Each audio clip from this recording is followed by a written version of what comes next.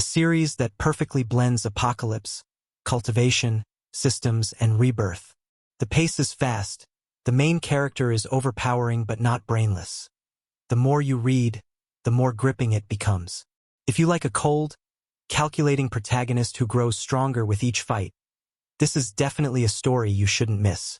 Now, let's review and enter a world where the strong decide everything. In the year 304 by the Divine Calendar, in the northern divine domain at White Emperor City, the sky suddenly roiled.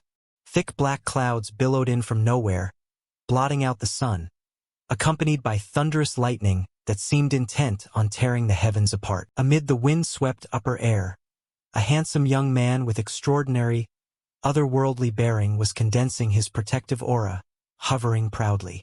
He murmured, "Good. As long as I can stop this final heavenly thunder, this ascension trial will face no more obstacles. After today, I, Suabak, will officially step into the immortal realm and ascend to immortality." On the ground, a stunningly beautiful woman had spiritual power surging around her like rolling waves. Her hands moved deftly through hand seals as she chanted, "Tai One Mysterious Brilliance, the star of Bing Ding, the emissary of electric light, illuminate the cosmos. With a single sound travel 10,000 li General Xiao Zhang. Enact the decree, do not cease. Carry out as commanded." The heavenly thunder technique, clustered thunder controlling lightning, erupted with earth-shattering might, shaking the entire sky. At that hair-raising moment, Suabak suddenly sensed a deadly danger closing in. He hastily turned his head to look back, only to see several thunder blades flash forth at terrifying speed, piercing through his protective layers. Luckily, thanks to his lightning-fast instincts, he managed to dodge the lethal strike in time, but the aftershock still threw him violently to the ground. The woman, sword in hand, stepped forward slowly, the cold tip aimed straight at his throat. "Disciple Lin Yuanting, please accept death from your master." Suabak snorted coldly, his gaze razor-sharp. "You dare disrupt my ascension ceremony? Do you really think I wouldn't dare kill you? Or do you believe your little skills can do anything to me?" Purple lightning crackled across his arm as he readied to strike with killing intent. But unexpectedly, a figure flashed forward like lightning. Before Suabak could steady himself, a pale hand plunged through his chest, accompanied by a bewitching, seductive voice. "Sister Lin, how could you disgrace Master like this? Even if Master has countless sins, we should let him leave with dignity. That is the proper way of disciples." Suabak ground his teeth and turned to look at Bai Dudu. "Very well. I have never mistreated you in all these years. I never expected you rebellious brats would dare commit such a great betrayal. Who else is there? Come all at once." With that, he unleashed his full peak power, blasting both Bai Dudu and Lin Yuanting far away. But at that moment, a phantom of a giant coin appeared in the sky and descended to suppress him, leaving him dazed. The precious bronze coin, Schwer, even you have come. The three women exchanged meaningful glances, but Suabak suddenly noticed a gap. Why are two people missing? Where are the eldest and the fifth? Why haven't they come? Schwer replied coldly. "Master, stop resisting in vain. Your crimes are countless and cannot be fully recorded. Coming to this end is only bringing disaster upon yourself. There is no one to blame." Suabak's face darkened. Then he suddenly clutched his chest and laughed loudly like a madman. "Ah! Very good. Just one line. Countless crimes?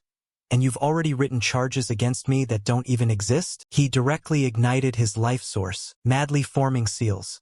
"You must have underestimated me too much. Even if I don't know what schemes you plotted today, if you want my life, then let's die together." Behind him appeared a terrifying phantom wielding a sword, radiating a gloomy aura that took one's breath away. "Soul incarnation, true body, law of heaven and image of earth.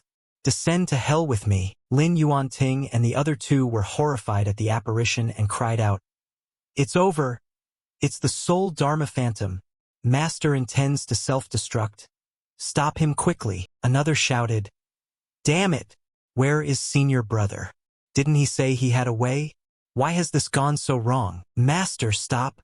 The three acted at once, but it was too late. A world-shaking explosion rang out. The force from his self-destructive power was so terrible it nearly tore apart a portion of the globe. But in a strange, mysterious room, Suabak stirred slightly. He opened his eyes in panic and found he was still alive. But the scene before him was nothing like the cultivation world. What kind of place is this? He heard a pitiful scream and hurried to the window to look down, seeing people fleeing in chaos. Help! Zombies! Zombies! Somebody save me? I don't want to die. Suabak gradually understood the situation. The apocalypse had broken out. Zombies roamed everywhere. So I've been reborn after all. But inwardly, he still couldn't comprehend why his disciples had done that. What would they gain by killing me? He took a deep breath, a cold smile spreading across his lips. Forget it. The current plan is to train this body back to the peak realm. One day I will return to the cultivation world. Master Vi will surely treat you well. Suabak immediately sat cross-legged and began to cultivate. With my soul ascension level, even if I must rebuild from scratch, I can progress 1,000 miles a day. Returning to the peak is only a matter of time. But a moment later his face went ashen like ash. Where has the spiritual power gone?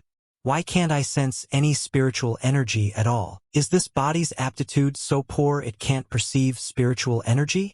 He tried again, then realized the problem wasn't with him. No, that's not right. This world has no existence of spiritual energy at all. How can there be no spiritual energy? Could it be that I cannot cultivate here? Don't even mention cultivation. I'm afraid merely surviving in this world will be difficult. At that moment, in another room, a man and woman hurried in, slamming the door shut. The woman panted. Outside was terrifying. I almost died. The man roughly carried her to the bed and began to undress her. Don't worry. I'm here. What do you still fear? The girl coaxed. You're so annoying. Getting handsy in broad daylight. What if that guy is still home and sees us? That would be bad. The man sneered lecherously. Wouldn't that make it more exciting? Even if that useless bastard sees, what can he do to me? The girl saw the bite mark on his arm and asked suspiciously, Hey, what's that wound on your arm? He replied nonchalantly. Probably got bitten by some crazies on the street earlier. It's fine, not important. He hurriedly pulled the girl's pants down. She protested with her mouth, but her body responded honestly. But when nothing happened for a while, she grew suspicious. Why did you stop? Keep going. Looking closer, she saw his face was ashen, his features twisted and distorted. While she was still stunned, he suddenly let out a roar and lunged forward. She struggled violently, kicking him hard with her foot. Get away, you monster. Don't come here. Suabak heard the commotion and raised an eyebrow. Oh, there are still other people here? From the remaining memories of this body, he guessed they were the owner's girlfriend and her secret lover. He felt a flicker of sympathy. Ah, another poor soul, betrayed by the one beside them. He opened the door and stepped in. Blood spattered everywhere. The girl was being torn apart by her lover-turned-zombie. Seeing Suabak, she seemed to spot a savior and reached out, crying for help. Suabak, save me. This bastard wants to eat me. But all she received in return was Suabak's cold gaze. She screamed in desperate agony. Suabak, you mongrel, come save me. Damn you, don't think you'll live well if I die. Even if I become a ghost, I will never forgive you. Suabak paid her no mind and calmly closed the door. Ha! Consider this your karma. He looked out the window, pondering. Must think of a way. If this continues, forget returning to the cultivation world. I'm likely to die here today. I have to take a gamble. Suabak returned to the room, sat cross-legged, and sent his consciousness into the sea of consciousness, hoping to find some treasure to keep him alive. But with the current cultivation of this body, high-grade treasures like the 9-fold 10,000-soul pill were impossible. Then I'll take the risk. He clenched his fists, his eyes resolute. Bet once and turn a bike into a motorcycle. A moment later, he produced a low-grade magical artifact, the 10,000-soul mirror. Suabak's face darkened and he angrily threw it aside. Are you kidding me? Giving me this low-tier demonic artifact? What's the point? If not the 9-fold 10,000-soul pill, At least give me a divine movement life armor to save my life. Suddenly, an electronic panel appeared before him. Check. Host received artifact 10,000 soul mirror. Currently sealed. System. 10,000 soul mirror. Current level, level 1. Can absorb 1 lost soul. To upgrade to level 2, kill 1 primary mutated body. Suabak wondered. The 10,000 soul mirror system? This low-grade artifact actually has spiritual energy? I remember this thing only trapped soul fragments. What else can it do? The system explained. The 10,000 soul mirror can collect lost souls and convert soul force into spiritual energy to feed the host. The higher the mirror's level, the stronger the soul absorption and the more spiritual energy returned. Hint.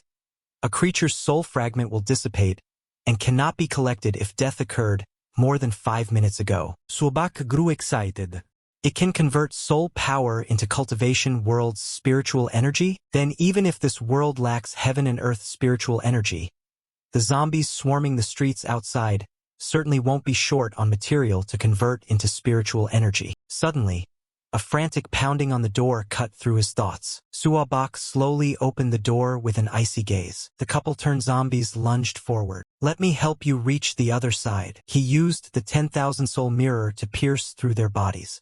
But even with their chests punctured, they remained stubbornly alive. Suabak raised an eyebrow, feeling slightly annoyed. He pulled the mirror out and thrust it straight into the green-haired woman's mouth. So noisy.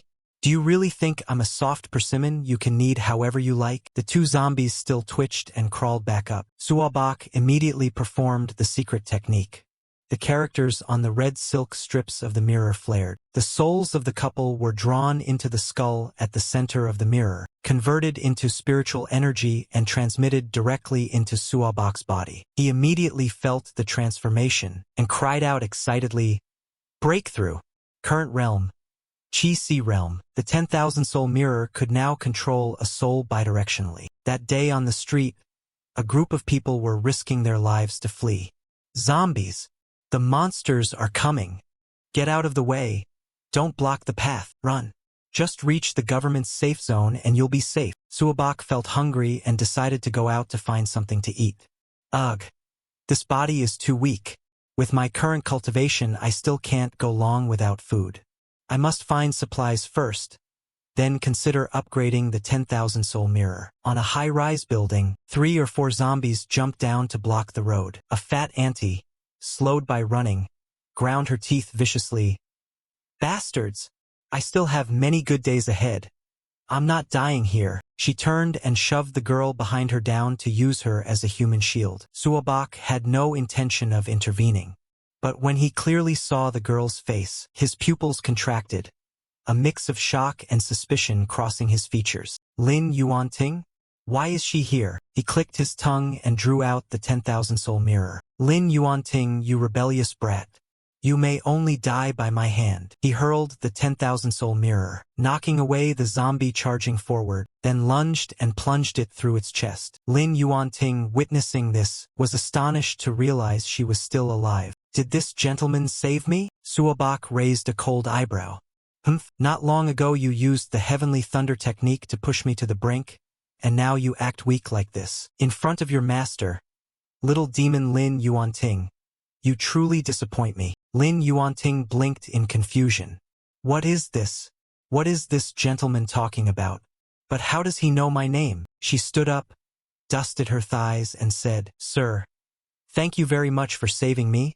But have we met before? Suabak suddenly aimed the 10,000 soul mirror at her. Lin Yuanting, don't think pretending to be crazy will let you escape a reckoning. Lin Yuanting hurriedly pushed the mirror aside. Sir, now is not the time to lose it. We don't know how many monsters are around. It's better if we leave now. Suabak wondered. What's going on? Could I have mistaken her? Isn't she the Lin Yuanting I know? He shook his head. No, impossible. She looks exactly the same. I absolutely did not see wrong. Unless she also came to this world and lost all her memories. Let me check. He was about to act, but his stomach suddenly churned loudly. Lin Yuanting laughed, unable to hold it in. Sir, if you don't mind, I know there's a large supermarket ahead. We can surely find supplies there. I was planning to head there to take refuge. Shall we go together? Suabak cleared his throat and adjusted his composure. Ahem. In that case, I'll accompany you and see. Lin Yuanting grabbed his hand and pulled him along. Let's hurry. If we go early, we might grab more supplies before the rescue arrives. Suabak sighed. Forget it. Let me see whether you truly lost your mind or are just acting. But regardless of the reason, your betrayal of me is an undeniable fact. I will definitely make you pay. A short while later, they arrived at the supermarket. Sir, this is the place. Let's go in. While walking, Lin Yuanting suddenly paused and asked, I was in such a hurry earlier I forgot to ask. What is your name, sir? Suabak fell silent. You don't seem to be pretending. Have you really forgotten my name entirely? He stepped past her coldly, turned and answered, Suabak. Humph.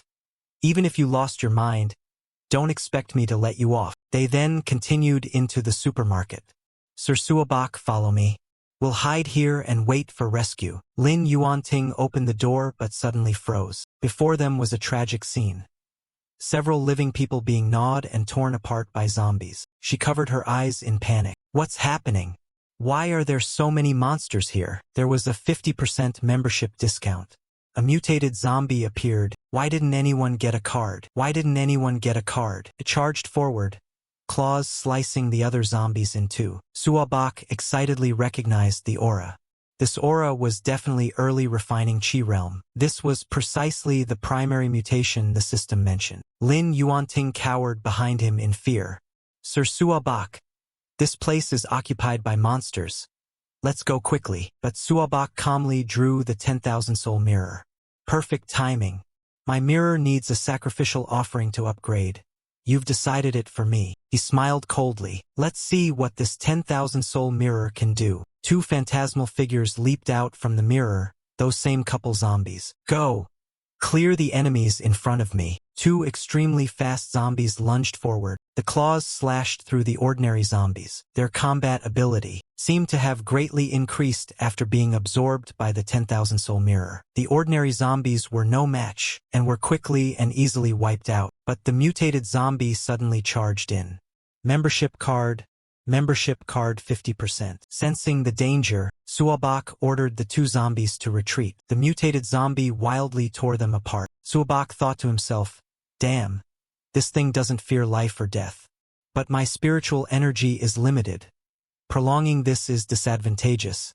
I must fight swiftly and decisively. He formed a hand seal and commanded the two zombies to charge forward. When the male zombie was pierced through the chest, Suabak took the opportunity for the female zombie to wrap tightly around the mutant. At the slight movement of his intent, the female zombie bit hard into its neck and then sprang away. The mutated zombie collapsed and died instantly. Suabak held the 10,000 soul mirror and slowly stepped forward, performing the rite to collect the mutated zombie's soul into the mirror. The system announced, "Congratulations, host, for killing a low-level zombie. The 10,000 soul mirror has upgraded to level 2 and can absorb 5 souls. To advance to level 3, you must hunt a progressive level zombie. Please continue your efforts." Suabak was puzzled. Progressive level zombie. Isn't that a demon beast at the foundation establishment stage? My cultivation is only mid-Qi realm. Lin Yuanting ran over excitedly. Mr. Suabak, I thought you were just a fool. But I didn't expect you to be such a dangerous fool. Suabak thought to himself, how did my clever second disciple become so foolish? At that moment, someone hiding behind a pillar called out, "Come out! The monster is dead. We can divide the supplies." People poured out from every corner. Great! The monster is dead. We can safely wait for rescue. Yes, the supplies here are enough for us to survive for a long time. Lin Yuanting said, Mr. Suabak, we're saved this time. With so many supplies, holding out until the rescue arrives shouldn't be a problem. But an arrogant man stepped forward. Who are you? Don't you know first come, first served? This is our turf. Do you expect to take a share of the supplies? Others voiced agreement. Who do you think you are to claim the supplies? Still half asleep at midday? These supplies were hard-won from the monsters by us. Don't think you can scrounge them up. Lin Yuanting snapped angrily. Hey, Clearly Mr. Suabak killed the monster. You only picked up the loot afterward. The man cut in. He's as skinny as a pole. He killed that monster? Even jokes need some preparation. In my view, the monsters tore each other apart. A younger thug chimed in. Have some shame. Claiming credit for everything, not embarrassed? Lin Yuanting was furious enough to curse, but Suabak grabbed her shoulder to stop her. Enough. Since ancient times talent has tempted people's hearts, words alone don't win you benefits. He laughed coldly. The weak must talk about morality. The strong are the morality. He stepped forward, his cold gaze sweeping across the crowd. Now I want the supplies. Who agrees? Who objects? The crowd shouted. We object. Let's see what you can do. You expect to take on all of us by yourself? Kid, be sensible and get out of here, or I'll cripple you. Suabak curled the corner of his mouth. Then go die. Once you're dead, these supplies will of course be mine. He immediately released the mutated zombie. The people went pale. Monster. That monster is still alive? On command, the zombie lunged forward. The crowd trembled. No, don't. I don't want to die. Please spare me. You take all the supplies. But moments later, several loudmouths were killed on the spot. Suabak tapped the 10,000 soul mirror. Anyone else want to stop me? Everyone fell silent, not daring to make a sound. He turned to Lin Yuanting. See? No one will disobey now. Take whatever you want. Lin Yuanting nodded firmly.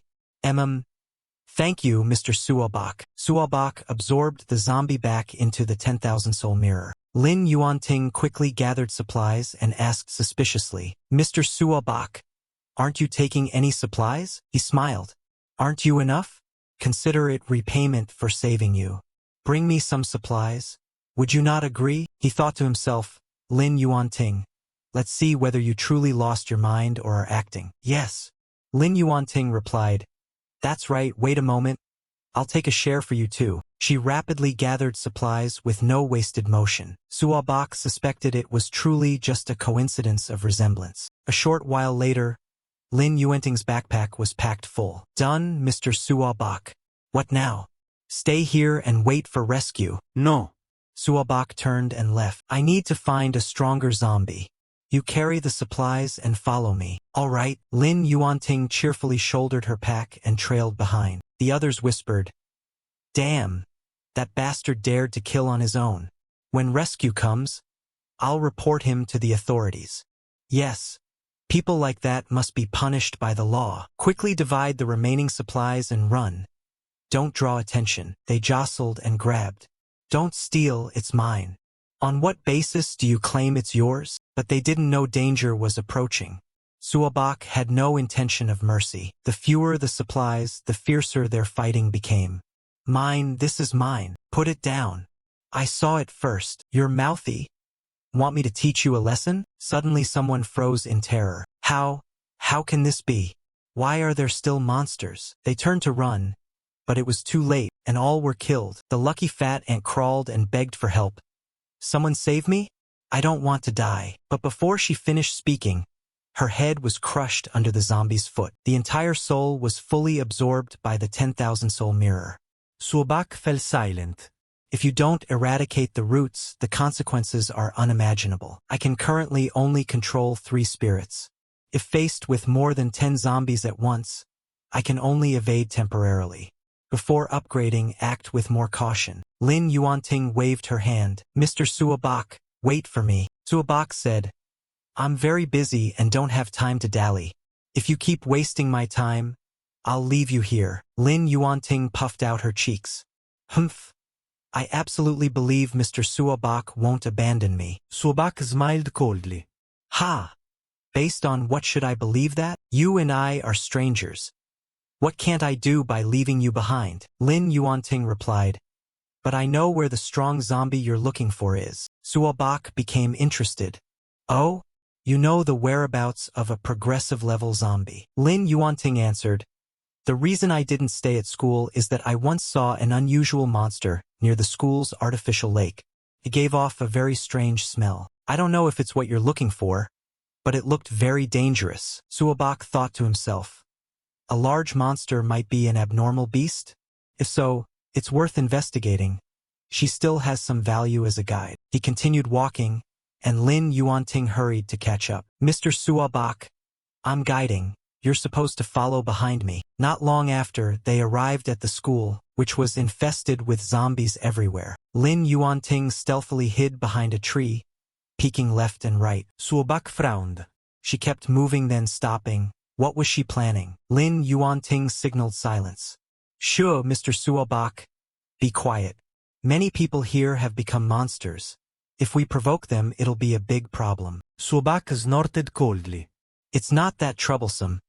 I don't have time to waste. He slammed the 10,000 soul mirror onto the ground. 3 zombies were released and immediately tore apart the zombies in front of them. Lin Yuanting exclaimed, Ah, Mr. Suabak, you're so overbearing. Suabak thought, zombies?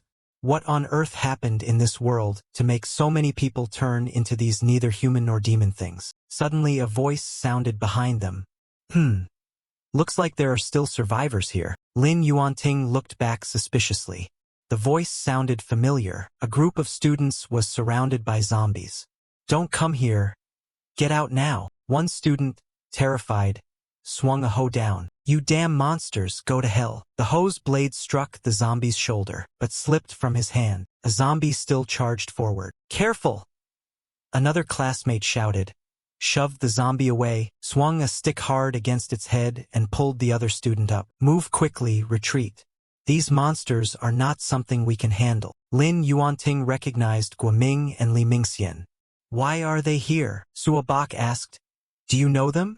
She nodded. Yes. Classmates from the same school. Suabak frowned. Oh?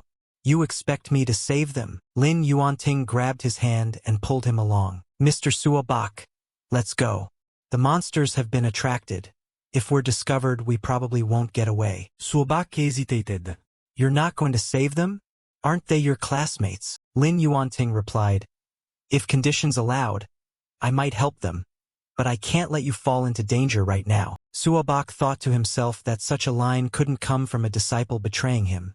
She was just an ordinary girl after all. The 3 saw Lin Yuanting and waved. Yuanting, Lin Yuanting, we can't hold on much longer here. Please get your teammates to help us. But Lin Yuanting pretended not to hear and walked away. Li Mingxian snapped angrily. Damn it! Is he trying to get us all killed? The zombies had noticed and surged forward. Lin Yuanting was terrified. They're charging toward us. She trembled and blamed herself. Mr. Suabak, I'm sorry. This is my fault. She covered her face and cried. Sob! I'm so sorry. Suabak raised an eyebrow and stepped back. He slammed the 10,000 soul mirror into the ground. The earth cracked like a spiderweb. 3 zombies appeared. I, the 9 nether demon lord, once slaughtered everywhere. Are these lowly dead things worthy to kill me? The thought stirred. The 3 zombies lunged and began slaughtering. But because their numbers were too many, they were quickly overwhelmed. The system reported 2 zombies killed, leaving only the mutated one. Suabak clicked his tongue. This won't do. With my current strength, dealing with 10 zombies is already the limit. We need to find a way to lure them away. He turned to Lin Yuanting. Has anything recently made a loud noise? I want to lure these zombies away. Lin Yuanting thought for a moment and took out her phone. Mr. Suabak, try this. Seeing a phone for the first time, Suabak looked somewhat puzzled. Lin Yuanting turned the music on. The vast sky is my love. Beneath the green mountain clouds, flowers bloom abundantly. What rhythm is the most lively? What voice the most joyful? The river winds down from the sky, flowing to the sea of countless colors. The zombies were attracted by the sound. Suabak immediately tossed the phone far away. Lin Yuanting stared blankly. My phone! The zombies swarmed toward the music. Suabak controlled the mutated zombie to snatch the phone, both drawing attention and slaughtering isolated ones. The zombies were quickly more than half destroyed. Lin Yuanting gaped. Oh, so there's a tactic like that? Suabak grabbed her hand and pulled her away. Don't just stand there dazed, move quickly. At dawn, they ran to the lecture building and picked a classroom, shutting the door tight. Lin Yuanting, exhausted, collapsed onto the floor, panting. Mr. Suabak, I'm really grateful to you this time. Without you, I couldn't have run here. Suabak replied, It's nothing. You helped me find the evolved zombie. I protect you, mutual benefit. Just then, a group of people burst through the door and slammed it shut. We're saved. Luckily, those things suddenly moved away. Otherwise, we'd probably be dead today. They paid attention to Lin Yuanting. Great, you're safe too. Lin Yuanting, did you really bring supplies back? That's wonderful. This time we're truly saved. Zhang Hao hurried forward and casually opened her backpack to inspect. There's quite a bit of stuff in here, huh? Lin Yuanting immediately slapped his hand away and shouted, What are you doing? These supplies were prepared by Mr. Suabak. I have no right to distribute them on his behalf. Guoming frowned, his tone showing displeasure. Lin Yuanting, at a time like this, what's there to argue about yours and mine? Many classmates are waiting for supplies to save their lives.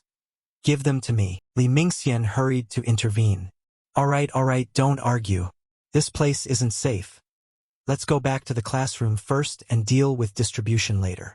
Bring this guy along with us too. Strength in numbers. So Suabak and Lin Yuanting left with the three of them. Lin Yuanting said softly, embarrassed, Mr. Suabak, I'm sorry, but rest assured, I will not give your supplies to them. Suabak replied calmly, It's fine. My reputation only holds where evolving zombies are. How do you plan to make sure they'll obey you? Lin Yuanting answered confidently, Don't worry. Among the survivors are several teachers from the school. They won't dare act recklessly. A cold smile curved Suabak's lips. Oh? They won't dare act recklessly? The group, led by Li Mingxian, whispered among themselves. I can see it clearly, those bags are full of food. With this stuff we can at least hold out 1 or 2 months. Rescue will surely arrive by then. Another person nodded in agreement. I know, but Lin Yuanting might not agree. And that's Suabak. What should we do about him? Li Mingxian snurta coldly. Huh, they're on our turf and they still dare refuse? If they obey, we can share some with them. If not, then forget it. Before long they reached a classroom. Li Mingxian knocked and called out loudly, Open up. It's Li Mingxian. We brought supplies back. A female student inside hurriedly opened the door and exclaimed, Great. Everyone finally returned. Where are the supplies? Where are the supplies? Li Mingxian's group and Suabak entered.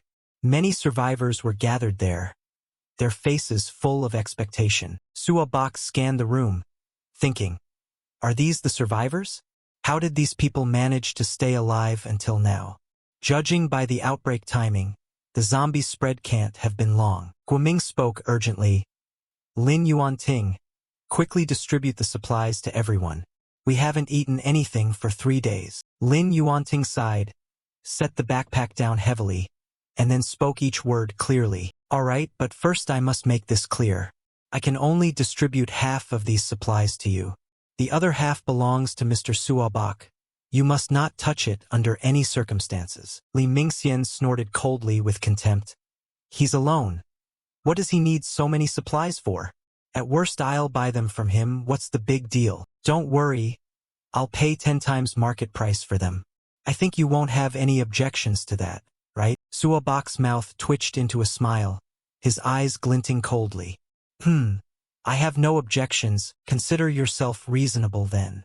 Li Mingxian, pleased, stepped forward to open the backpack, but at that very moment, he suddenly felt a chill graze his neck. Startled, he looked up and saw the sharp claws of a zombie pressed close, ready to crush his throat at any moment. The people in the room began to panic and shout. Where on earth did those monsters come from? Damn it, it must have been Li Mingxian's group who brought them in. I told you from the start we shouldn't let them in. Li Mingxian broke out in a cold sweat, stammering incoherently. No, that's not right. I looked carefully. It seems this monster was created by the person next to Lin Yuanting. Suabak bent down, his gaze as sharp as a blade. He grabbed Li Mingxian's collar and yanked him upward. You cost me 2 monsters. And now you dare try to divide my supplies? Li Mingxian trembled and begged in a cringing voice. No, I wouldn't dare. Big brother. Let's talk this through slowly. Suabak let him drop to the floor, then immediately delivered a heavy kick to his chest that sent blood spattering from Li Mingxian's mouth. Tell me, if I don't kill you, will taking your soul make up for my losses? Seeing Suabak showed no sign of mercy, Li Mingxian frantically turned to beg Zhang Hao and Guoming. Zhang Hao, Guoming, please beg for me. Didn't we all agree on this before? Zhang Hao hurriedly waved his hands, his voice trembling with fear. Mr. Suabak, this fight over supplies was entirely Li Mingxian's idea. We really knew nothing about it. Guoming chimed in, nodding repeatedly. Yes, yes, assign blame where it belongs. You are a magnanimous person. Please spare innocent people like us. Li Mingxian screamed in fury. I've helped you grab supplies, and now you treat me like this? You beasts planned to abandon me to curry favor with Lin Yuanting and this guy. He turned to Lin Yuanting, pleading urgently. Lin Yuanting, save me. I know I was wrong. I don't need the supplies. Please, I'll beg you to forgive me this once. Suabak glanced at Lin Yuanting, wondering which way she would choose. Lin Yuanting sighed, looking troubled. She said softly, Mr. Suabak, although Li Mingxian was clearly in the wrong, he acted out of concern for everyone. Could you spare his life this once? Let them take all of my share, but absolutely no one may touch yours. Suabak mentally assessed her. Such temperament didn't match the woman he knew. This person was probably only someone who simply resembled her. Then there's no need to keep her by your side. He lifted his foot, recalled the zombie, and said coldly, then go your way. We've fulfilled our agreement, and you found a new companion, farewell. As for the trail of that progressive stage zombie, I'll find it myself. Just as Suabak prepared to turn and leave, Lin Yuanting hurriedly grabbed his hand and pulled him back. Please wait, Mr. Suabak. I can tell you where the creature you mentioned is. Suabak frowned and asked, Oh? You've actually encountered it? Lin Yuanting shook her head, her voice trembling slightly. No. It's just that I vaguely sense a very strange reaction coming from some corner of this school. The feeling from that place makes me a little afraid. She paused a moment, then added, I don't know if that's the progressive stage zombie Mr. Suabak is looking for. Suabak raised an eyebrow, suspicion flashing in his eyes. An innate spirit body? This special constitution can sense spiritual force more powerfully than anyone else in the world. Apart from that person, no one else possesses it. Rewinding time back to when he was still in the cultivation world, Lin Yuanting had brought a rare root before Suabak. Suabak took the root, his gaze sharp as he asked, Tell me, how did you find this? Lin Yuanting clasped her hands in salute, then fell to her knees and answered, I was born with the tam-tung bow on technique. From now on I vow to be a sharp sword in your hands, senior. I will never let you down. Suabak placed a hand on Lin Yuanting's shoulder and praised, Very good. From today on, you are my second disciple. With this innate spirit body of yours, your future achievements will surely rival the master's. Lin Yuanting replied respectfully, My life was given by you, senior. I dare not dream of surpassing you. I only hope to serve by your side and share some of your burdens. Suabak sat down slowly, gently lifted Lin Yuanting's chin, his gaze extremely deep. Do you still call me senior? Lin Yuanting's face flushed faintly. She murmured shyly, Master. Back in the present, Suabak frowned, thinking that even though the true cause of her lost memories remained unclear, that didn't stop his intent to send her to her death. A murderous intent flashed in his eyes. He reached for Lin Yuanting and spoke bone-chillingly cold. Come here, my obedient disciple.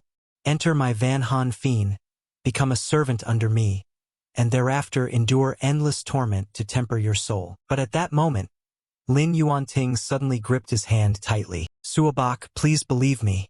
That thing is really drawing near. We must leave this place at once. If we delay any longer, it will be too late. Suabak heard this and fell into thought for a moment, then suddenly covered his face and laughed aloud. Ha ha! Damn it! I almost killed her.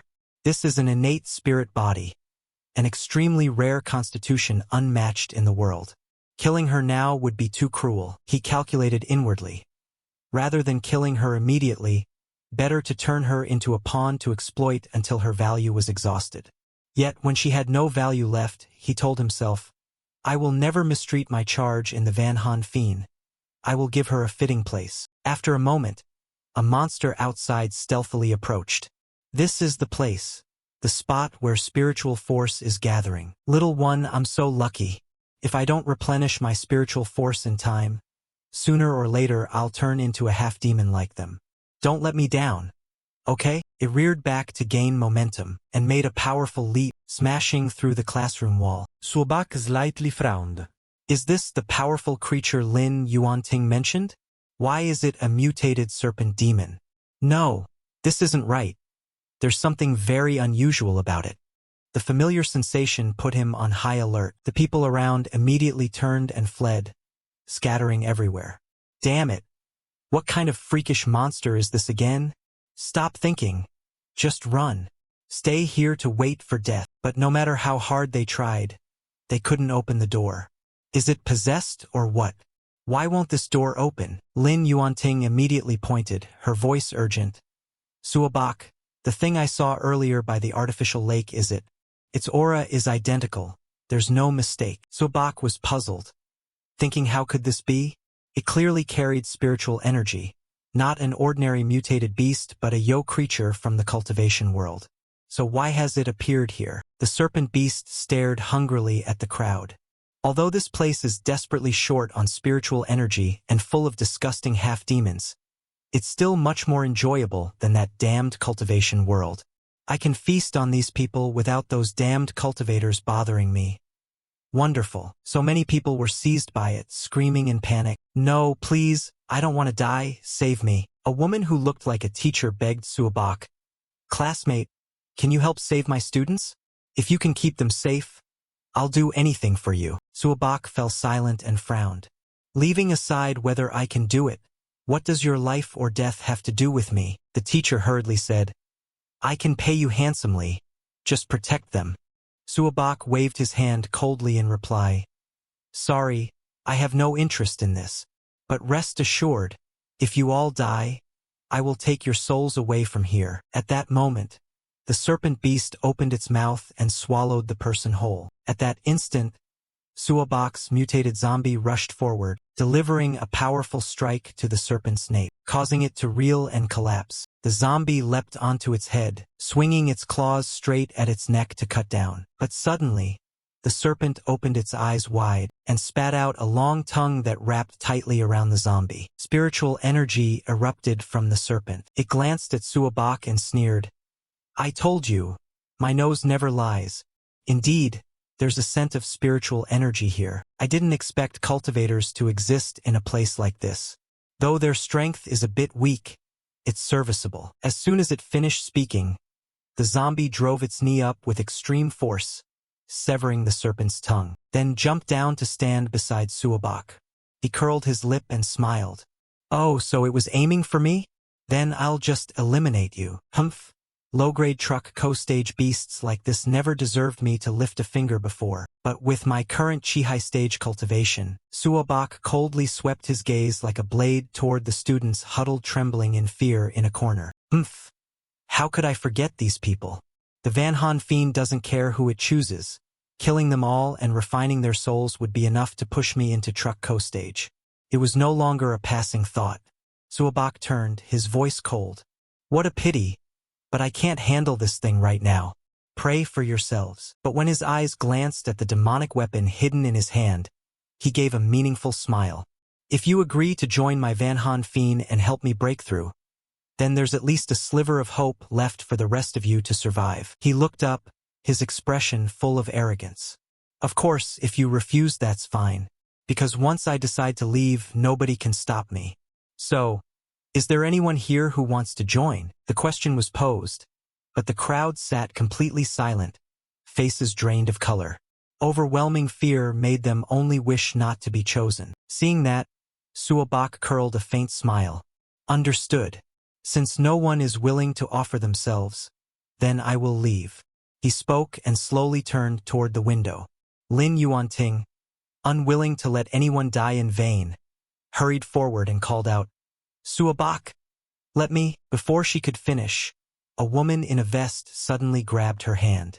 It was the teacher from before. The woman trembled, placing her hand on the pendant, trying to suppress her terror. Let me do it. Just please take my students out of here safely. Lin Yuanting, sorrowful, softly said, Ms. Li. At that hair-raising moment, Ms. Li's pendant suddenly flashed a beam of light. The light caught Suabok's eyes, causing his pupils to widen in surprise. He recognized at once that it was a spirit stone, and not an ordinary one. Suabok immediately stepped forward, took Ms. Li's hand and raised it, his voice solemn. Where did you get this? His sudden action flustered Ms. Li for a moment, but regaining her composure she turned the pendant so he could see clearly and replied, This was something my father happened to obtain many years ago. Without needing further prompting, Ms. Li quickly took off the pendant and placed it in his hand. If you're interested in it, take it. I only beg that you protect my poor students. Suabok lifted the spirit stone and examined it closely. There was no mistaking it. This was truly a treasure of the cultivation world, of uncommon quality. The spiritual power within rivaled that of a top-grade spirit stone. He frowned, thinking inwardly, why does this exist here? Could it be that Mai and Lin Yuanting's reincarnation into this world was not accidental after all? A killing intent flashed in Suabok's eyes.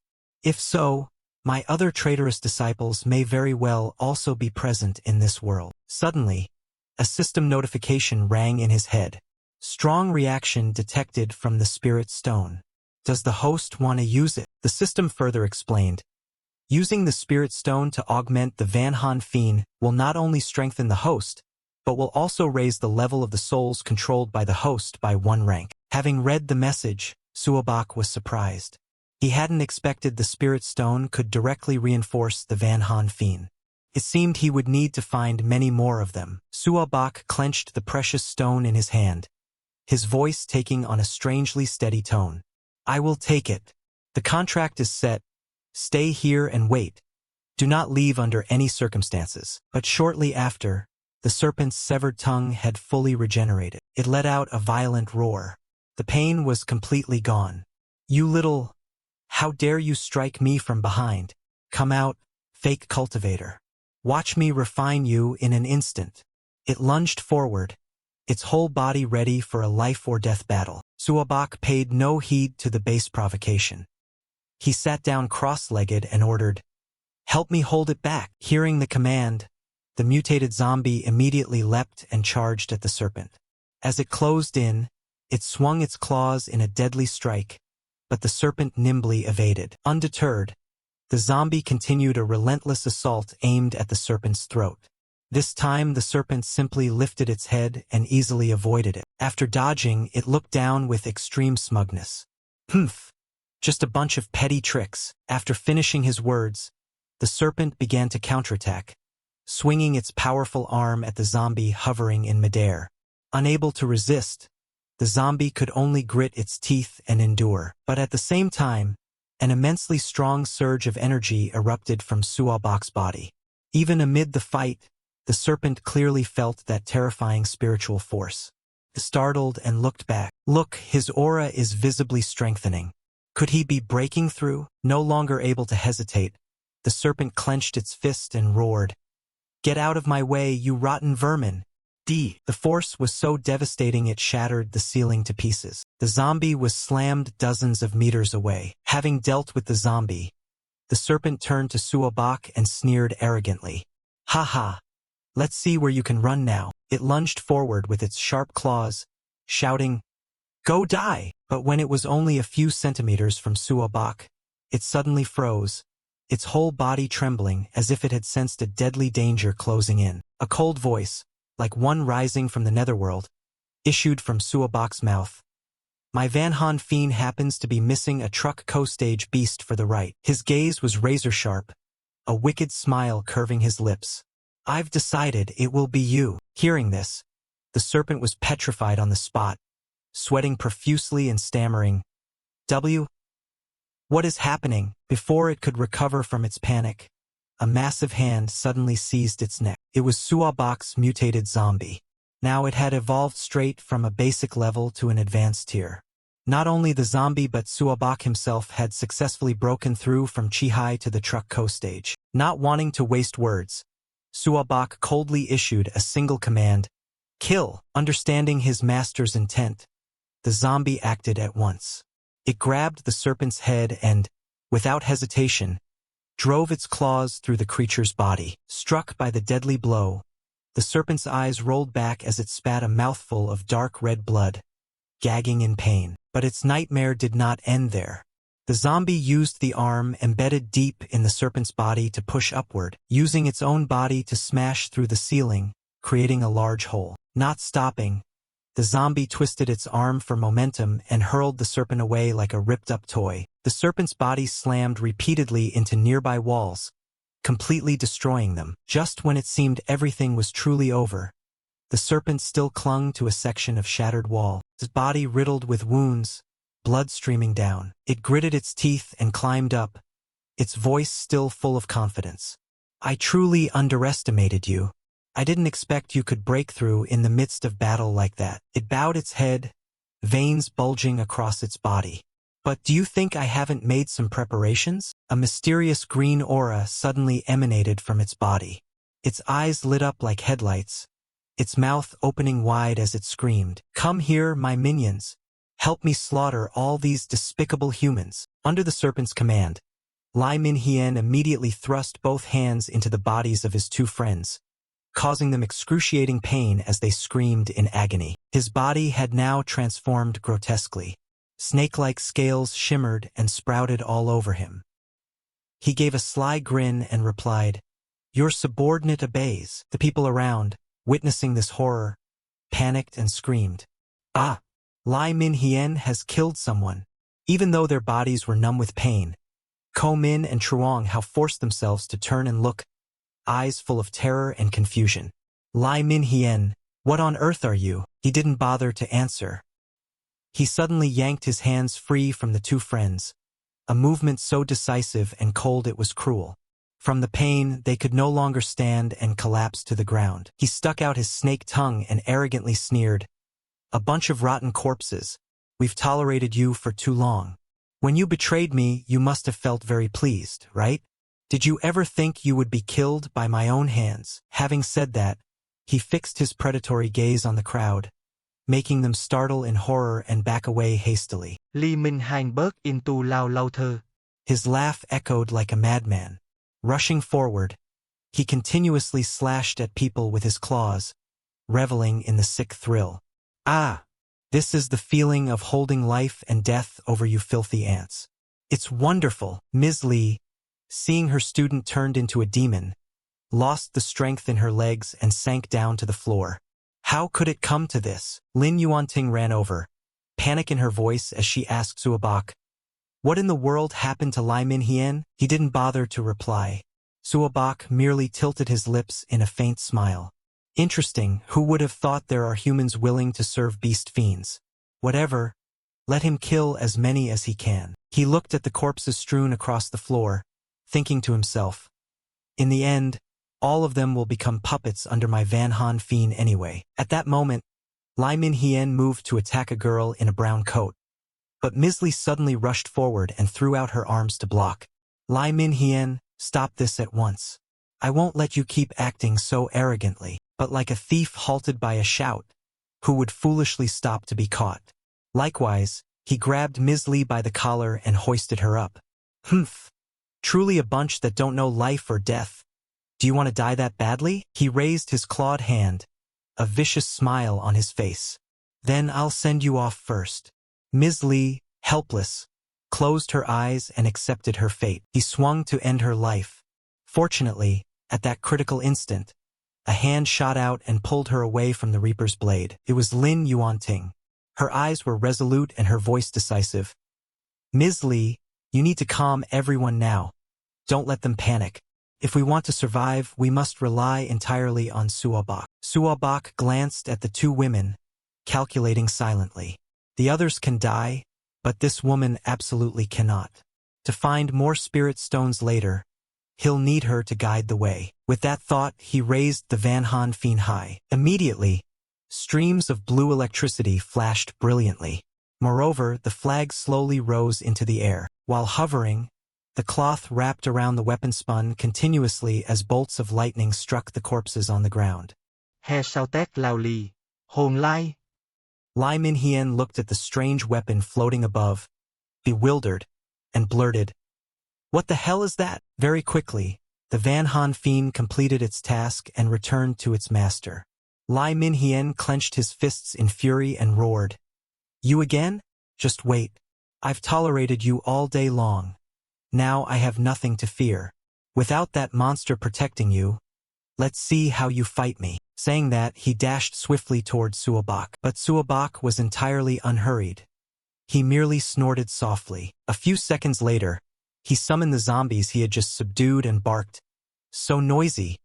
Kill him for me." Following the command, the zombies surged forward in a furious onslaught. Lai Minhien, why did you have to kill me? Why? Lai Minhien, why did you have to kill me? Why? You should come join us too. Ha ha ha. Come on over. Let's be good brothers under this Van Han fiend. The zombies clung to Lai Minhien, leaving him unable to resist. Didn't you say we'd be brothers for life? Now's a perfect chance. Come here. Gripped by the undead by both arms and legs, he stammered in confusion. Weren't you all already killed by me? Get away. A pack of worthless hungry ghosts. I don't have time to play with you. No sooner had he finished than the zombies began to scratch and bite his body relentlessly. The agony made him scream and thrash wildly. Ah! Damn it! Damn it to death. But these zombies felt neither pain nor fear. Whenever they were thrown off, they lunged back like bloodthirsty leeches. Only then did the serpent truly take notice of the weapon in Suabak's hand. It wondered, "What's that?" After observing carefully for a moment, it vaguely recognized it as the Van Han fiend. "Do you know what that is?" The serpent looked up, full of contempt. "Just a piece of junk. You don't seriously intend to use that shabby magical weapon against me, do you? Do you really take me for clay you can shape as you please?" Suabak summoned several more zombies, his voice dripping with arrogance. "That's only because you haven't seen my banner yet." His gaze was icy cold. "My Van Han fiend is currently missing a spirit bearer like you for the rite." How timely. Lai Minhien's body was covered in wounds. He staggered away from the zombies, shouting for help. "Help me! Boss, save me!" The serpent stood silently, observing the scene. Damn. Could I be this unlucky? It's hard to find a cultivator. And who would have thought I'd run into this troublesome demon cultivator? These trash are all weird. Maybe something possessed them. This kid even managed to break through to the truck co-stage. The serpent glanced and calculated inwardly. Not good. Fleeing now is best. Avoiding death here would save a lot of trouble. At that moment, Lai Minhien ran over and knelt at its feet, screaming, "Boss, please save my life." Without replying, the serpent squeezed Lai Minhien, who panicked and cried out, struggling to break free. "Boss, what do you mean?" The serpent snorted coldly. "I granted you power. Now it's time for you to repay that favor." Saying that, it hurled Lai Minhien hard toward Suabak. Seeing his opponent flying at him, Suabak said nothing, but simply leaned aside to dodge. Moments later, Lai Minhien smashed into a wall with a thunderous crash. Seizing the opportunity, the serpent turned to flee. This place was too dangerous, retreat. But before it could escape, Suabak's cold voice rang out. "Trying to run? Did I give you permission to run?" He raised the Van Han fiend high, and the zombies immediately gave chase. Among them was a huge mutated zombie that stood out dramatically. It approached and then leapt up with a powerful bound. Hearing the loud noise behind it, the serpent jolted and turned its head, but before it could see clearly, the mutated zombie slammed down on top of it. The impact was so violent the floor collapsed, and both fell freely downward. Shortly after, part of the building was smashed to pieces. Smoke and dust billowed, completely obscuring vision like battlefield fog. After a while, the serpent fiend was completely restrained by the mutated zombie. "Finally, I've caught you." Suabak's 4 zombies suddenly turned to stone. Their bodies went ashen and rigid like fossils. In the next second, each one lunged from a corner and latched onto the serpent fiend's limbs. Though racked with unbearable pain, It could only tilt its head back and howl in despair. Though racked with unbearable pain, it could only tilt its head back and howl in despair. The serpent fiend looked up at Suabak and snorted. Today I concede. It spat a mouthful of dark red blood and continued. But don't think this little bit is enough to hold me. Dream on. As it finished, the scales along its body began to crack open, revealing a new layer of remarkably smooth skin. Instantly, the serpent fiend reverted to its original limbless form. It slithered away like lightning and laughed triumphantly. Ha ha ha! You fools! Didn't expect that, did you?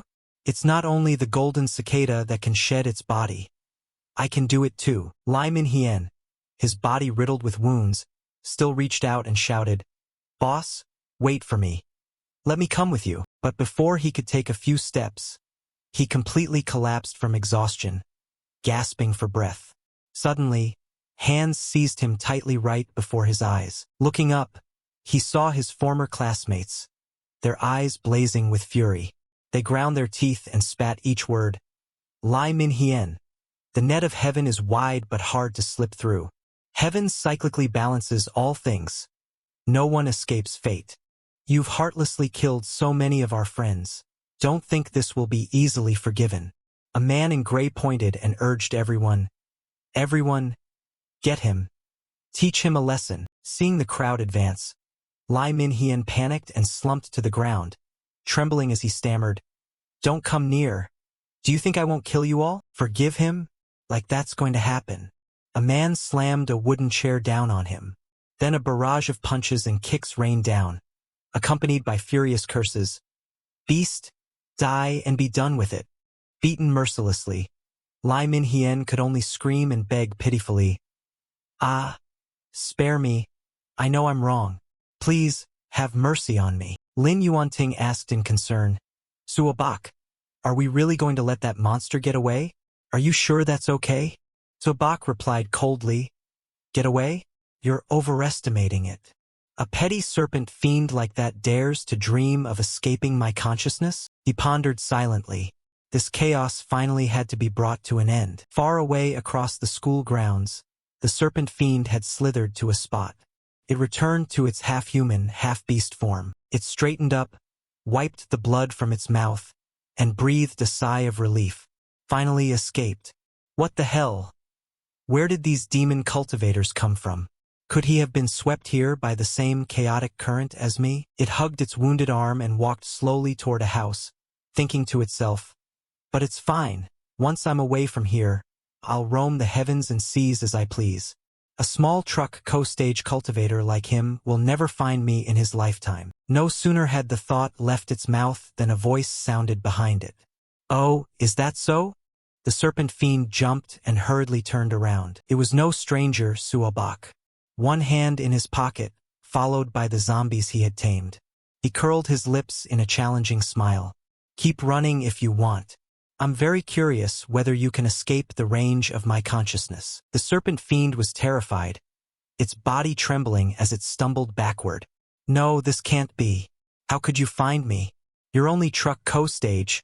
How could you sense my consciousness? Suabak didn't bother to answer. He barked coldly. Shut up. You're being far too noisy. He raised the Van Han Fiend high and commanded, Lock! Immediately, the demonic eye on the weapon flared brightly.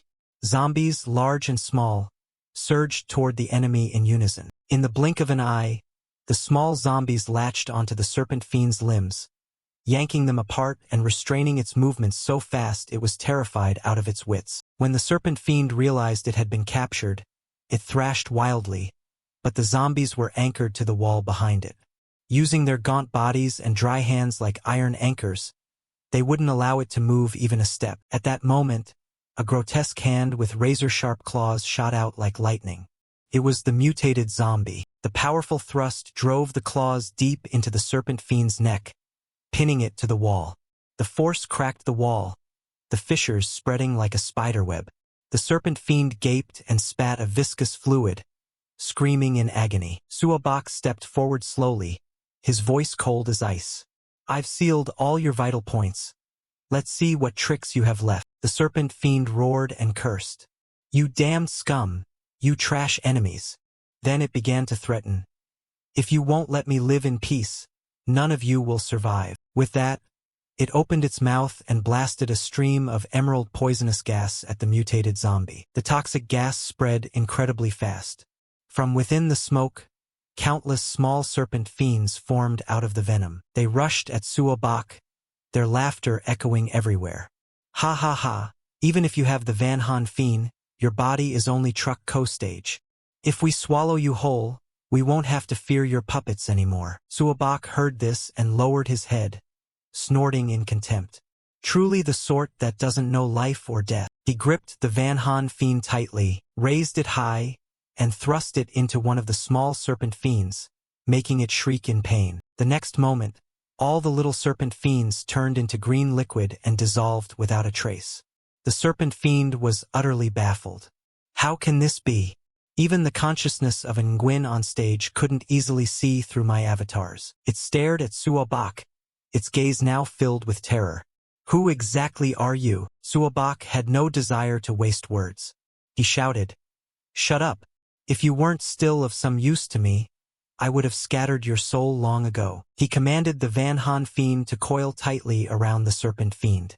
Bind the soul. Immediately, countless black mystic chains shot from the weapon's mouth, fastening the serpent fiend securely. The serpent fiend thrashed and screamed in fury. "Damn it, we won't submit.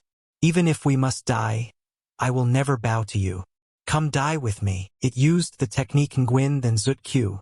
Its soul left its body. The spirit swelled as if pumped full of spiritual power. Seeing this, Suobak only snorted disdainfully. "You want to violently force your spirit in front of me? Do you think it's that easy?" He frowned, raised two fingers, and manifested a brilliant golden mystic light. Nguyên thần xuất khiếu. A gigantic spirit appeared right before the serpent fiend's eyes. Panicked. What is this? A Hoa than's might? Have I accidentally offended a Hoa than elder? Before it could finish speaking, the Van Han Fien used its chains to yank the serpent fiend's body into its mouth. It struggled in despair. "Ah no, don't kill me. I admit my sins. Ancestors, please spare me." But before the words finished, both its body and soul were completely devoured by the Van Han Fiend. The system immediately displayed a notification. "Congratulations, host. You have successfully eliminated an advanced stage creature. The Van Han Fiend has been upgraded. Current realm, Truck Co-Stage. Vạn hồn phiên răng, level 3. Number of spirits that can be controlled, 10 spirits. Currently, 5/10. Detected Van Han Fiend has risen to level 3. Enhancement mode unlocked. The host can feed spirits items containing spiritual energy to upgrade them. Suobak was ecstatic. Quite an unexpected harvest. The system announced again. The host can use any item containing spiritual energy to nourish spirits and thereby raise their rank. Hearing this, Suobak's eyes flashed with astonishment. I didn't expect spirit stones could be used directly to strengthen spirits like this. If I just gather enough spirit stones, won't I quickly build a formidable army of spirits? He lifted the Van Han Fiend. A faint light flickered. Instantly, the zombies behind were sucked into the banner, disappearing without a trace. In that case, hunting for more spirit stones must become a top priority. Suobak's gaze turned icy, a calculating smile tugging at his mouth.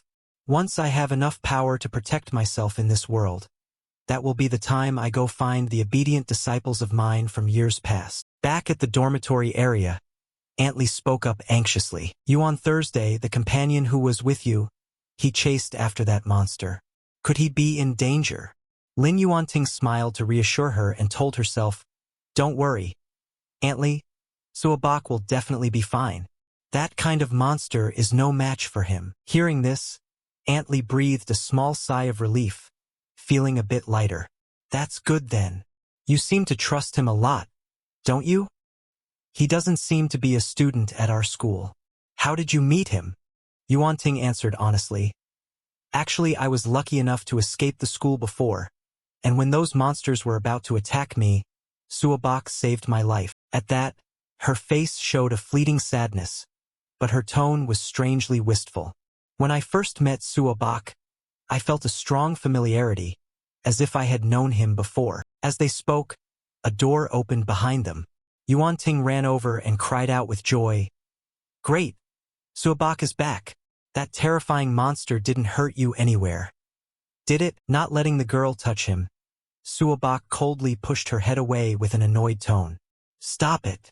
Hurt by that piece of trash? Do you take me for such a pushover?" After speaking, he reached into his pocket and produced a glittering purple stone. Stepping close to Antly, he asked coldly, "I need more stones like this. Do you know where I can find more?" Antly shook her head softly and replied, "Sorry. This item originally belonged to my father. I don't know where he obtained it. Perhaps you should ask him directly to find out." Suabak frowned and asked, "So where's your father now?" Antly stared into the distance, her voice dropping. "Suabak, if you truly want to meet my father, we may need to make a second bargain." She paused for a moment, eyes full of implication as she looked at him. "The last time I contacted my father was 3 days ago. He was trapped somewhere, waiting for rescuers. If you want information about this stone, I'm afraid we must find him together first." Suabak's brow tightened, his gaze knife-sharp as he thought to himself, "Is this woman trying to use me to rescue her father? But if it leads to a steady supply of spirit stones, the time spent is worth it." After a moment's thought, he closed his eyes and sighed. "Fine. In that case, I'll go with you and see." Hearing this, Antly couldn't hide her joy and asked eagerly, "Really?" Lin Yuanting also smiled brightly. "That's perfect." But Suabak's face remained cold as ice, his tone threatening. "If I discover you're daring to lie to me, it won't be only you. Everyone here will die. That includes your old man, of course." Antly trembled all over, sweat streaming down her cheeks, stammering, "Oh, okay. I know. You can trust me. My father won't let you down." After finishing their arrangements, Antly approached the remaining survivors and called out loudly, "Students, get up. Let's leave here with Suabak." The crowd jumped up excitedly, cheering. "Fantastic. Finally we'll get out of this cursed place. I thought I'd rot and die here." Suddenly someone looked toward those still sitting motionless. A little girl ran over, threw herself at Antly, and began sobbing. Antly said nothing, just quietly consoled the child in the stunned silence. Suabak stepped closer to the corpses strewn across the floor. He raised the Van Han Fien high, eyes icy, thinking, "They're dead. Can't let them go to waste." In a deep voice he shouted, "Souls come!" Instantly, from the sharp teeth of the Van Han Fien, glistening blue-green chains shot forth, wrapping tightly around the necks of those corpses. In a blink, the souls were drawn out of the bodies, leaving their mortal shells. The surviving students witnessed the horrifying scene, shrinking back in terror, mouths agape and speechless. Everything happened extremely fast. The eye sockets of the Van Han Fien lit up, and the banner trembled as if excited. The system displayed a message: "Souls increased by 5. The host can now control a maximum of 10 out of 10 spirits." In an instant, the task was complete and the banner fell back into Suabak's hands. The students stared at one another in horror. Even Antly couldn't hide the panic on her face. The corpses on the floor gradually dissolved as if they had never existed. Antly hesitated and asked softly, "Suabak, what did you do to them?" Suabak slung the Van Han Fien over his shoulder coldly and replied, "Of course I used them thoroughly. Put them into the Van Han Fien to become things I control." Then he turned and said decisively, "All right, let's go. I don't have time to waste here." Out on the school grounds someone spoke up, "Suabak, thank you so much. Without you we couldn't have escaped that classroom. Even if the monsters didn't kill us, we'd have starved to death sooner or later." Suabak didn't look back, walking on calmly. "No need to thank me. Everyone simply pursues their own needs." He frowned slightly, thinking to himself, "My cultivation has just broken through to Truck Co-stage. My spirit space has also been partially restored. Surely I can now use some higher-grade artifacts. Let's see." Immediately his consciousness sank into his spirit space, reaching toward the white vortex before him. Suabak hoped to find something useful. As soon as he touched the light, countless items appeared in the illusory air. Various weapons of different forms and spirit medicines imbued with wondrous power. He let out a small cry, eyes wide with amazement. A sword suddenly materialized in his hand. He bent to look at it, pondering. I didn't expect this to appear. Could this truly be destiny? Lin Yuanting saw smoke rising from his hand and peered at it curiously. She reached out to touch the sword and asked in surprise, Suabak, where did you pull out this badass sword from? Why do I feel like I've seen it somewhere before? Suabak squinted and glanced at her thoughtfully. Could this be a sign that her memory is about to return? Intriguing. If you truly remember everything and realize you've fallen into my hands, what will that look like? Probably like a lamb waiting to be led to the slaughter. He relaxed his grip, planting the sword into the ground, thinking to himself, I wonder what my obedient disciple will think of this. His voice was cold as ice. Very well. This item will be entrusted to you for safekeeping. Ha! Lin Yuanting pointed at her nose in astonishment. To me? She scratched her head in embarrassment. But Suabak, what am I supposed to do with this? You don't expect me to have you carry it and fight those monsters, do you? Suabak looked straight ahead, his tone utterly calm. So is that not acceptable? Do you expect me to be your bodyguard forever? Yuanting fell silent, her face briefly sad at being brushed off. She bent down and grabbed the sword embedded in the ground. All right, but I've never used one of these before. When we get back you have to teach me how to use it properly. Saying that, she gripped the hilt with both hands. Suddenly her eyes widened.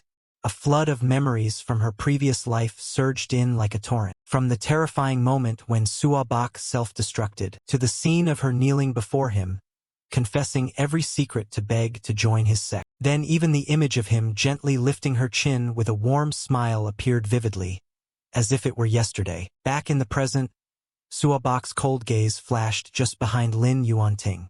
The girl stared with wide eyes, astonished by what she'd seen. But in that instant, the face of Suabak from her past skimmed across her mind, making her panic and stammer, "I'm a master." Before she could finish, her eyes closed and her consciousness sank into a gloomy darkness. In a moment she collapsed to the ground, motionless like a log.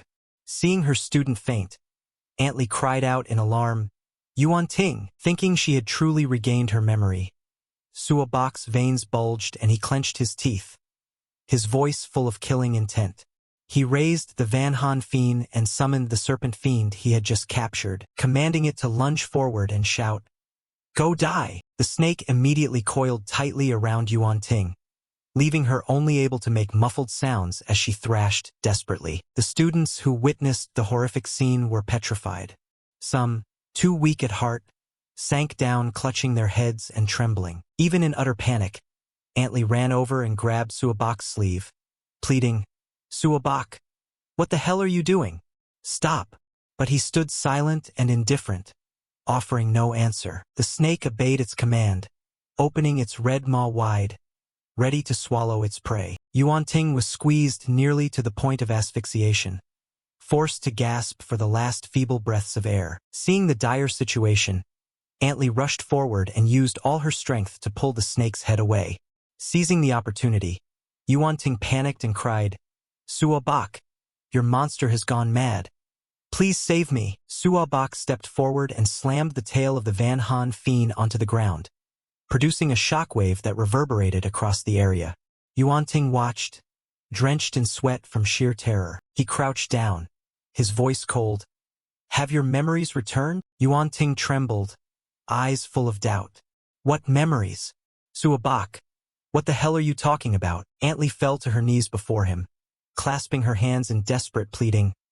"Suabak, Yuanting is a good girl. Please, save her." Suabak felt a ripple of uncertainty.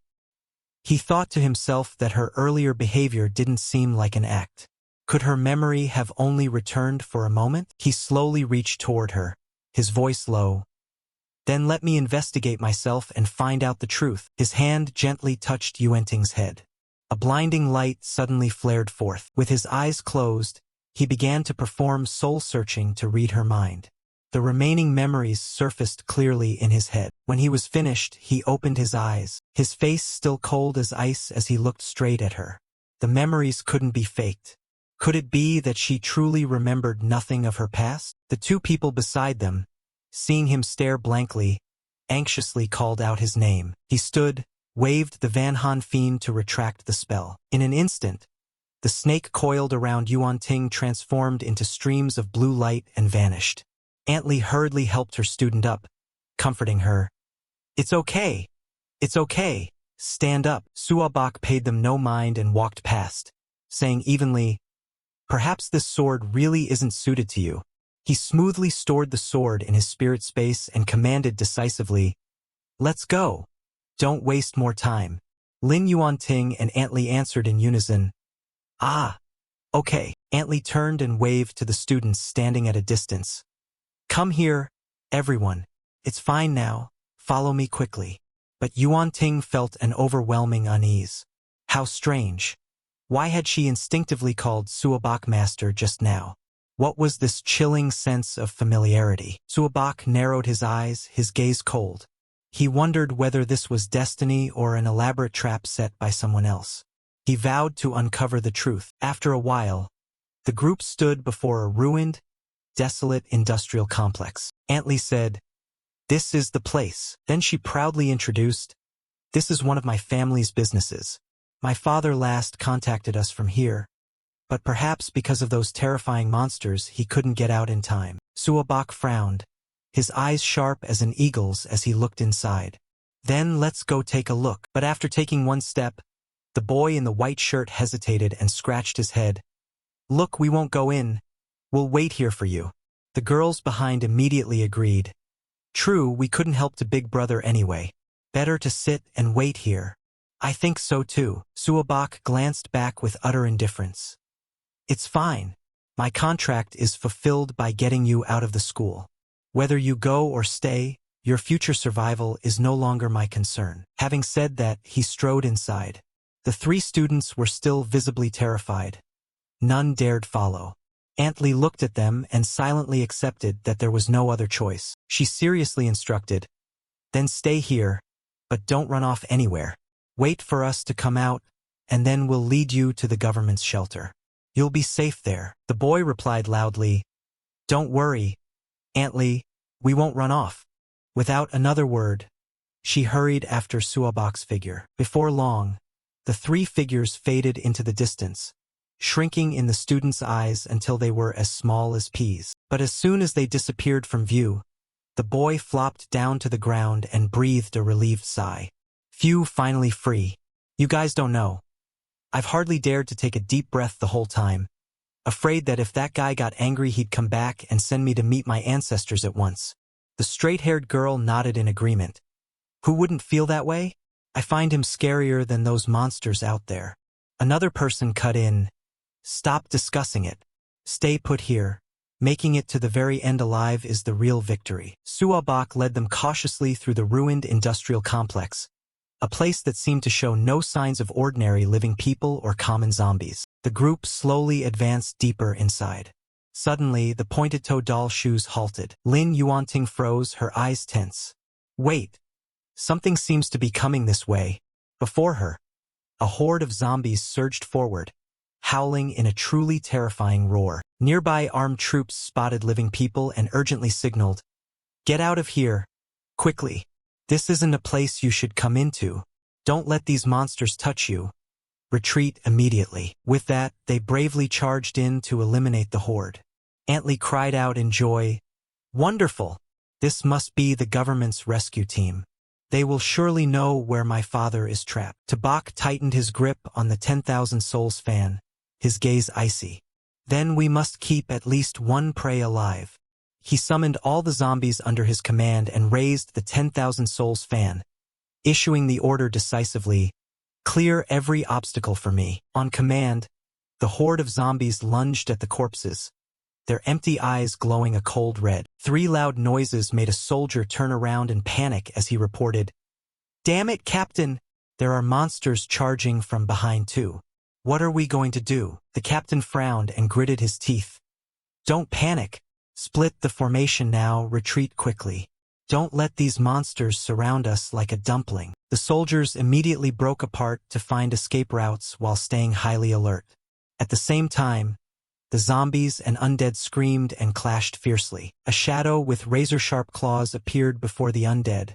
That was an evolved-level zombie. It lunged straight into the enemy formation, slaughtering without mercy. Nearby, the demonic serpent opened its jaws wide, revealing needle-like teeth and a long tongue, ready to tear the corpses apart. A thunk sounded as red blood from the undead sprayed everywhere. A soldier witnessing this exclaimed in astonishment, "Captain, am I dreaming? Those monsters are actually fighting each other." He pointed his gun at the undead defensively. "In all my days on duty, I've never seen anything this strange." The captain was equally bewildered. What else could it be?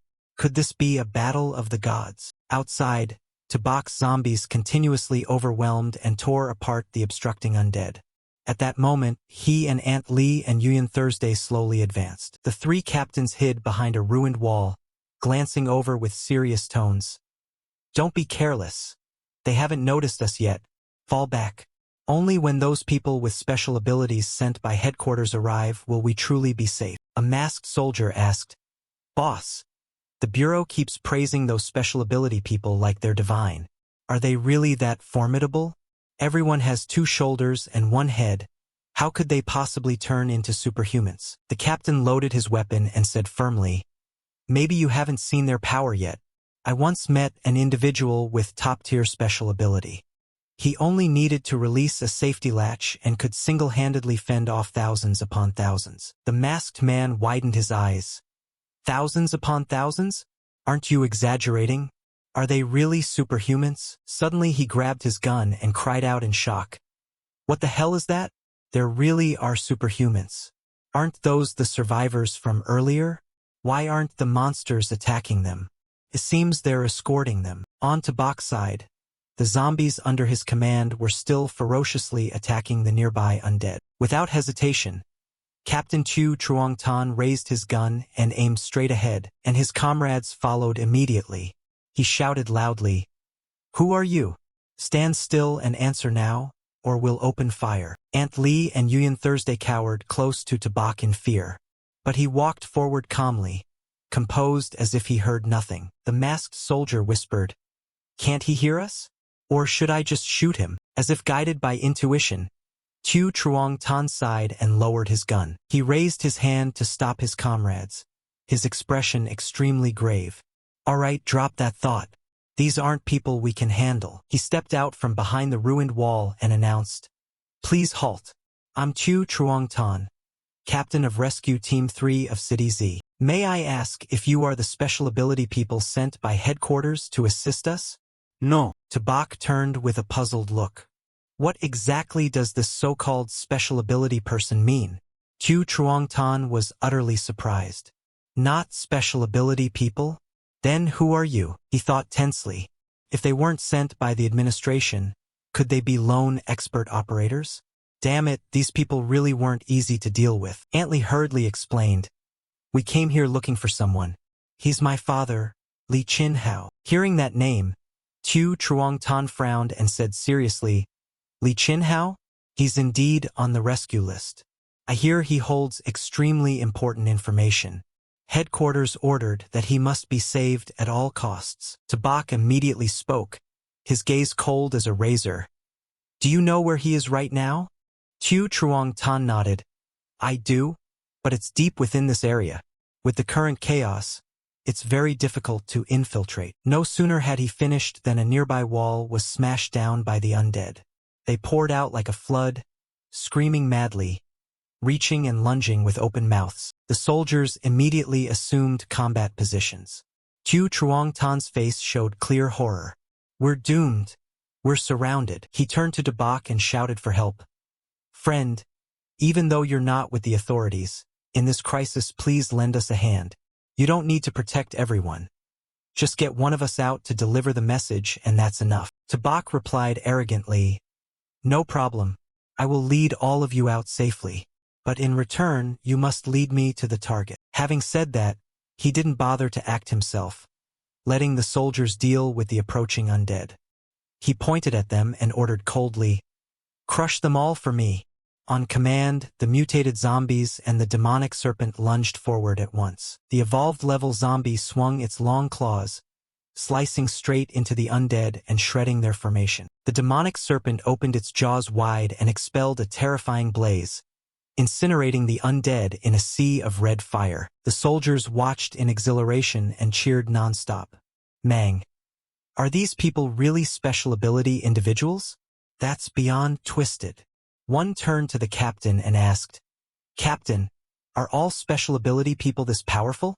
Calling just one out can wreak such devastation.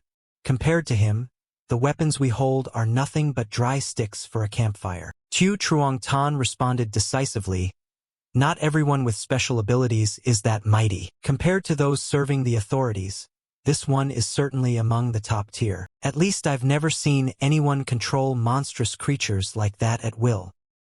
His power level is probably not below top tier, I fear." Lam Mien Thursday, who had been quiet until now, suddenly sensed something amiss and cried out, "Watch out! Something's coming." She pointed straight up at the sky and shouted, "Look up there!" Everyone immediately looked up, curiosity filling their eyes as they turned toward the darkened heavens. A pair of bony legs shot downward, landing with a thud that shook the ground and sent dust and debris flying everywhere. A weird green aura emanated from its body. A cold voice, as if echoing from hell itself, said, "You dare trespass into my domain without my permission?" Tu Truong Tan's team was petrified. What the hell is that thing? Intelligence never mentioned anything this terrifying in the area. Tabak slightly narrowed his brows. He recognized the aura of someone who had reached the pinnacle of the Truck Co realm. He hadn't expected such a high-level demonic beast to be hiding here.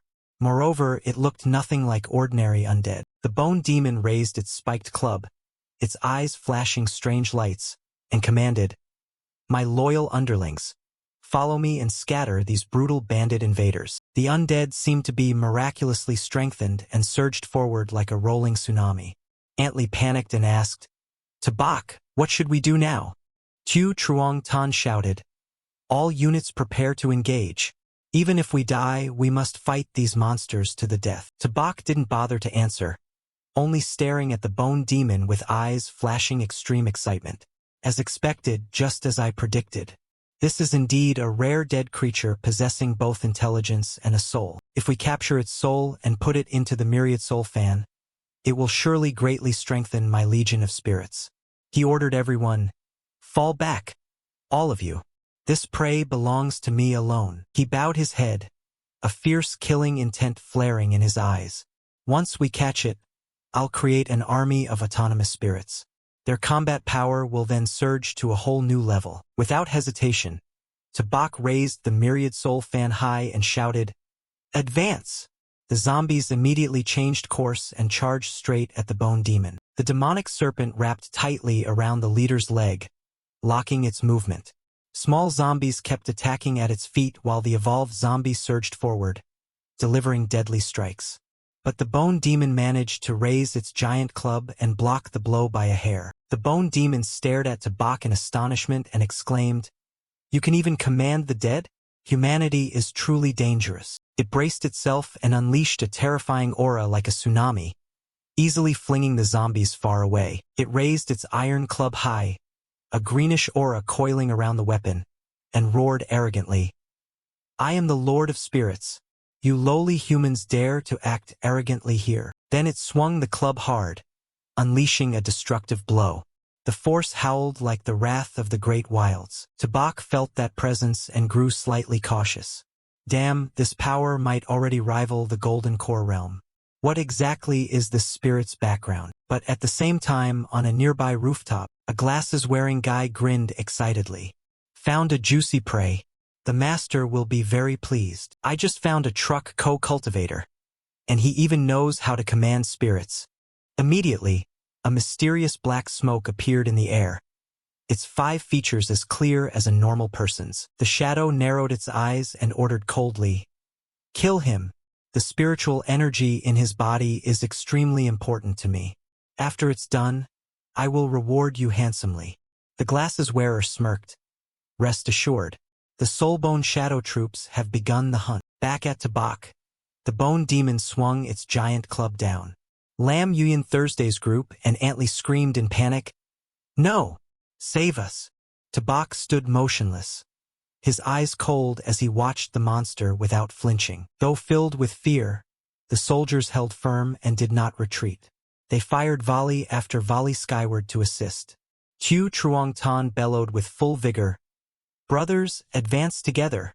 Lam Yuyan Thursday gripped Tabak's arm and said resolutely, "Tabak, even if I must die, I will stay by your side." Standing on the razor's edge of death, he closed his eyes, exuding a carefree air.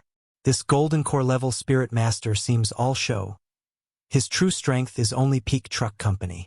Though I've lost my old cultivation, a beast like you still can't stop me. He stretched his hand forward.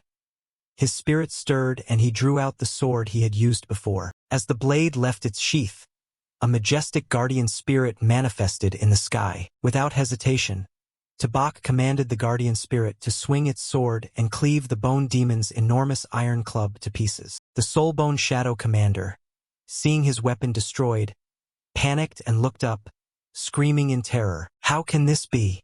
A celestial guardian spirit. This is the secret technique of a doubt-transforming realm cultivator. Tiêu Trung Thành froze in shock. He said with a strained certainty. This one is stronger than any special ability individual I've ever encountered. The masked man beside him stared wide-eyed and stammered, This is really perverse. Is anyone actually this ferociously powerful?" Tabak lowered his head, his eyes icy cold, thinking to himself, "It's a shame all the spiritual energy I absorbed until now has been drained by that move. But if I can tame a Ko Lao Vong like this, it'll be totally worth it." The Soulbone Shadow commander panicked and turned to flee. The Tao-transforming realm's secret technique had appeared. How could he dare to fight on? He thought escape was the wise choice, but it wouldn't be so easy. Tabak raised his sword high.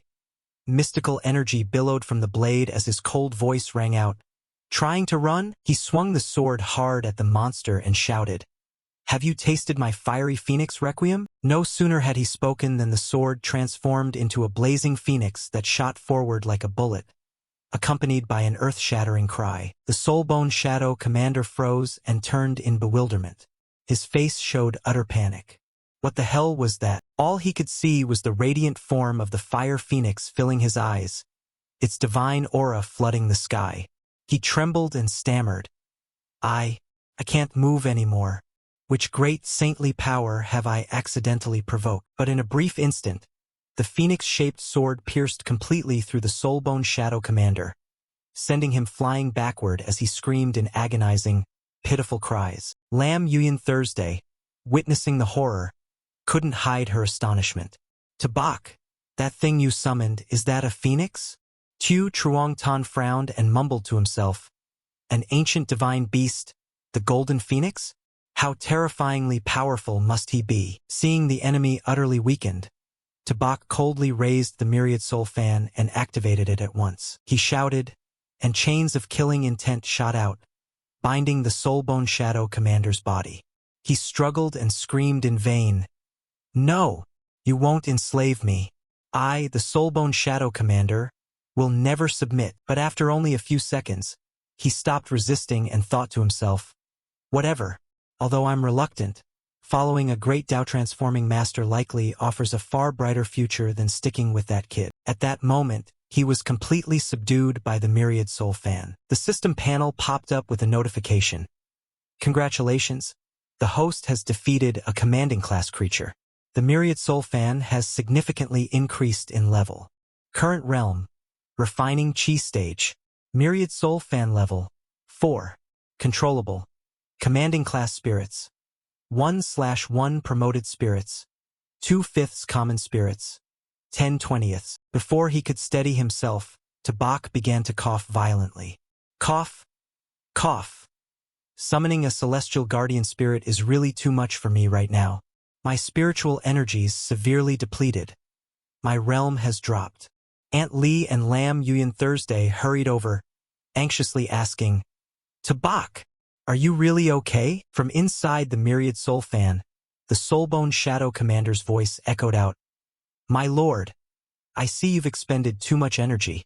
Now I'll help you restore part of your strength. He transformed into a stream of green light that slid to Tabak's back, placed a hand on him, and poured spiritual energy in continuously. The system panel then updated, Current realm, mid-level truck company. Hearing this, excitement flashed into Tabak's eyes. Good, I've surpassed the early truck co-level I was at before. It seems the spiritual energy from the souls inside the myriad soul fan can specially bolster my power. He curled a faint smile and turned to the Soulbone Shadow Commander. I didn't expect you'd know how to offer spiritual energy like that. The Soulbone Shadow Commander immediately clasped his hands and bowed respectfully. Once inside my lord's myriad soul fan, I only hope to gain my lord's trust. His words were flowery, but in truth he was scheming for himself. The celestial guardian bearing the golden phoenix aura proved that his master had already reached the Tao-transforming realm before coming to this world. His foundation was rock solid and could return to its peak at any time. He dreamed hazily of a brilliant wealth and prosperity, his eyes shining as if he'd just tasted something delicious. As long as I serve my master well, I'll surely have a chance to reach the pinnacle again. Heh. Lam Yuyan Thursday stepped closer, worry in her eyes as she looked at Tabak and softly asked, Tabak, I saw blood at the corner of your mouth. Are you really all right? He said nothing, suddenly feeling a strange inner confusion. Before transmigrating here, why did Lam Yuyan Thursday and those others want to assassinate me at all costs? But that now seems unimportant. What has happened has happened. The reasons no longer matter. What must be done now is to understand this world fully and collect as many spirit stones as possible. He turned to Chu Truong-tan and said decisively, Captain Chu, lead us to find Lai Chin Hao immediately. Chu Truong-tan replied without hesitation. Respectfully, Yes, Lord Tabak. Although the Soulbone Shadow Commander had been subdued, the surrounding zombies still roared, eager to rush in and attack. Tabak frowned, his gaze icy with extreme displeasure. These damned zombies really don't know when to stop. What a nuisance. The Soulbone Shadow Commander immediately grasped his intent. He transformed into a streak of green light that shot up into the sky, materializing 2/3 of his form, hands on his hips in a majestic stance. He roared, drowning out the shrieks of the lesser thralls. You blind beasts, faced with my great master, why do you not kneel and pay respects? Though lacking minds, the zombies all bowed their heads in unison and slowly prostrated themselves before Tabak. Thanks to that intimidation, his group advanced easily without expending any more effort. The masked soldier nearby was now completely convinced. He muttered to himself, Captain Chu once said this kid alone defeated 100 men. I didn't believe it. Look now. Those zombies even directly kneel in submission. This youth is terrifying, as powerful as a god. Aunt Lee tried to keep a calm expression, but her eyes shone with deep admiration for Tabak. He summoned a phoenix and can subdue and command other souls. In these chaotic times, could he become our new hero? The scene suddenly cut to a gloomy house. A man in purple, surprised by the report, asked back, My lord, is it truly 100% certain? I would never dare report even half a word falsely. He immediately displayed the footage from the scene to the purple-clad man.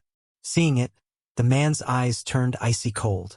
He clenched his fist and whispered, A celestial guardian spirit with the Phoenix Requiem sword? It seems my revered master has finally arrived in this world. He progressed even faster than I expected. The purple-clad man gave a cold order at once. I've identified him. Use all available forces to kill him the moment he steps into that containment zone. If this mission fails, slaughter everyone inside. The glasses wearer nodded immediately. Understood, sir. I'll go at once. On a towering building, a voice called down among the grotesque corpses roaming below. What should we do now? Don't worry. I know where the spirit nest is. They'll need it. A man in brown pointed to the street and shouted, Look, someone's coming to rescue us. Another cried out, Old Lee, your daughter is coming too. The woman in pink gasped, Those special ability people are really powerful. All the zombies immediately prostrated themselves before them. A flash of light suddenly streaked across the high sky like a falling meteor, brilliant yet threatening. Lam Yuyan Thursday immediately sensed the danger and urgently pointed upward, her voice frantic. "Mr. DeBach, be careful!" A spiraling object with a razor-sharp lower end, like a hidden weapon, hurtled toward them, wanting to ingratiate himself with his new master. The Soulbone Shadow Commander immediately shot out from within the Myriad Soul Fan and stood directly in front of Tabak, bracing himself to reassure. "Do not fear, my lord. Leave everything to your subordinate to handle." No sooner had he finished than he raised his iron club to block the weapon. Though intercepted, the blade's keen edge kept tearing at the club, sending sparks and fire flying everywhere. In an instant, both the weapon's wielder and the weapon itself were violently flung backward. The blood zombie suddenly recognized a familiar figure, gave a brief start, then roared, "Soulbone Shadow Commander, you're still not dead? And you dare betray us?" The Soulbone Shadow Commander slammed his club into the ground and spoke with extreme arrogance. "Don't waste words. This is my new master. If you know what's good for you, get lost." The blood zombie lowered his head, a vicious glint in his eyes as he snarled, "HM, truly shameless. You think you're worthy to stand here and command me?" Without another word, he raised his hand and ordered decisively, "Attack them all! The master has given the command. Kill them and great rewards await." The dry-bone thralls behind him charged forward at once. Tabak frowned, his gaze razor-sharp as he thought, "These blood zombies are really no different from the Soulbone Shadow Commander. They appear to be Golden Core rank, but in truth they're only Peak Truck Co level." He summoned his sword, gripped it tightly in his right hand, and turned to Lam Yuyan Thursday. "Watch closely." She nodded and focused intently without taking her eyes off him for a second. He continued, "This move of mine is called Phoenix Requiem." With that, Tabak swung his sword, and a long blaze erupted fiercely, transforming into a brilliant fiery phoenix that shot forward. Lam Nguyên Thu rút bét her lip, pondering, Phoenix Requiem. "This feels strangely familiar," she murmured in confusion. "But why? Why can't I remember anything?" The phoenix soared high and let out a piercing cry. The sound stopped the dry bones and the blood zombie dead in their tracks, their bodies stiff as wood.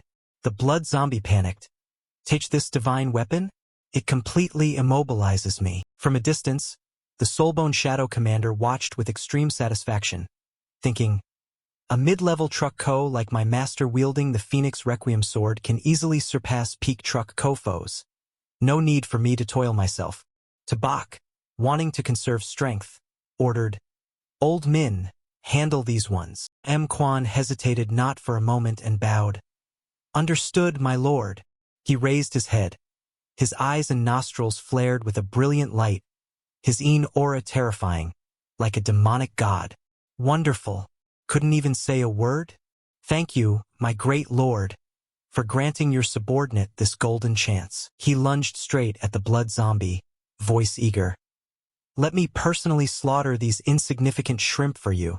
The blood zombie was terrified and begged desperately, "Hey, wait! Min bro, hold on." Before he could finish, the Soulbone Shadow Commander swung his club and knocked the blood zombie's head off like a tennis ball, sending the enemy into a hysterical scream. When the job was done, the system flashed a notification. "Congratulations, host. You have defeated a commanding level creature. Your experience points have increased." Hearing that, Tabak frowned slightly and murmured to himself, "Only experience increased and no level up? This level 4 Myriad Soul Fan still only controls one commanding level spirit. Whatever." He turned to the Soulbone Shadow Commander and said, "Take care of the physical core of that blood zombie." Quan, startled, stammered, "Are really, my lord?" Tabak nodded decisively. "Of course. I hope this will help you break through to a new tier." He clasped his hands and bowed with deep reverence. "I thank my lord for granting this grace to your servant. Even if I must jump into boiling oil 1,000 times to die, I would never refuse." He opened his mouth wide and sucked the blood zombie's soul into his belly with great relish. "Blood zombie, you deserved that. Luckily, I followed Lord Tabak early. Otherwise, I'd have become someone else's meal. After absorbing it, his body emitted a brilliant green mystical aura. He laughed heartily. My lord, after devouring this one, my strength has stabilized firmly at the Golden Core realm. Now, even if I face 10 blood zombies, I can handle them all. From inside that building, people cheered in delight. They needed only one move to take down the blood zombie. We're truly saved. This young man is the most powerful special ability person I've ever seen. Suddenly, a loud explosion rang out from the rooftop, throwing those inside into panic. They had no idea where the sound came from. Before they could inquire further, a dark shape from above drove sharp claws into the building. Bricks cracked, glass shattered into pieces, and debris flew inward. Those near the windows recoiled in terror, raising their hands to shield themselves. On the high rooftop appeared a winged skeleton with a long tail feather waving. An utterly terrifying and dreadful sight. Sensing a tasty prey, it spread its massive wings and struck once, whipping up all the fine dust into a deadly mist that billowed out to both sides. It didn't stop there. It looked down to the ground and uttered a blood-curdling cry. Even with just a wing beat, that terrifying gust forced the Soulbone Shadow Commander to hastily raise his hand to shield himself. He warned urgently, "My lord, be extremely careful." He quickly analyzed the situation. This avian aberration is truly a genuine Golden Core level being. The spiritual energy is abundant. If you can kill it, my lord will surely break through to peak truck company. Your Myriad Soul fan could also upgrade to level 5. Those who recognized the fearsome creature cried out helplessly in panic. The avian aberration. We're finished. This time we're definitely dead. They were utterly terrified. Even if the young man had defeated the blood zombie, facing this monster he would likely be powerless. The former special ability squad had killed zombies as easily as chickens, but when this avian appeared, it slaughtered all 12 of them in under 5 seconds, leaving no chance to resist. Lam Yuyan Thursday turned pale and trembling, saying, "It's over, we're done for." Li Chin Hao, though tense, tried to reassure them. "Hold on, everyone. We must trust the kid next to Na Tin." On another rooftop, the arrogant glasses wearer thought to himself, "My lord told me to kill him but doesn't trust one can. Let's see how neatly I handle him." He sneered. The avian aberration is a Golden Core monster with 5 clones, each bearing a different ability. Let's see how you deal with that. The avian aberration cried haughtily, "You mid-level truck co-cultivator, your flesh smells so good. Ha ha ha. Today you'll be my prey." It spread its wings, instantly splitting into 5 clones that encircled Tabak's group in the center. The red bird opened its beak and let out a piercing sonic wave. The cry made Aunt Lai and Lam Yuyan Thursday collapse to the ground, faces contorted, hands clamping over their ears. Even the Soulbone Shadow Commander had to cover his ears, roaring, "My lord, this avian is a puppet used by Hao Kiet. Its power is very strong." 3 cries carry a poisonous resonance. The sonic assault and force are straining Tabak. Although the sonic wave didn't hurt him like it did Lam Yuyan Thursday, his internal energy was severely suppressed. If the other clones attacked at once, it would be a big problem. He thought to himself, "Can't be passive." He raised his hand and ordered, "Old Min, you handle one-on-one. I'll leave this one to you."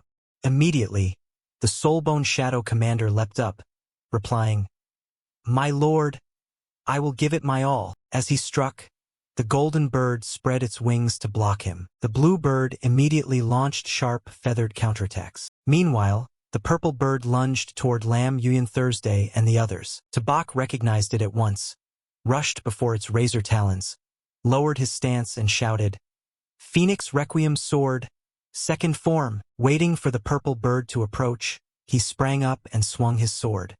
The blade erupted with a wind slash, sharp as a viper. But the bird was too fast. It beat its wings and flew backward, evading the dangerous slash. Not stopping, it spun 360 degrees and struck down with its razor wing. Tabak twisted to dodge but couldn't avoid it entirely. A deep gash opened on his arm, black blood seeping out. He gritted his teeth, staring at the wound in astonishment. That sonic wave was that effective. My speed and precision were affected. My strength is now below early truck company. He worried inwardly. Can't use the heavenly mortal manifestation repeatedly. Overusing souls will harm me. What to do? Tabak raised his sword level with his throat. The steel glinted in the sunlight. His cold gaze locked onto the foe, teeth clenched in extreme tension. A heroic memory flashed through his mind. He had been the imperial lord famed across the world, cutting down demon kings and dealing with bird people as child's play. This monster was merely a matter of time. Mind calculating, he knew that once he broke the sonic suppression and restored his full strength, borrowing the might of the sword wind silver, he could surely turn the tide.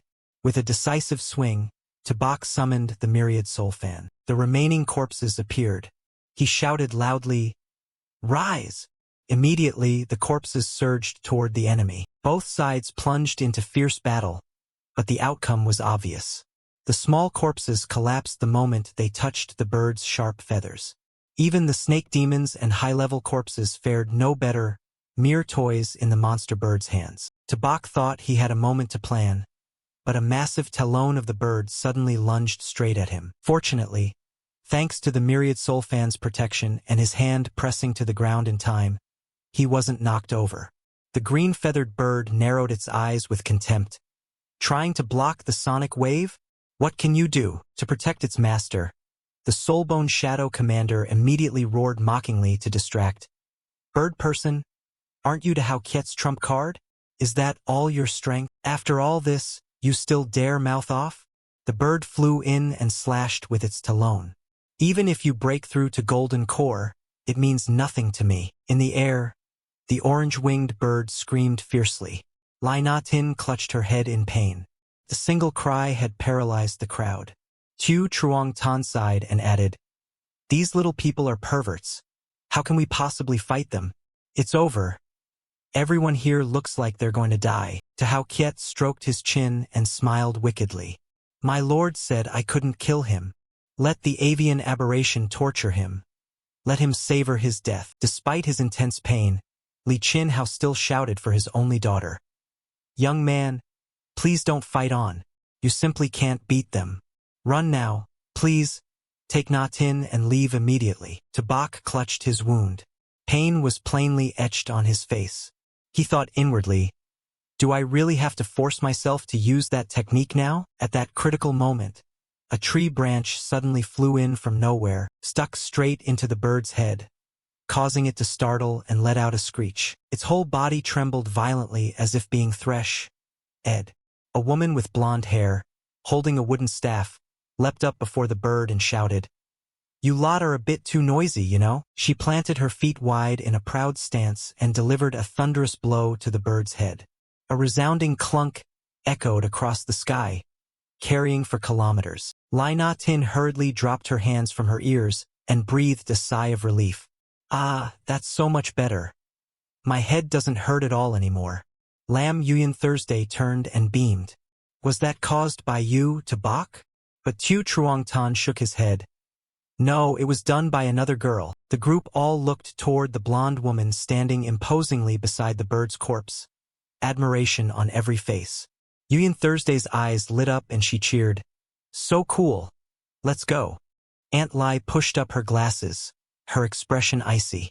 The three veterans also marveled at the girl's fierce presence. Tabak, not one to be rude, clasped his hands and bowed deeply in thanks. The blonde snorted lightly, eyes still fixed on the monsters ahead. "Finish off the enemies first, then we can talk. But when it's over, you must remember to lend me that thing you're holding for a bit." Freed from the bird's suppression, the soulbone shadow commander raised his sharp club high and bellowed confidently, "You damn bird people. No more crowing now, huh? Die, all of you." With that, he unleashed a thunderous strike that felled the green-feathered bird, rendering it unconscious on the spot. The impact startled the purple-winged bird into turning its head, but having lost its vigilance, in the next instant Tabak's sword sliced cleanly through its body, cleaving it into two pieces that plummeted from the sky and slammed into the ground. He quickly sheathed his sword, eyes icy cold. Without that malicious sonic wave, These bird people are actually so weak they can't withstand even one of my strikes. To how Kiet broke into a cold sweat, his face drained of blood. Isn't the woman with the staff the famed on Van Vice Chi Lord? How could she appear in this cursed place? Humph, never mind. He resolved to follow his lord's orders and annihilate everyone inside the warehouse. The two remaining birds panicked, eyes trembling. Who is that with the staff? Where did she crawl out from? Now it's just the two of us left. But since our master has ordered it, if we can't kill him, we must level the people in that warehouse. Inside the ruined warehouse, the rescued people cheered ecstatically. We're really saved. Thank heaven and earth. Thank the young hero so much. Though the battle wasn't fully over, Lai Chin how confidently declared, now no one can stop our survival. But no sooner had he finished speaking than the two remaining birds suddenly dove toward that tall building. Lai Na Tin screamed in panic. Not good. Their target is the warehouse. She urgently begged, please, save my father. My father holds the secret of the spirit stone. He absolutely cannot be allowed to die. Tabak immediately raised the myriad soul fan and ordered decisively, Old Min, quickly intercept those two for me. The Soulbone Shadow commander obeyed and charged. He gripped his club tightly and roared, Ha, bird people! Don't even think you can escape my grasp. A thunderous blow fell, instantly felling one bird. But with only AM Quan alone, there was no way to stop the remaining bird. It shot straight up to the building, smashed through the glass, and dove inside. The crowd within screamed in horror, Help! Save us! The bird opened its beak wide and expelled a stream of green, poisonous smoke. Those unlucky enough to inhale the smoke clutched their heads and throats, writhing in excruciating pain. The bird laughed maniacally. Taste this absolute toxin. Ah! Despite his unbearable pain, Lai Chin how still reached out. Na Tin! Lai Na Tin rushed toward the building, eyes watering, raising her hand as she shouted, Father! Father! Lam Yuyan Thursday ran over in panic and pulled her back. Na Tin! If you run over there and breathe that toxic smoke, you'll definitely die. Na Tin froze at the foot of the building. Her eyes widened to their limits as she stammered in boundless despair. Father! Father! Tears streamed down her cheeks, her teeth clenched, her whole body trembling. Father! Her hands balled into fists, tears seeming to flow back inward. Her entire body erupted with an eerie purple aura. Lai Na Tin lifted her face to the sky and power suddenly burst forth.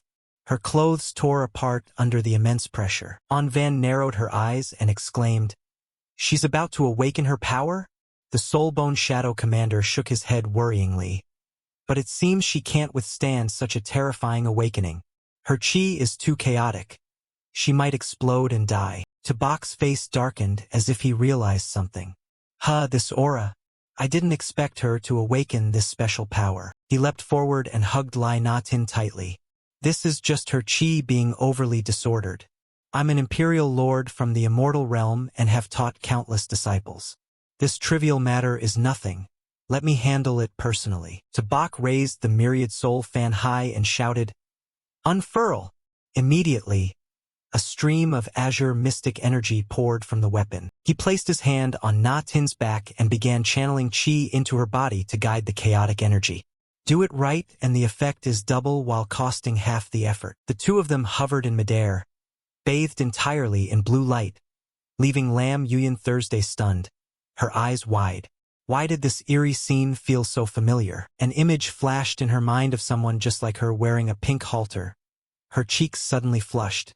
Master, why is there? She pressed her lips together, a sudden pang of jealousy passing through her. As Lai Na Tin's feet touched the ground, Tabak quickly removed his cloak and gently draped it over her. He said to her in a low voice, Ms. Lai, what you just said will become reality now. Use that special power to punish those bastards properly. The bird person sneered contemptuously. You plan to use that trick to scare who? Let's see which of you here can stop me. After saying that, it confidently turned to fly away. Na Tin glared and shouted, Your wings are broken. Fall to the ground right now. As soon as her words left her mouth, small bolts of electricity flashed and wrapped around the bird's entire body. It went rigid midair, unable to move even an inch, then fell like a stone in free fall to the ground. His face showed extreme bewilderment. What is happening? Why can't my wings move all of a sudden? What kind of nonsense is this? There was a single thud as its neck slammed hard into the ground, the sound ringing out all around. Van was astonished and blurted out, "What kind of domineering power is this?" Lai Na Tin nodded seriously. "Yes, my ability is that whatever I say becomes true. My words now are truth, objective reality." She looked at Tabak with deep gratitude. "Of course, thanks to your patient guidance, too, I was able to grasp this ability quickly." Tabak paid no mind to the praise and immediately signaled, "Old Min, quickly chop that bird person to death, and remind Ms. Lai to hurry and save her father." Na Tin nodded and softly replied, The Soulbone Shadow Commander was brimming with momentum. He gripped his club with both hands and raised it high, saying smugly, "This is the true power of my Golden Core realm. Are you scared now?" With that, he smashed down hard, crushing the bird skeleton. Everything was finally over. Tabak shouted, "Fan!" Instantly, chains shot out from the skull, binding the bird person's body and beginning the process of absorbing its soul. Tahao Kiet watched from afar, horrified. Damn, he really has real skill. He even defeated a mutated bird person. But at least, fortunately, the people in the warehouse are probably all dead. This mission isn't a total failure. After the Myriad Soul fan finished absorbing, the system announced, "Congratulations, host, for slaying a commanding grade creature. The Myriad Soul fan has leveled up. Current realm, Truck Co-Stage. Myriad Soul fan level, 5. Number of commanding grade spirits controllable, 2 out of 2. Number of common spirits, 0/30. Inside the Myriad Soul fan, the bird kept complaining, "I was a famed mutated bird, and now I'm trapped in this corner?" The Soulbone Shadow Commander tried to placate it. "Consider it lucky to become a spirit within your lord's fan. Serve your lord well." Tabak coldly asked into the Myriad Soul fan, "Is there any way to neutralize that toxin?" The bird, still sullen, merely snorted. The Soulbone Shadow Commander wrapped its head hard and shouted, "Ha! You insolent thing. The Lord asked you and you dare not answer? Snort all you want. I'll pull your bones out for stew." Overwhelmed, the bird rubbed the bump on its head and reluctantly replied, "I will directly suck out the toxin. The poison will naturally dissipate." Lai Na Tin ran up the wooden stairs like the wind. When she reached the spot and thrust the door open, she saw her father lying motionless on the floor, his hands clasped over his chest. Without hesitation, she squeezed her eyes shut and cried out loudly, "Push all the poison out of Lai Chin Hao's body immediately." But even though the words were spoken, her father remained motionless, not stirring at all. Na Tin's face went dark, her eyes widened, and she fell to her knees on the floor. Black blood suddenly spurted from her mouth. She tried to cover her mouth with her hand to stop it. Tabak stepped inside and coldly told her, "This truth-speaking power of yours is strong, but it requires extremely high spiritual force and strength to bear. Overexerting like this will at best cause you to faint on the spot, at worst severely damage your spinal cord and bones, or even kill you." Làm nguyên thu hurit over to help nhà tình úp. Tabak stated firmly, "This time you only coughed up blood. Consider yourself lucky. If you force yourself like that again next time, you won't survive it." He glanced at the Myriad Soul fan and ordered, "Bird person, deal with it quickly. If he dies, be prepared to dissipate with him." The bird replied in panic, "Yes, yes, I'll do it right away." It flew straight to Lai Chin Hao, laid its wings over his nose, and began drawing that stream of blue qi out of his mouth. When it finished, it wiped its brow and reported, "This toxin has set in too long. I can only keep him alive. I can't be certain when he will wake up." Na Tin, eyes brimming with tears, ran up and cupped her father's face, calling, "Father, please wake up, father." Tabak stood behind, calculating silently.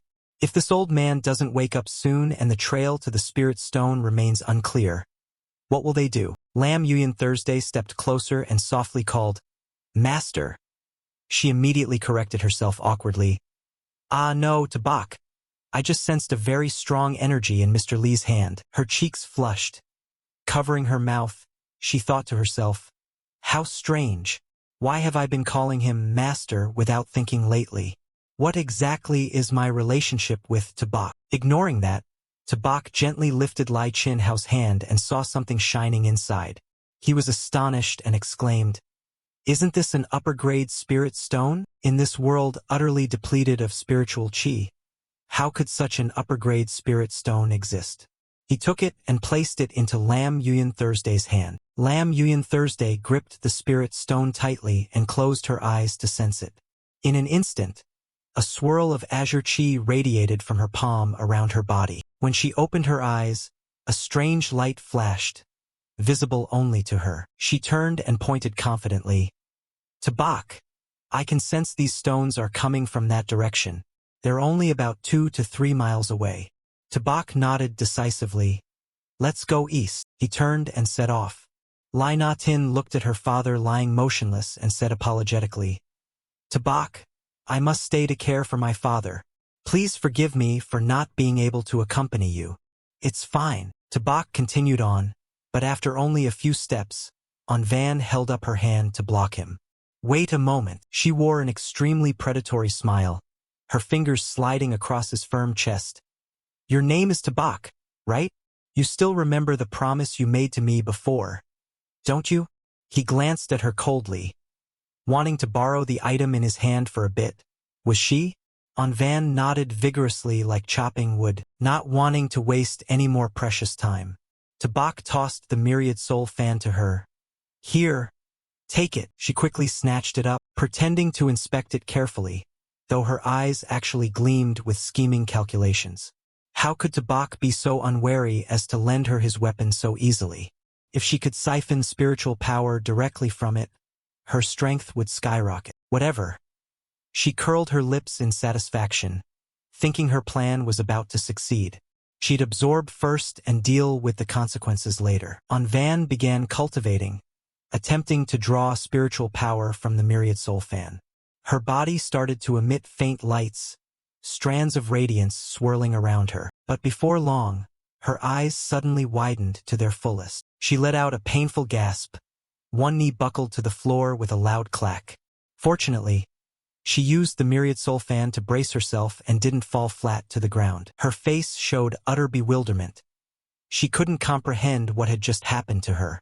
Her special ability had been completely nullified by whatever was in his hand, and it even backfired on her. Tabak knew exactly what was going on, but pretended ignorance. He generously produced the Tan Fuang Gam sword and asked her, Are you truly scared now? Or do you want to try this one as well? Van hurriedly stood up and returned the myriad soul fan, trying to act nonchalant. Ahem, Tabak's weapon is truly very strange. She paused as if pondering. It really is formidable. But inwardly her brows were tightly furrowed and her gaze icy. She recalled this sword having once cleaved a mutated bird in two. Definitely not an ordinary item. Yet he had willingly handed it to her. Is he really that confident? She told herself that a delicacy had been placed before her mouth. Too wasteful not to take. She snatched the sword. Whatever. I'm not convinced this thing is as tame as the other one. She brandished the sword and began to cultivate, attempting to draw out its spiritual power. But immediately an image of a majestic fire phoenix erupted into her mind, draining the color from her face from sheer strain. The consequence followed at once. She collapsed to her knees. This time it was worse than before. Her face flushed and she spat a mouthful of fresh blood. Van looked at Tabak in utter confusion. What on earth were his weapons? First countless souls, now a legendary phoenix. What kind of person was he? What was his true power? Tabak's mouth tilted into a smile. Her ability was to absorb a weapon's soul. That kind was fairly common in his old world. But unfortunately, the Tan Fuang Gam sword was a divine-grade weapon, while the myriad soul fan was bestowed by the system and far surpassed ordinary divine weapons. Besides, she had only reached the peak of the truck co-stage. Having no choice, Van awkwardly returned the sword and offered a flattering remark.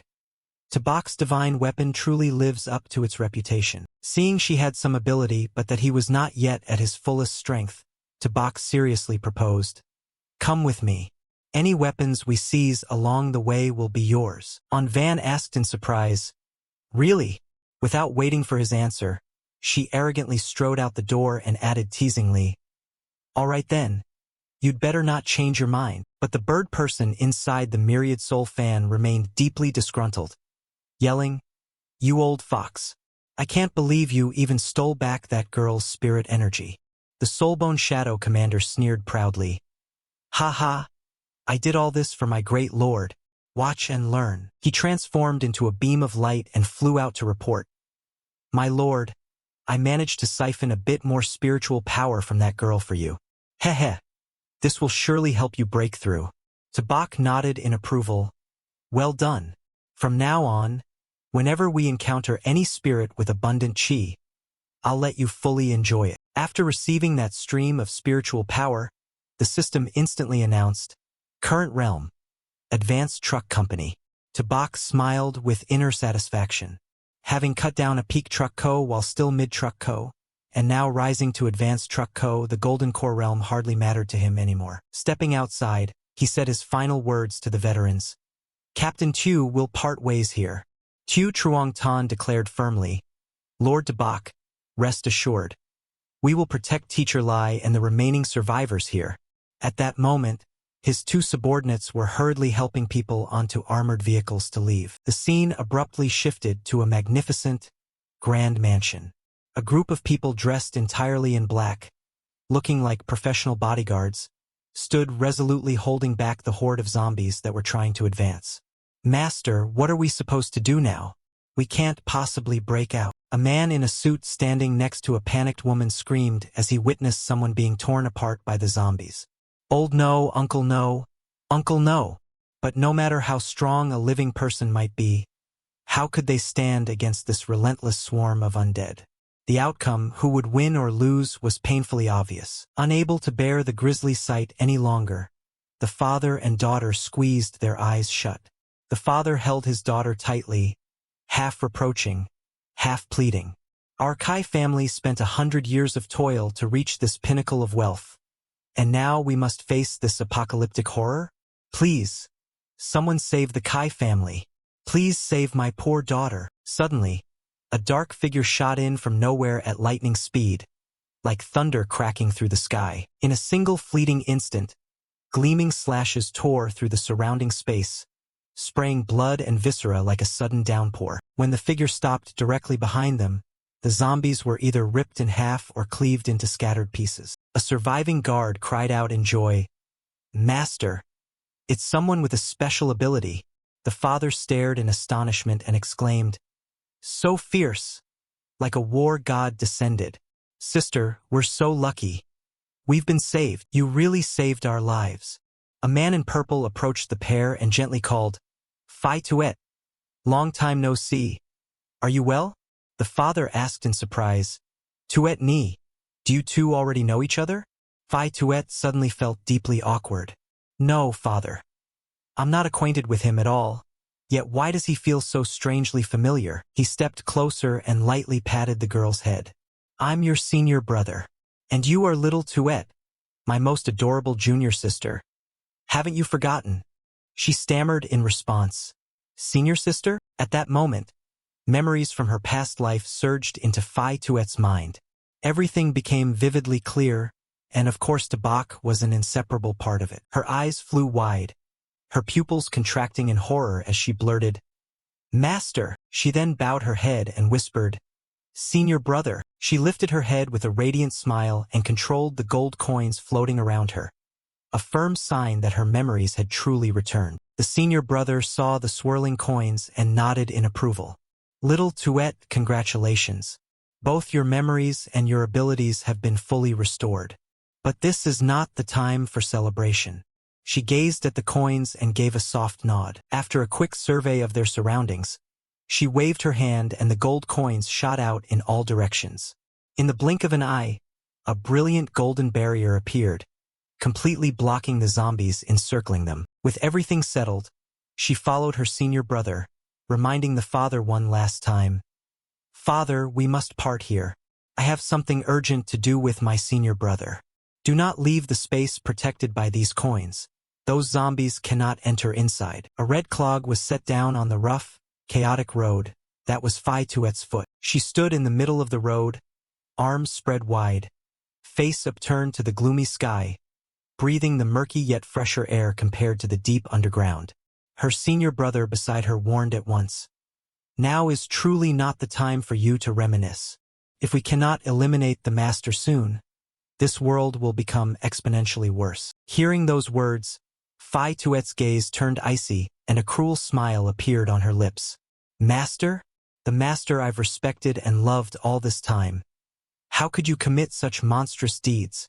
If you're truly not dead, then my senior brother and I will have to slay you for the greater good." Her senior brother continued. "The master is surely heading for that mobile location now. We must be faster than him. Get the spirit stone first. Then together we will kill him." The scene abruptly cut back to Hao Kiet. His face had darkened. The recent mission had failed disastrously. Failure is a word that does not exist in my dictionary. He curled a lip in a smile, though tension was plain on his features. "As long as I kill Tabak, the master will hand that precious thing over to me. Now I'll return to my own world." Along the way, villagers were being torn apart by zombies, screaming in agony. "Hey, please save me. People with special abilities. Please help." But the group strode past coldly, showing no intention of helping. Witnessing the tragic scene, Yuan Thursday grabbed Tabak's hand and asked anxiously, "Tabak, are we really not going to help them?" On Van cut her off icily. "How naive. If we kept saving them, we'd never finish. With the apocalypse upon us, increasing our own strength must be the top priority." After the group had left the city far behind, Yuan Thursday suddenly pointed ahead and urged, "Tabak, we only need to travel about 10 more miles to reach the source of that stone." Tabak immediately ordered decisively, "Everyone, speed up. Do not let any unexpected incidents occur." Suddenly Yuan Thursday's face tightened with tension and she shouted a warning. "Tabak, an extremely powerful stream of spiritual energy is approaching us." No sooner had she spoken than Hao Kiet arrived with his rabble of soldiers, their momentum thundering. He jerked the reins and his horse halted abruptly. The horse reared on its hind legs and neighed loudly. He was the first to speak. "Greetings, Tabak. You cold-bloodedly slaughtered my 3 generals and now intend to leave as if nothing happened? That won't go unpunished." Tabak's brows knit and his eyes turned razor-sharp. A subordinate beside him cried out in panic, "We're done for. It's the master himself. I can't believe he's come personally." The Soulbone Shadow Commander snapped at him irritably. "What master are you talking about? Our only master now is Lord Tabak. Understand, you idiot." Tabak gave a sneering smile. "What? You lot are frightened just from seeing him?" His 2 underlings hurriedly protested. "No, not at all. Absolutely not. Master, give the order. We are ready to obey immediately." Tabak nodded and decisively ordered, "All right, you 2 go probe his strength for me." He raised the myriad soul fan and began summoning the wraiths to battle. At the command, the Soulbone Shadow Commander skated across the ground and launched forward, followed closely by the bird people. Hao Kiet squeezed his eyes shut, pushed his glasses up, and curled his lips into a smug smile. Yes, truly people who don't know their limits. He opened his eyes wide and the space around Tabak's 2 underlings went utterly dark. Rocks underfoot crumbled into fragments, startling the pair into halting in panic.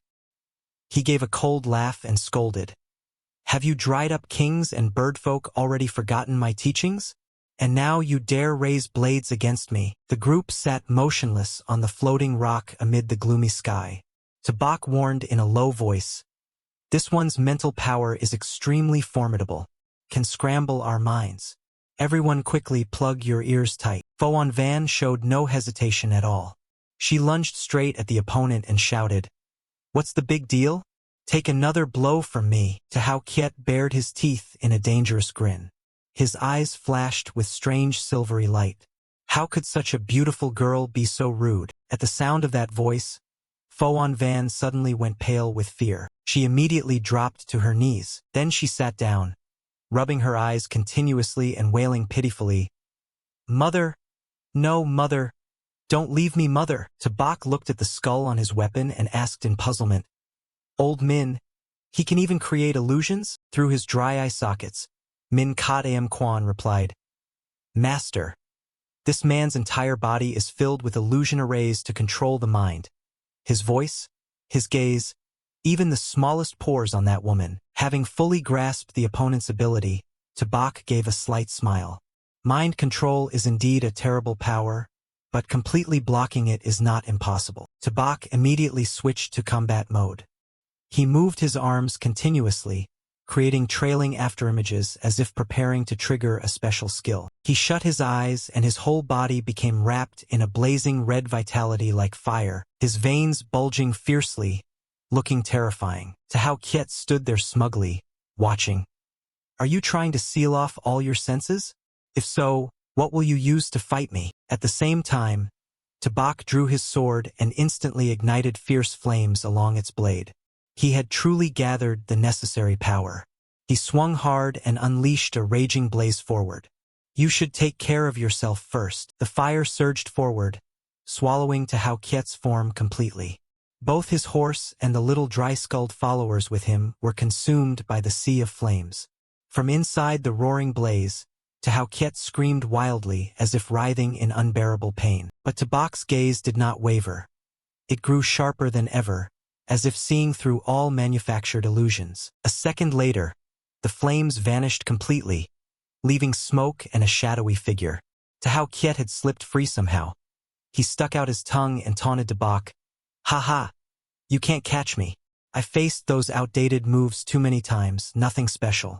Do you think sealing the senses will render me powerless? He raised his hand and ordered decisively, form the formation at once. The dry-boned corpses lunged forward and surrounded Tabak's group tight in the center. Suddenly, Lam Yuyan Thursday collapsed to the ground, clutching her head in pain as if struck by a hammer. Foan Van continued to sit beside her, crying pitifully. A moment later, Yuyan Thursday also fell under the illusion. She grabbed on Van and cried out, My child, my child! She trembled and spoke in a fearful voice. Mother! Don't leave me, mother! Please! Even Min Kat Am Kwan couldn't withstand the mental pressure. He clutched his head in agony. Master, we've truly entered his territory. He's prepared everything here. It's hard to avoid his mental control. As soon as he finished speaking, Tabak's eyes widened to their limits, his pupils contracting to pinpricks. At that moment, the image of himself diligently cultivating, suspended midair, appeared vividly on the ground below. The exquisitely beautiful female disciples looked up at him, smiling gently as they called out with affection, Master! Seeing Tabak stand motionless with no reaction, Tahao Kiet threw his head back and laughed triumphantly. Ha ha, Tabak! No matter how extraordinary your strength, when you face me you are doomed to a crushing defeat. He frowned, malice showing in his eyes and a smirk at his lips. Let me see what the deepest illusion in your heart truly hides. In that illusion, Tabak was diligently training his disciples, among them one who would later order Hao Kiet to do everything possible to kill him. Remember this, every smallest detail must be absolutely perfect. A hair's breadth of error and you're off by miles. Do you understand? Yes, honored master. Witnessing this, Tahao Kiet was stunned, sweat streaming down his cheeks. What the hell is this? He panicked. Isn't this my beloved Lord? The Lord is actually a disciple of that man. Ugh, what kind of figure is Tabak really? Why would the Lord want to kill his own master like this? Before he could recover from his shock, Tabak's cold face suddenly swung around to look at him, making him start and recoil in terror. Tabak's mouth curved into a smile. Finished gawking? So a tham van binh closet lucky. Tahao Kiet scrambled backward in panic, stammering. You still have independent consciousness in here? Tabak didn't bother answering. He lowered his head, his gaze as cold as blades. He gave a chilling snort and the sword in his hand suddenly flared with brilliant flames. Without another word, Tabak immediately unleashed the third form of the Fuang Gam sword, the mirror-breaking strike, slicing straight at his opponent. Instantly, Tahao Kiet's body peeled away like old paper in large flakes. Thanks to that blow, Tabak easily shattered the fabricated illusion. Did you think I was merely swinging my sword? I didn't strike you. I struck your illusion. Saying that, he stepped forward and pressed the cold blade to the enemy's throat. Tabak asked icily, "You've tried to violate me many times. Was all of this done for Tam Van Bin alone?" He thought inwardly that all the hidden schemes behind this were pulled by Tam Van Bin. Tam Van Bin, I treated you like my own, yet you secretly betrayed me. Despite his perilous situation, Tahao Kiet showed no fear and instead smiled arrogantly. From behind, the little dry-skulled minion screamed and rushed straight toward Tabak. The noise made him glance over briefly, then he quickly spun and cleaved them in two with his sword. Seizing the rare opportunity, Tahao Kiet stuck out his tongue and darted away at terrifying speed, laughing proudly. "Ha ha! Even if you broke my illusion, so what? You still can't catch me."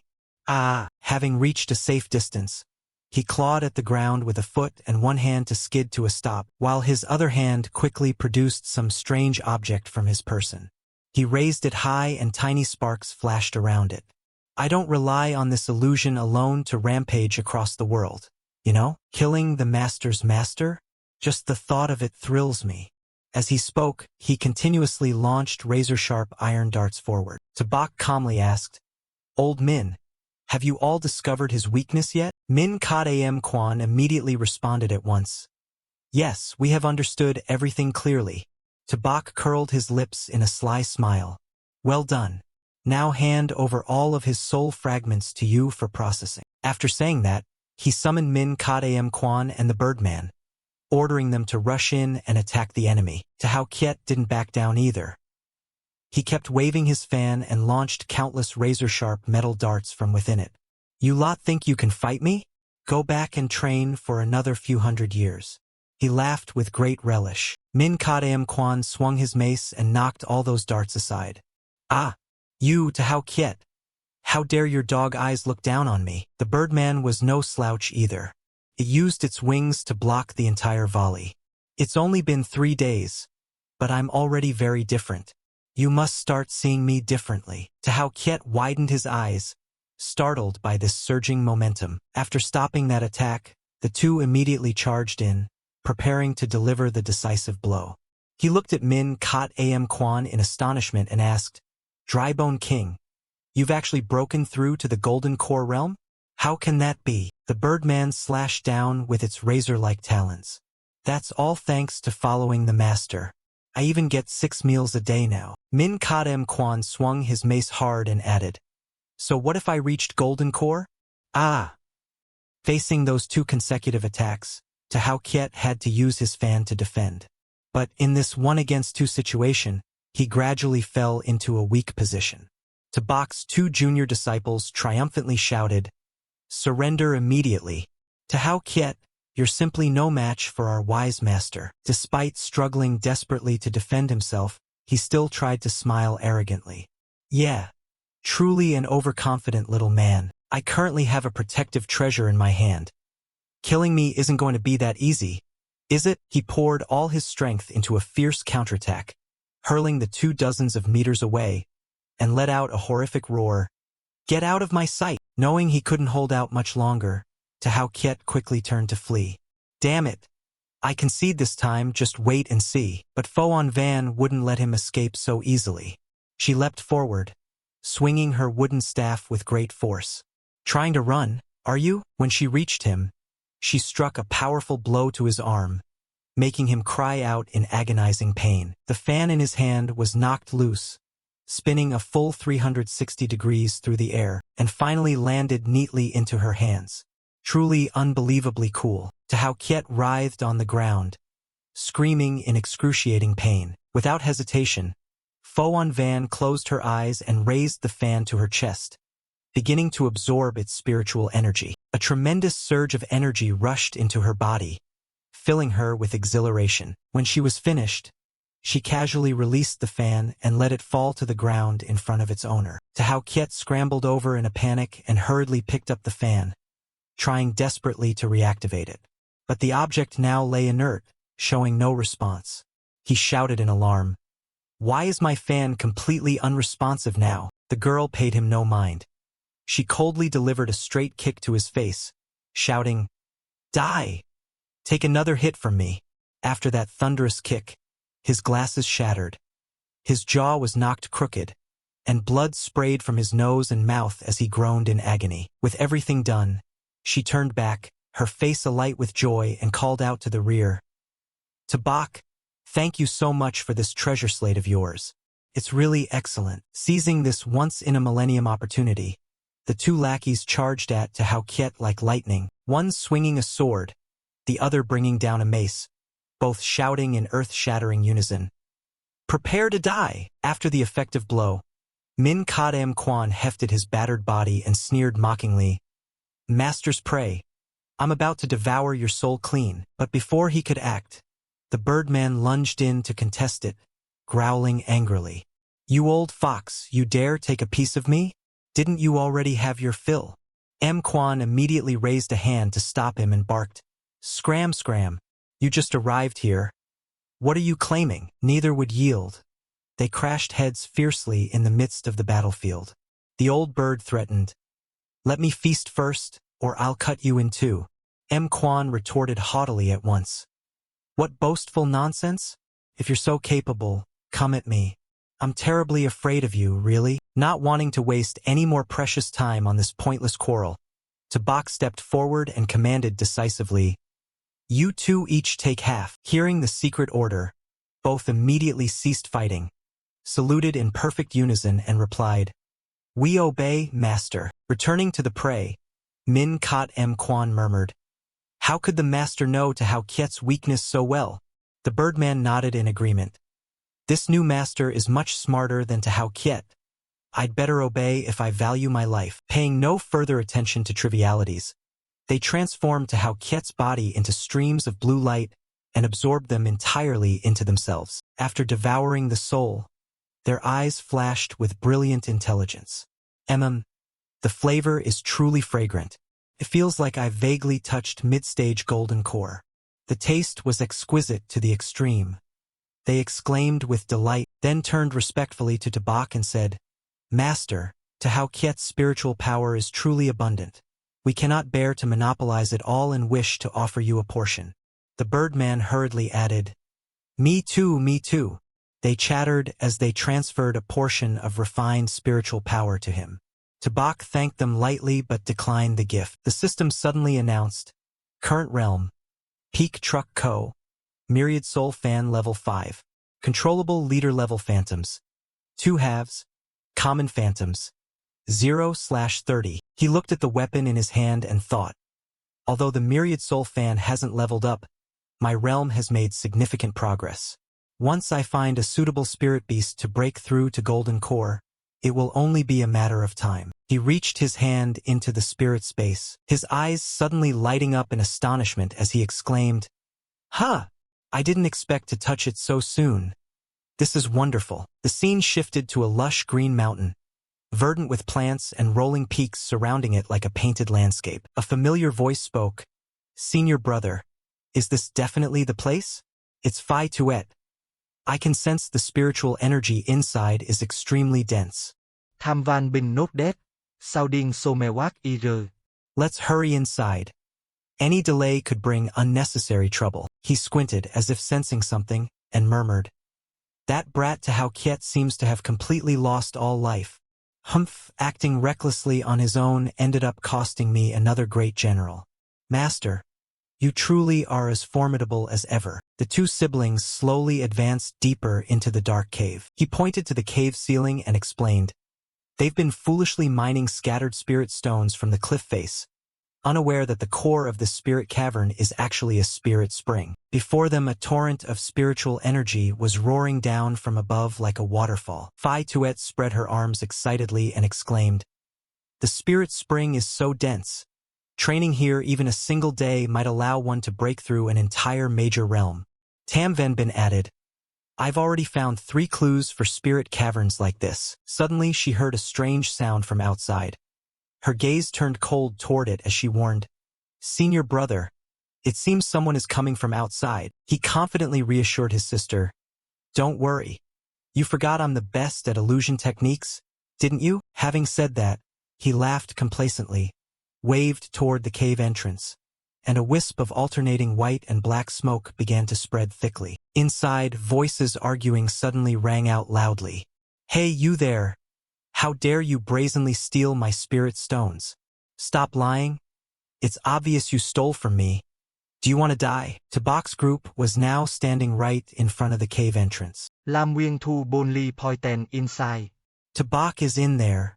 The spiritual energy is flowing very thickly. He observed the cave mouth for a moment, then ordered, Let's go inside the cavern. As they entered, Lam Yuan Thursday began to survey the surroundings. She noticed the cliff walls were full of hollows. The spirit stones appeared to have been completely removed, but the spiritual energy in the cave remained unusually dense. Tabak concluded, It's very possible that a spirit spring exists here. Yuan Thursday, lead us toward where the spiritual energy is thickest. She nodded. Yes, Mr. Toback. Foan Van glanced at him and thought to herself, what exactly is a spirit spring? But judging by his expression, it must be something incredibly valuable. Mình cốt quân Calanchet his feet accidentally. There's a spirit spring here too? Oh man. This time I'll definitely advance 2 minor realms in a row. Worth it. The bird person happily bobbed his head. Ever since meeting my master, good things just keep coming. Caw-caw. After walking a short distance, they came upon an intense scuffle. The cloaked man shouted, That divine weapon is mine. Don't you dare try to take it from me.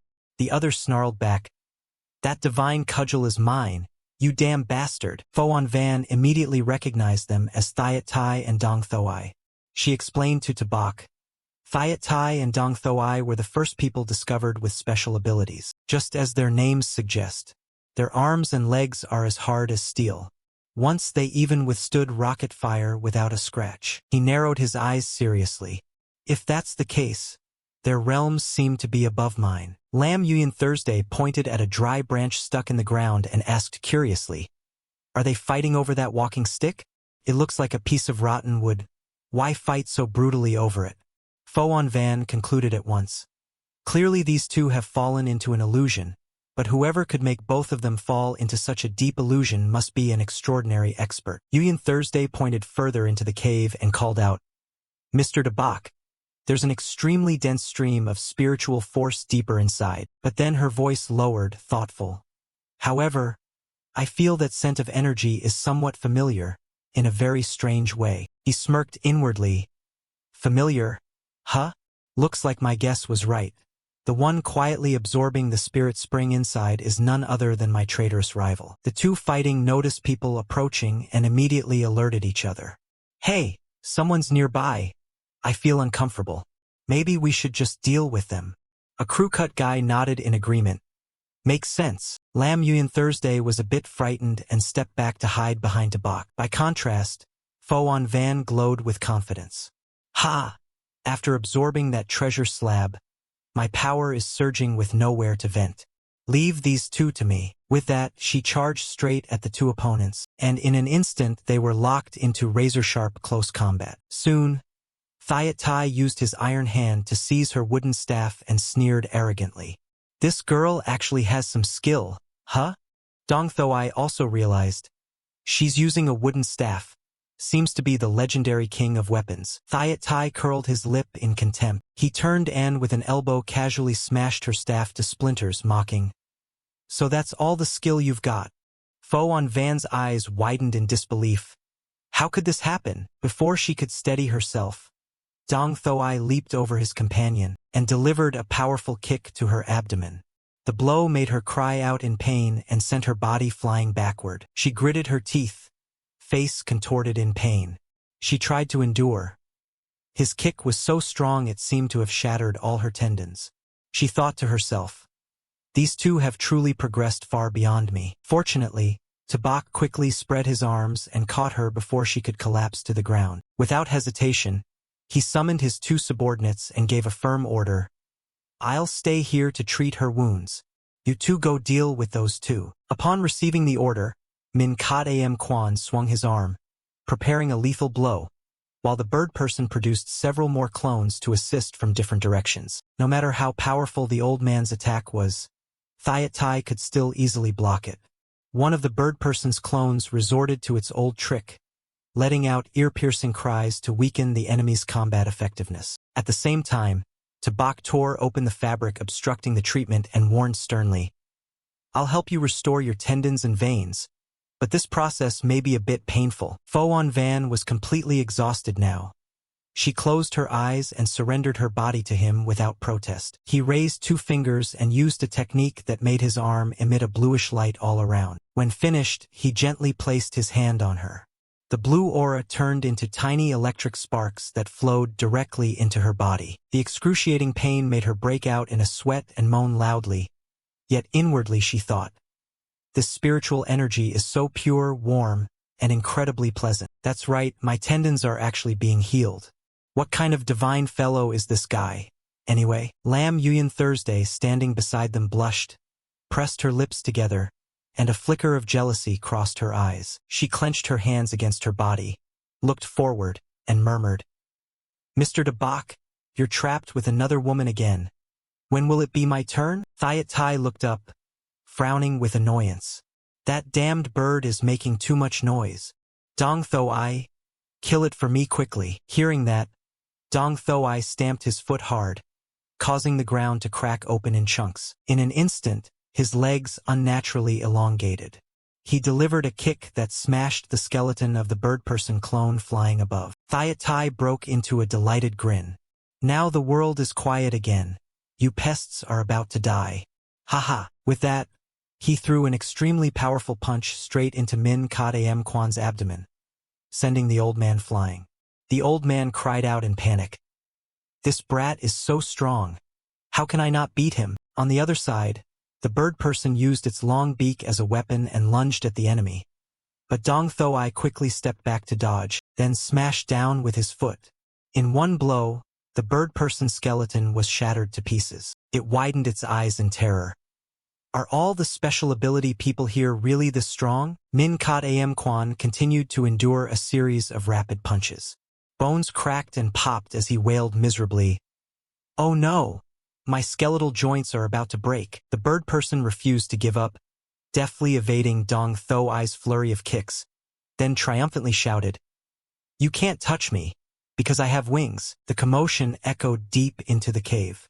Phi Tuet, hearing it, said worriedly, "Senior brother, there's a huge fight outside, and I have a very familiar feeling about that energy." Thẩm Vân Bình smiled. Ice Cone.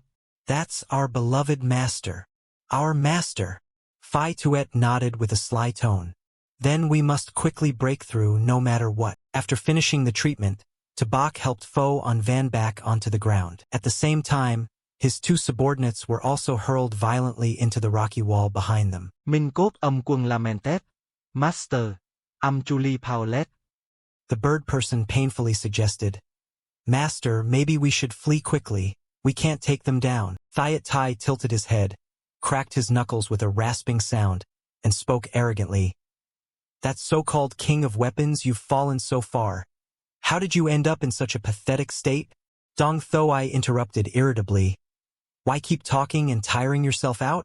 Kill them all and be done with it." Foan Van cried out in panic, "Tabak, let's run." Their strength has grown to an unpredictable level. Suddenly Dong Tho Ai snorted with contempt, "Humph! With a tattered sword like that you think you can stop me? One kick from me and it'll snap instantly." He then launched a direct kick at the sword in Tabaka's hand. But the blade flashed with a strange light and gently sliced off his legs. Dong Tho Ai's eyes bulged as he clutched his bloodied leg and screamed, "Ah, my leg!" Thiat Tai broke out in cold sweat, stammering incoherently. Min Kat Am Kwan and the bird person cheered excitedly. "Master is wise. The sword is truly a divine weapon. Even those with iron limbs will be wounded.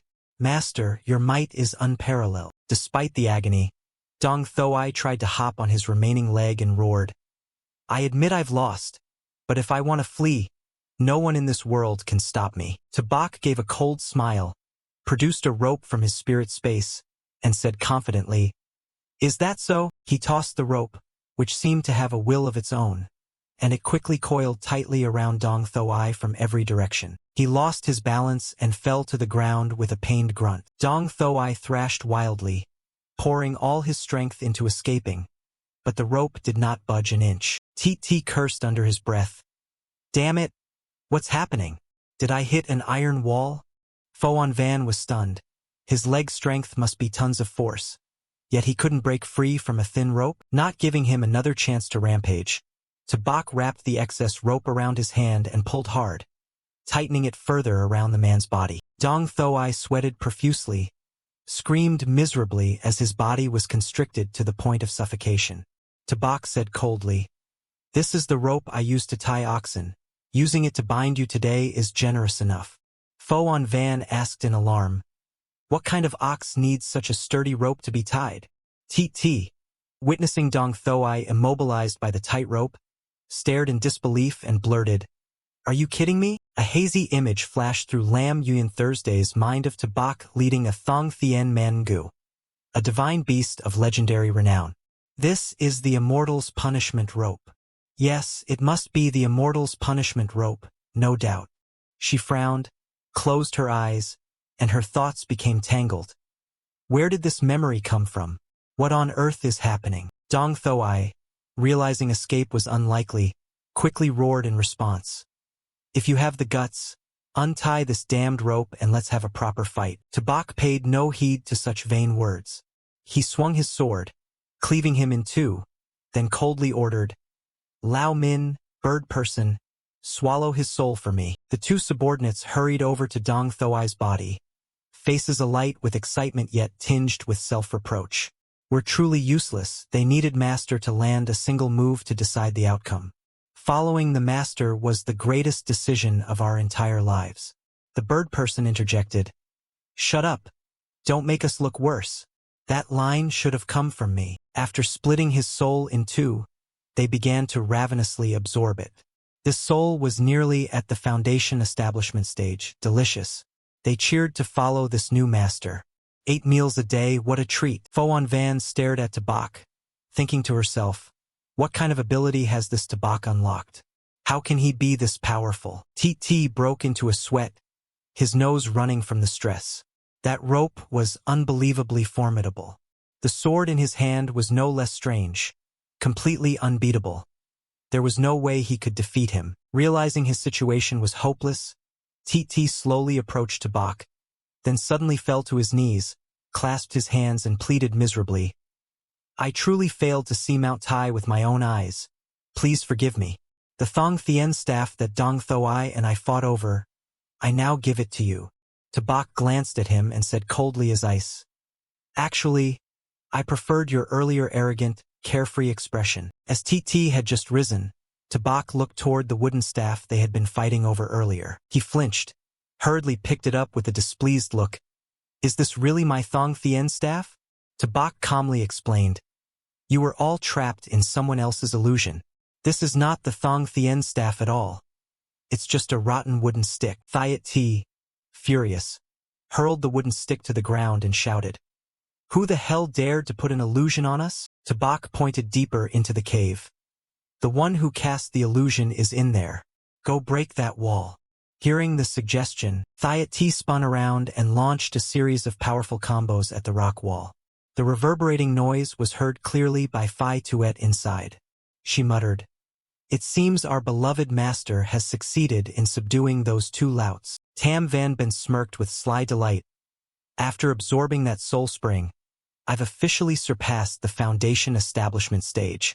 They were hard to deal with before, but now I can snap those two necks like butchering chickens." Before long, the rock wall was punched through completely. Fragments of stone flew everywhere. At that moment, the two inside had just finished tidying their clothes. Tabak, too lazy to act personally, goaded Thiet T. "They were the ones who created the illusion. Go kill them." Thiet T, bloodthirsty, charged at Tam Van Ben, preparing a triumphant punch. "I don't fight women, so I'll kill you first." Even as the opponent closed in, Tam Van Ben remained unhurried. He leisurely adjusted his clothing first. When he easily dodged the punch, Thiat T was furious. You dared use an illusion on me? Deserve to die. Mid-attack, he noticed Phi Tuet beside him doing something, and his expression turned confused as he looked over. Phi Tuet, after a flashy display with a pile of gold, waved her arm and the spirit-infused coins shot forth at speed, piercing straight into Thiat T. He hastily raised his iron-steel arms to shield himself, but the barrage of coins set his body smoking. His clothes were torn to shreds as if he'd taken a bomb blast. Unable to bear it any longer, Thiat T collapsed to the ground, his eyes rolling back as he fainted on the spot. Foan Van broke into a sweat and exclaimed in amazement. What kind of ability is that? So strong. Lam Yuyan Thursday murmured to herself. Coins? Flying coins? Why does this feel so familiar? Tam Van Bin adopted an arrogant pose. Master, long time no see. Phi Tuet added. Indeed, long time no see. Meeting and immediately resorting to killing like this really kills the mood. Oh, so there's an elder sister here too? Why is she trailing after the master? Shouldn't she be stabbing him straight in the heart with the Fuang Gam sword? Lam Yuyan Thursday suddenly blurted. Senior brother, little junior sister, but immediately after, she clutched her head and screamed in pain. No, who are you people? My head feels like it's going to explode. Foan Van squinted and thought, they know each other. Is Tabak really their master? What organization do they belong to? How complicated are their relations? Min Kot Am Quan hazily guessed. That man seems to be the master's disciple.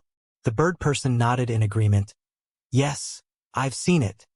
He actually called our current master Su Tun. Tabaka's face darkened, cold glints flashing in his eyes. Tam Van Bin, tell me, was it you who plotted to kill me in the previous life? And was that to Hao Kiet acting on your orders? Unfilial wretch, I raised you for 867 years. Tam Van Bin, brimming with confidence in his superior strength, sneered loudly. Master, what's the point of asking so much? Or shall we just draw blades? Phi Tuet immediately followed, her gaze icy.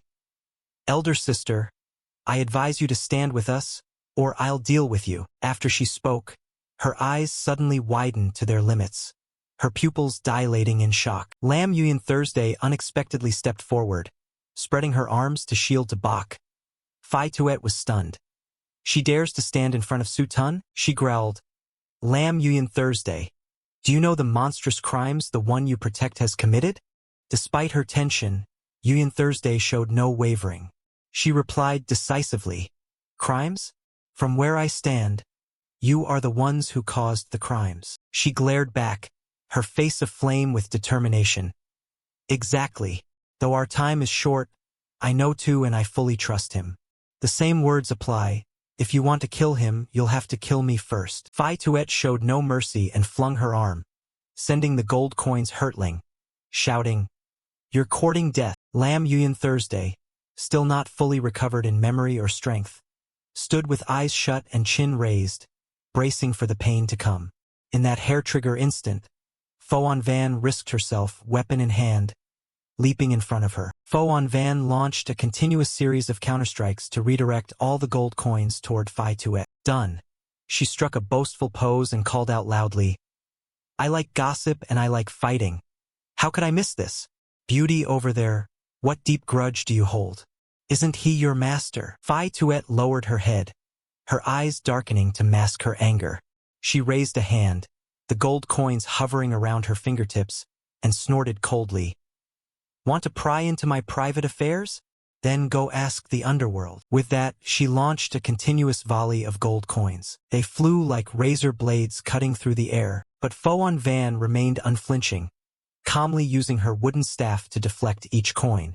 This staff is a treasure, she thought to herself. But looking back, the staff was smoking and had developed a few small cracks. She startled. Could it be about to give out? On the other side, Tabak quietly watched Thiat T, his eyes full of calculation as he prepared a plan. After a moment of thought, he raised the Van Han Fien and called out, Thiat T, get into my mirror. As soon as the words left his mouth, an invisible force pulled Thiat T's spirit from his body and drew it into the mirror. Immediately after, he appeared beside Min Kot Am Kwan and the bird person. The two were startled. Thiet T, confused, asked, "Is this the Van Han Fiend?" From outside, Tabak called, "Become my servant and I will grant you an immortal body." Min Kot Am Kwan rubbed his chin and chuckled. "Ho ho ho! Another comrade in arms." The bird person crossed his arms in annoyance. "Yeah, rather another mouth to fight for food." Thiet T looked at the two beside him and wondered, "Am I resurrected? Are these two my teammates?" After a few seconds of thought, he clenched his fist and beamed. "A servant is a servant. So long as I'm alive, the future holds chances to grow." The three within the Van Han Fiend chatted animatedly. Watching them, Tabak recalled his past life when he only punished and monitored, causing betrayals. "This life I'll both grant favors and wield authority. That's proper leadership," he vowed inwardly, then said sternly, "You may be my servants, but you are also my companions. In future battles I'll reward by merit. Those capable will get more, and I will not let you be shortchanged." Hearing this, Min Kot Am Kwan and the bird person hurriedly saluted in unison. All three replied together, "As you command." The bird person shot up, launching feathered attacks, and crowed proudly, "Woman, just hide obediently behind your master." "Heh. Foan Van," deflecting the gold coins, snapped angrily, "Shut up! Do you think I need someone to protect me?" Min Kot Am Kwan roared fiercely and swung his massive club straight at the enemy. When he closed in, he without hesitation brought the club down with terrifying force, enough to crush a large boulder. But the girl reacted like lightning. She leapt into the air and rolled gracefully to dodge, then deftly flung out her legs and hands to land safely with confidence. No wonder our Tu-Ma sect master, the Van Han Fiend, was summoned for use. Very well. Then today I'll personally destroy the spirits inside the Van Han Fiend first. She bowed her head, gathered chi into her hands, and golden bolts of electricity flashed, radiating overwhelming pressure. Smiling smugly, she asked, "Master, do you still remember this move?" After a moment of charging, she fired a beam of electricity into the sky and laughed. "Hee hee, coin!"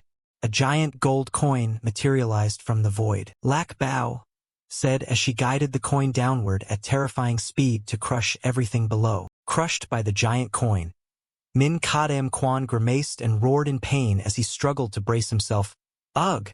How can a single coin weigh more than Mount Tai? On the other side, Thiet T charged at Tam Van Bin with burning fury. "Villain, you were the one who cast the illusion on me, weren't you? Take this punch." But before he could get close, Tam Van Bin lifted his head. His eyes were hollow, lacking pupils, and he stared straight at Thiet T. With that look, Thiet T's body suddenly halted, stiff as if sealed. A moment later, he collapsed to the ground in utter confusion. "What's happening? Why won't my body obey me?" Tam Van Bin sneered coldly. "Master, have you declined so much that you let this trash lead the way?" Thiet T gritted his teeth and forced himself up, trembling all over. "Who are you calling trash?" He drew a long sword from the void and raised it, inspecting it with a cold gaze. "Master, you are best with the sword. I learned my swordsmanship from you, so why not have a duel with me?" Having finished speaking, he swung his sword forcefully. An illusory blade laced with thunder shot out like a lightning bolt, tearing up the surrounding earth and rock. Lam Yuyan Thursday was astonished, a bead of sweat on her brow. She hadn't expected a simple sword move to conceal such terrible power. Tabak summoned his sword, raised it before him, and calmly explained, "That move is called Kim Van. The blade is driven by spiritual energy. Wherever it goes it destroys like a storm. People call it the strongest sword." He swung his sword, the blade drawing a perfect arc in the air, and to block such a strike one must use the sword wall. Instantly, countless blades materialized from the void, interweaving to form a solid blossom. "I call it the most unbreakable wall." At that moment, the Kim Van slammed into the sword wall, colliding violently and producing an explosion of white dust. The force was so immense that Lam Yuyan Thursday had to raise her hand to shield herself. "The strongest sword and the sturdiest wall," she said in alarm. "But master, Your realm is still a bit below his. No sooner had she spoken than her head felt as if pierced by thousands of needles. A searing pain. Heavens! What mess of memories is this? It feels like it's going to blow. Tam Van Bin laughed loudly, his eyes shining with excitement. Seems sister is about to recover her memories? Heh. He immediately cast a summoning skill, surrounding himself with countless illusory blades. Master! Look how much I've improved. But the sword surged like a tsunami, creating another blast as white dust enveloped the entire scene. Taking advantage of the moment, the corner of his mouth curled. He thrust his sword forward and rushed at top speed. But as he neared the wall, the sword wall stood firm and unmoved, as if it had never been struck. The formation was so solid that after repeated impacts Tam Van Bin's blade began to crack. Tabaka's gaze went cold as ice as he stared at his former disciple. Your blade is sharp, but not hard enough. Thẩm Vân Bin Sir Eyes Widen, Pupin Constricting, Ang Ominut Premonitan. Sure enough, in an instant his sword shattered into fragments and was flung away by the recoil. Lam Yuyan Thursday rushed forward, exclaiming excitedly, no wonder it's Tabak. Though it's the strongest sword, it can also defend. For Ánh Vân Smywick Satifacon, Mr. To Julius and Unfathom Dep. In Kai Fai Tuet's mind rose the imposing image of Tabak. In his past life, Master was indeed Master, always full of surprises. But then she chided herself. Kai Fai Tuet, what nonsense are you thinking? Sweat streamed down her face as she murmured, Master, he commits every atrocity. However powerful, he deserves to be killed. Min Kad M. Kwan didn't bother resisting, lying beneath the giant coin with a careless face poking out. So what if you suppress me? Your master is still your master in the end. Heh. Tam Van Bin braced himself with hands and feet, his face showing no fear. Rather he laughed loudly. Ha ha! But master, don't forget you once taught me, he shouted, and the floating shards of swords suspended in midair suddenly froze before hurtling toward Tabak. Tabak sensed the danger and glanced to see the flying fragments approaching. He dodged, but the distance was too close. Several blades slashed his face, leaving bleeding wounds. You insolent brat! A proper disciple and you learn such despicable moves?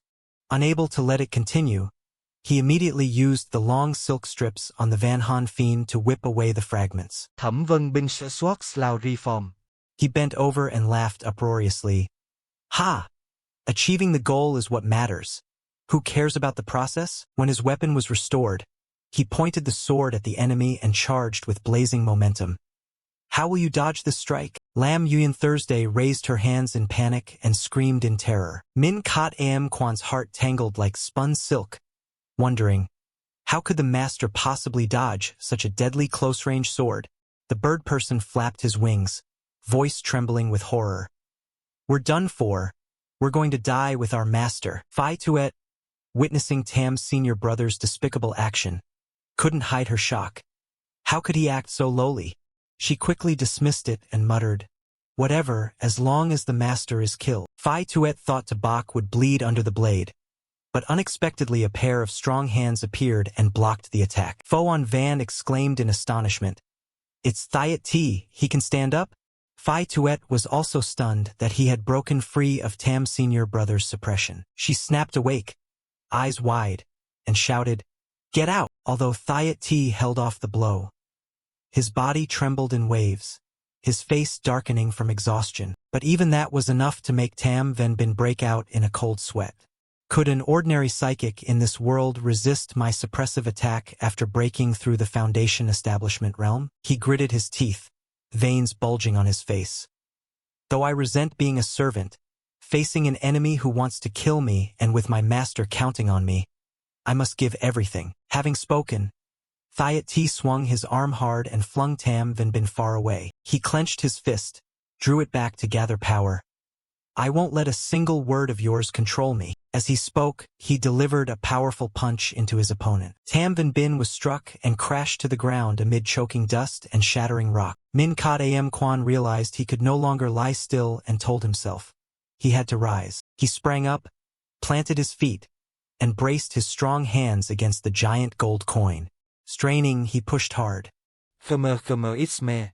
Minh Quân. He stared wide-eyed and roared, determined to break free from the restraint. With an earth-shaking shove, he sent the coin flying straight up to the cavern ceiling. Phi Tuet was stunned. She hadn't expected a spirit to undo her lac bao coin. The bird person flew over and cried, "Old Min, I'm coming to help. Deal with that pretty witch. Watch me." The bird opened its beak and let out a deafening screech to weaken the opponent, while the old spirit raised his club with overwhelming momentum. Phi Tuet's eyes darkened, angered by the spirit's words. She conjured another giant gold coin, both cute and infuriating. Just as Min caught Am Kwan's club descended, she nimbly used the coin to block the attack. Tam Van Bin brushed the rubble off himself and looked at Thiet T in surprise.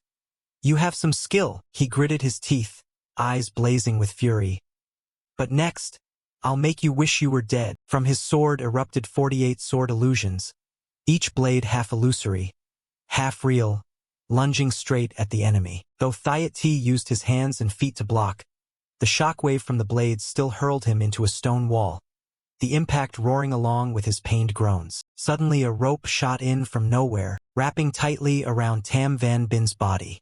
He opened his eyes in alarm and recognized the Thung Ko Tien, the same rope used to restrain the Thong Thien Man Gu. Master even brought this item? Without giving him time to recover, Tabak yanked the rope hard, tightening it around his opponent's body. Seeing Tam Van Bin restrained, Thiet T clasped his hands toward Tabak in thanks. "Many thanks, Master, for your help." Then he immediately kindled his fighting spirit, eyes coldly fixed on the enemy, lowering his center of gravity and clenching his fists. Prepared, he launched a powerful punch at Tam Van Bin's chin. Not stopping there, Thiet T followed with a rapid series of continuous punches into his opponent. Lâm Nguyễn Thu dùng pet up. Chering accidentally. "Yeah, we won." Phoan Van was also overjoyed, believing Thiet T's fists were enough to take him down. But after the barrage, Tam Van Bin's body suddenly looked aged, his eyes empty as if soulless. The wounds from the punches were clearly etched and did not heal, a gruesome sight. Phoan Van panicked. "Mr. Tabak, something about this isn't right." Thiet T also noticed his body resembled a crumbling clay statue. Tabak explained seriously, "It's the power of the Nguyen Then Kai. The original spirit manifests, using the Foundation Establishment realm to deploy the Nguyen Then Kai's ability. His energy expenditure must be considerable." The body just struck shattered into a sloppy heap of mud. Not far away, the pile of mud began to crawl upward, gradually coalescing into human form. Tam Van Bin laughed heartily. "Ha ha, Master. You don't dare fight me openly, do you?" The misshapen body of mud slowly returned to normal. Besides the spirit, he was also using a magical treasure. He pointed his sword forward, voice full of challenge. "You are my master after all." Lam Yuyan Thursday raised her hand, urgently warning, "Brother Tabak, don't pay attention to his taunts." Tam Van Bin was interrupted, frowning with eyes flashing fire as he yelled, "Little junior sister, you're too meddlesome. Shut your mouth." No sooner had he finished than the cold blade slashed up, aiming straight at her. Panicked, Lam Yuyan Thursday could only step back one pace, close her eyes, and scream in terror. Phoan Van stood nearby, a chill running through her at the overwhelming murderous intent. Min Kad Am Kwan and the bird person were also stunned, thinking no one could withstand that blow. They almost foresaw the tragic fate of the girl under their master's command. At that moment, Tabak, eyes icy, hurled the sword in his hand straight toward the tip of Tam Van Bin's blade. He, wearing an arrogant smile, was confident this strike could not be stopped. But at the hair-raising instant, a golden coin flashed and flew over PR. Operly intercepted the fatal strike, saving Lam Yuyan Thursday from the Reaper's blade. Tam Van Bin stood stunned, unable to believe his eyes. Phi Tuet, who had just acted, fixed a sharp gaze on senior brother. He was so furious the veins in his neck stood out as he roared, "Junior sister is protecting master. What use is she then?" Phi Tuet, scolded, was briefly bewildered and muttered inwardly, "Did senior brother really act against junior sister? Why do I feel he seems so unfamiliar?" Noticing her doubtful look, Tam Van Bin froze and hurriedly changed his tone, pretending to clutch his head in pain. Ah, I was just dizzy from chi and blood. He continued the performance in a gentler voice.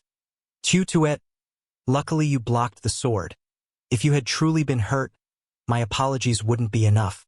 Phi Tuet seemed convinced, smiling with relief, thinking this was still the great senior brother she respected. But because of this, no one noticed that Tabaka's sword had plunged straight into the spirit spring, stabbing into the water with a loud noise that drew every gaze to that spot. Foan Van was stunned to realize Tabak hadn't thrown the sword to save Lam Yun Thursday but had deliberately hurled it into the spirit spring. His followers wondered, Master threw the sword into the spirit spring. What good does that do? Never heard of it. Tam Van Bin curled his lip in mockery, pointing at Tabak. Ha ha, Master, are you stupid? But as soon as the words left his mouth, the surface of the spirit spring began to ripple, little streaks of golden electricity flashing. He glanced over, curiosity flickering, then startled as popping sounds rang out like something scalding boiling at the bottom. Within seconds, a surge of power burst straight into the air, water spraying everywhere, forcing the two siblings to raise their hands to shield themselves. From the water emerged a gigantic flaming phoenix, its body blazing red and radiating a dazzling light like a miniature sun. The bird person and Min Kot Am Kwan gaped and exclaimed in unison, A phoenix! It's a real phoenix. Its aura is terrifying, no longer an illusion. This is a true phoenix. Its aura reaches back to the ancient times. Foan Van, amazed by the legendary creature, muttered, How did this phoenix fly out from the sword? I was even going to absorb that blade before. He shook his head, still incredulous. The great phoenix manifesting. How is this possible? Tabak, utterly calm, slowly explained. The spirit spring shouldn't exist in a world this spiritually barren. If it does exist, it means someone guided it. He stepped forward a few paces, voice steady. Guiding objects come in two kinds. One is the no-ti tin, the other is a spirit-conducting medium. The spirit-conducting medium is a fog condensed from spiritual energy and shouldn't be able to exist here. So the only answer is no-ti tin. No-ti tin is useless to ordinary people but is one of the top 3 materials for nurturing divine armaments. Phi Tuet listened intently, eyes shining with admiration.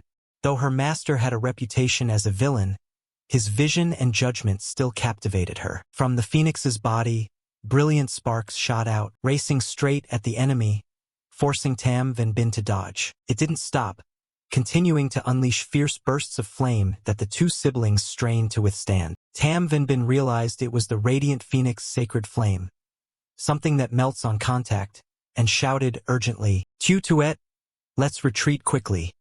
We can't fight this. But from afar Tabak had already thrown the suffering restraining rope, which bound him tightly. Thẩm Vân Bin's Phay Đa Ken Turned into a sloppy heap of mud in an instant, then shot away as if flying, not forgetting to look back and roar, Humph, Master! I've let you live another day. Foan Van hurried over and urgently asked Tabak, Why not pursue them? Lam Yun Thursday nodded in agreement. Yes, if we miss this chance it'll be much harder later. Tabak looked down at the sword in his hand, voice low. Nurturing a divine aura doesn't mean it's fully restored. He explained bluntly, Don't let anyone misunderstand. It's just for show. After a while, the phoenix crawled back into the sword. Am Kwan looked at the bird behind him and marveled.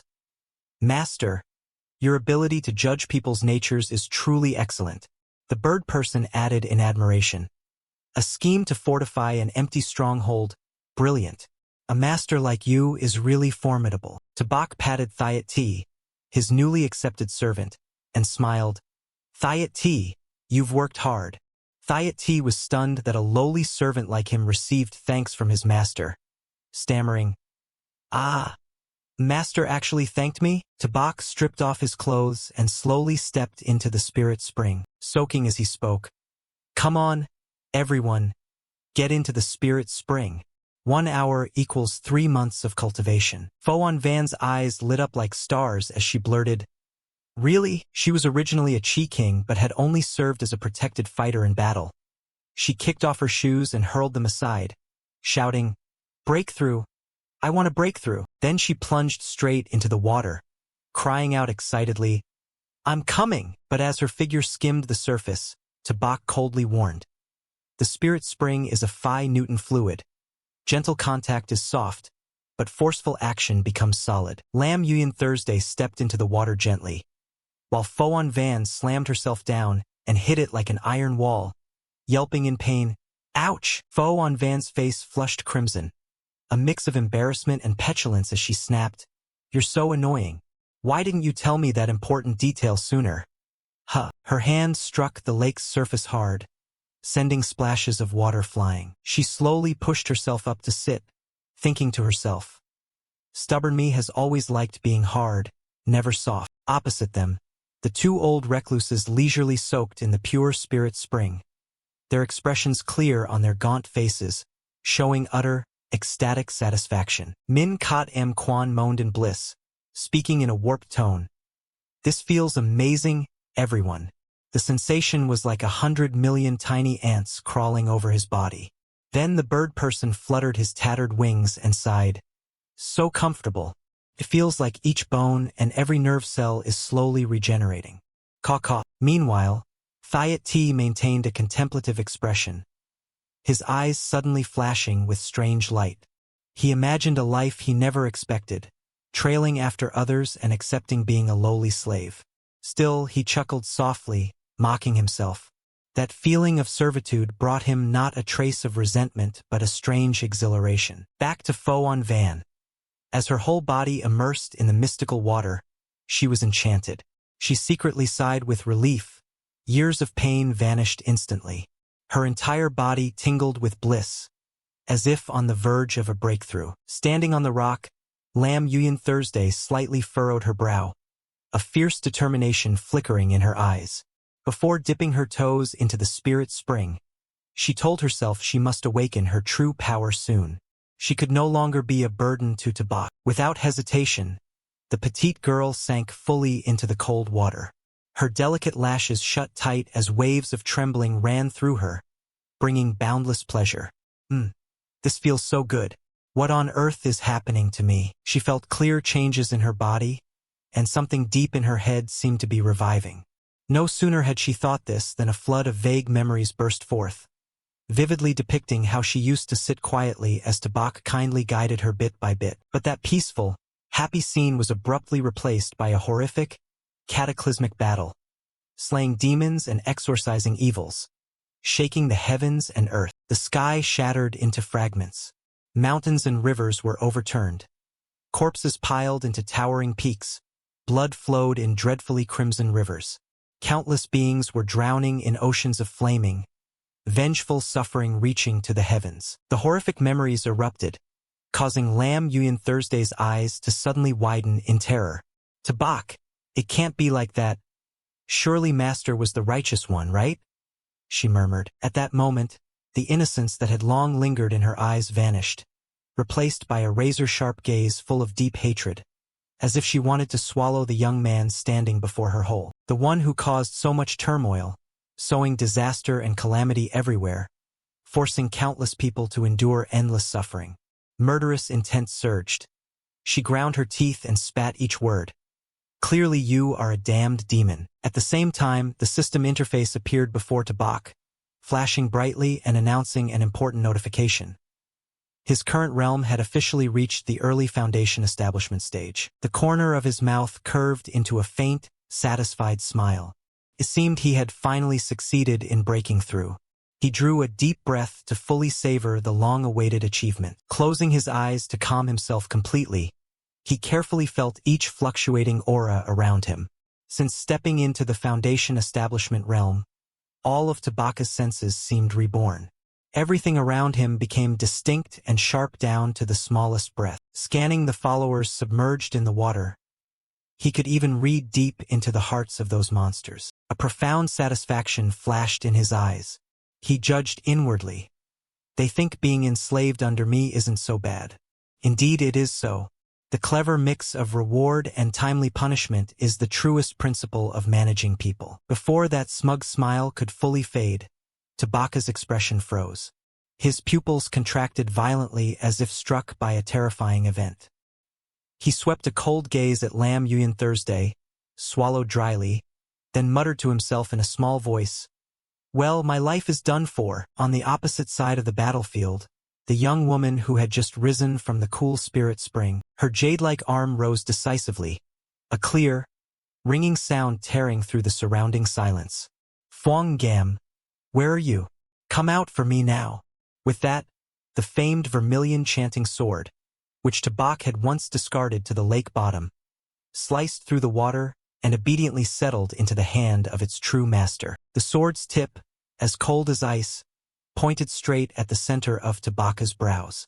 Yuyan Thursday's voice was ice-cold, like millennia of frozen bone gathering. "Master, no.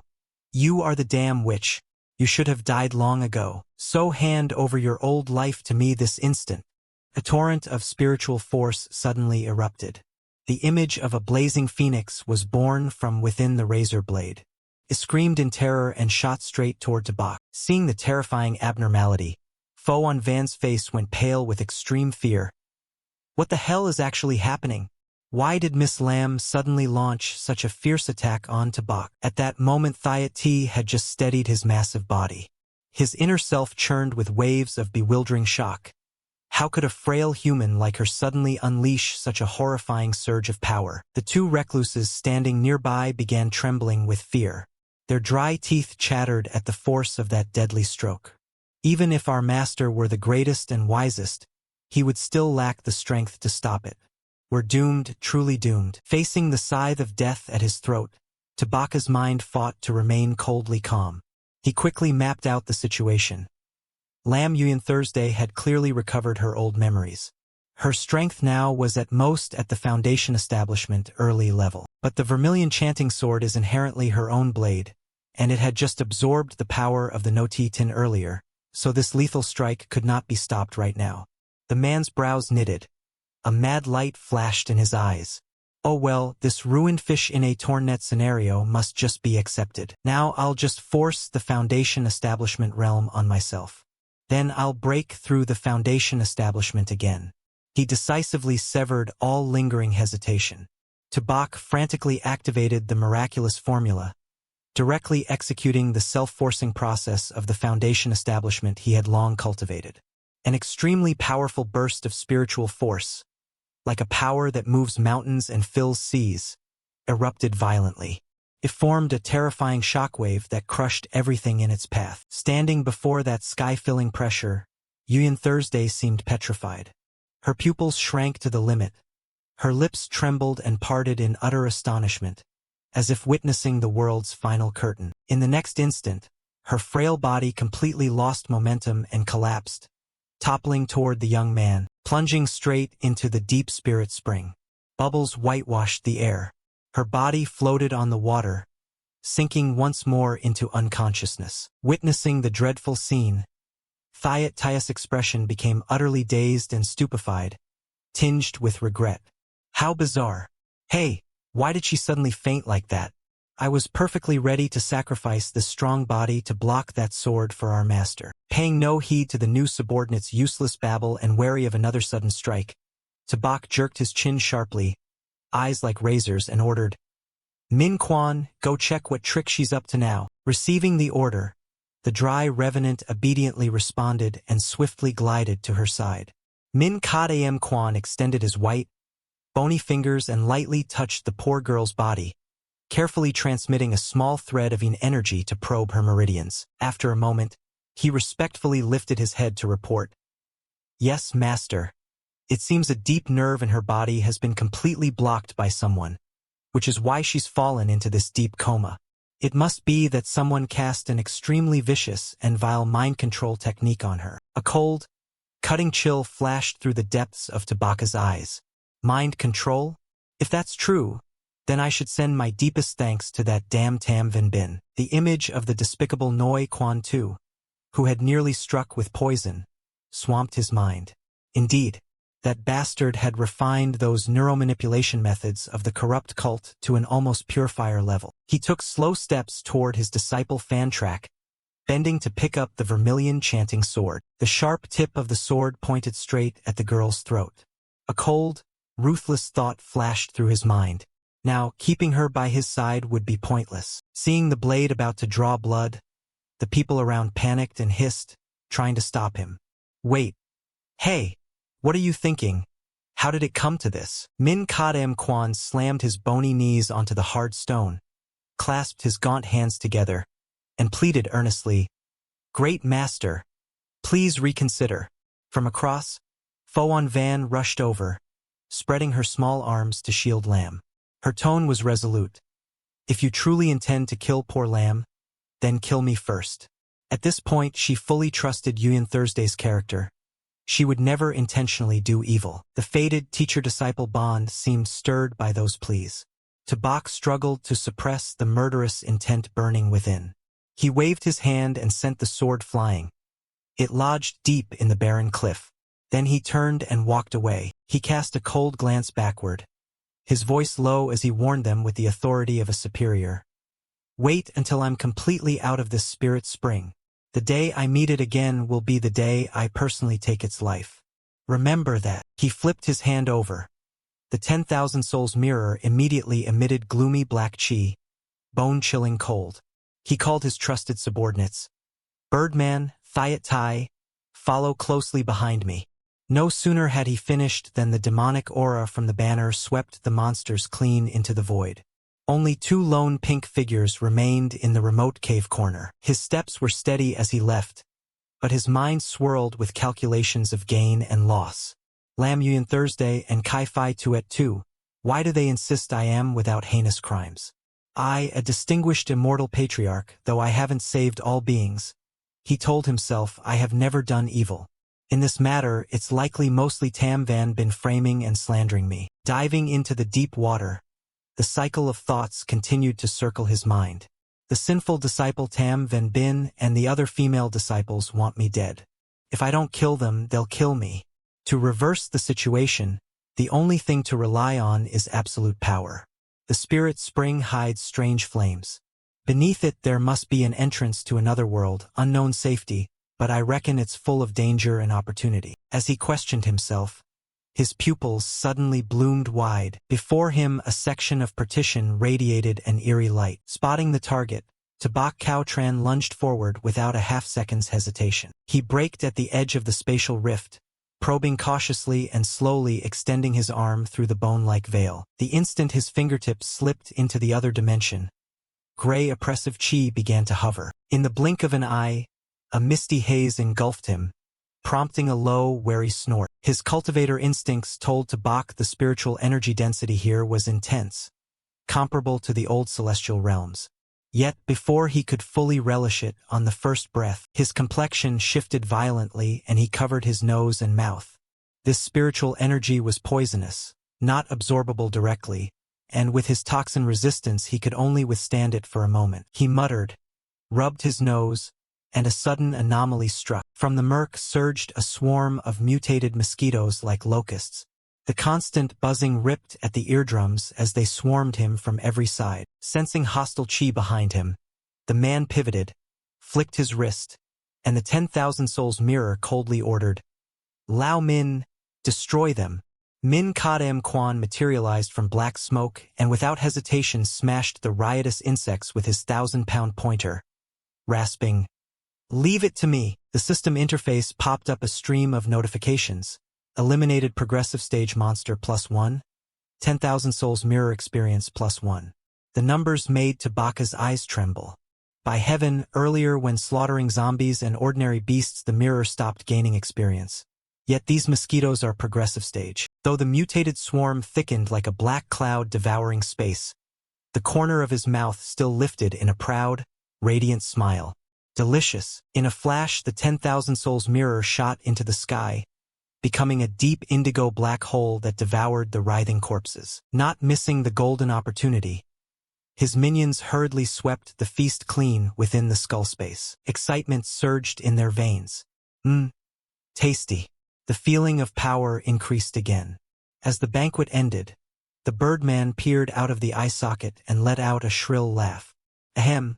A big pile still lies ahead. Without hesitation, the monsters broke the battlefield cage and furiously charged into the encirclement.